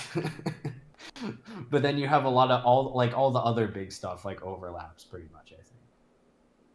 Oh yeah, bongo, red river hog, that sort of thing. Forest elephant. Forest elephant. Yeah. There are different species of gorilla and chimpanzee, but they all overlap to some degree. Forest buffalo, forest elephant. Yeah. All right. So I guess most people have voted for the Kruger type of map. So yeah. All right. I like it. I like it. I like it a lot. Kruger National Park's is a good one because it's. I mean, I know it's a lot of it is kind of fenced reserves in some ways, but And paved it's roads. really well sampled in terms of faunal Yeah, that's very true. places too. So Yeah, like you're gonna have a very accurate, like constantly updated list of things that you can work with. You could add crocodiles and reenact that one that one instance where the cat Battle gets at grabbed Kruger. by lions. Yeah, yeah, the tug of war. croc, lion, buffalo, 3-way fight basically. Yeah. Do you think you'll I add any remember- extinct animals, like animals that went extinct fairly recently? Probably not. The only thing I can even think of with that is like quagga, but like, Cape zebra, yeah. giant Cape zebra. Wait, what? You had Giant Cape blue zebra. buck, but I think blue buck were like more on the Cape. Like they Blue buck weren't- were like Cape specific. Like they Oh. in the Pleistocene they were a little more spread out and kind of ranged into the Kruger ecosystem, the Kalahari, but for the most part they were Cape specialists. Yeah. Someone asks, is there such thing as an African mammoth? That I don't know. Yes, but they're Pliocene, early Pleistocene. Oh. That mammoths actually evolved in Africa Wait, and really? then spread out. Yes. Oh, that's It cool. was the Paleoloxodon, the straight tusked elephants that really stuck around for long periods of time in Africa. Yeah, mammoth and Asian elephants too actually evolved in Africa and moved out of Africa I see. and subsequently died out in Africa in the early Pleistocene.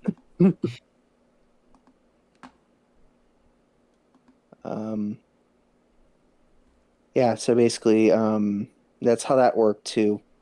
I mean, to be fair, the birthplace for all proboscideans is Africa ultimately, because They are an that's where they Afrosphere. developed. Yeah. But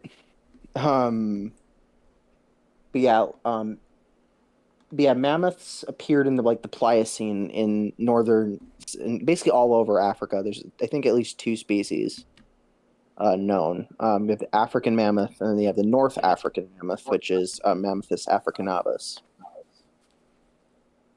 Oh, that's cool. And then the African or Southern African mammoth is Mammuthus subplanifrons.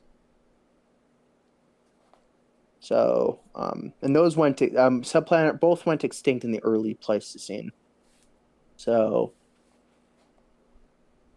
interestingly enough, we don't have any fossils of either species outside of Africa, but soon after their extinction, Mammuthus meridionalis appears in Eurasia. So, they did move out of Africa at some point. Giant cape zebra. I've never heard of this. Equus capensis. Cape zebra, that's Equus capensis. It's basically just a giant plain zebra. Well, like, because the quagga isn't actually, it's just a color morph of the plains zebra. That's It's- why they're like For now, selectively it's a breeding it species, back. but most likely just a color form. Yeah, that's like they're selectively breeding it back right now. There's like a quagga project to do that. Yeah. And they're actually making progress, which is kind of cool. Yeah, look at this. That's the one, right? Let me check. Oh, Yeah. yeah, the stream's Yeah, a little that's bit one of delayed. Yeah, that's one of the retro quaggas, is what I call them. Yeah, Oh, quagga that's so project's cool. pretty cool. Yeah.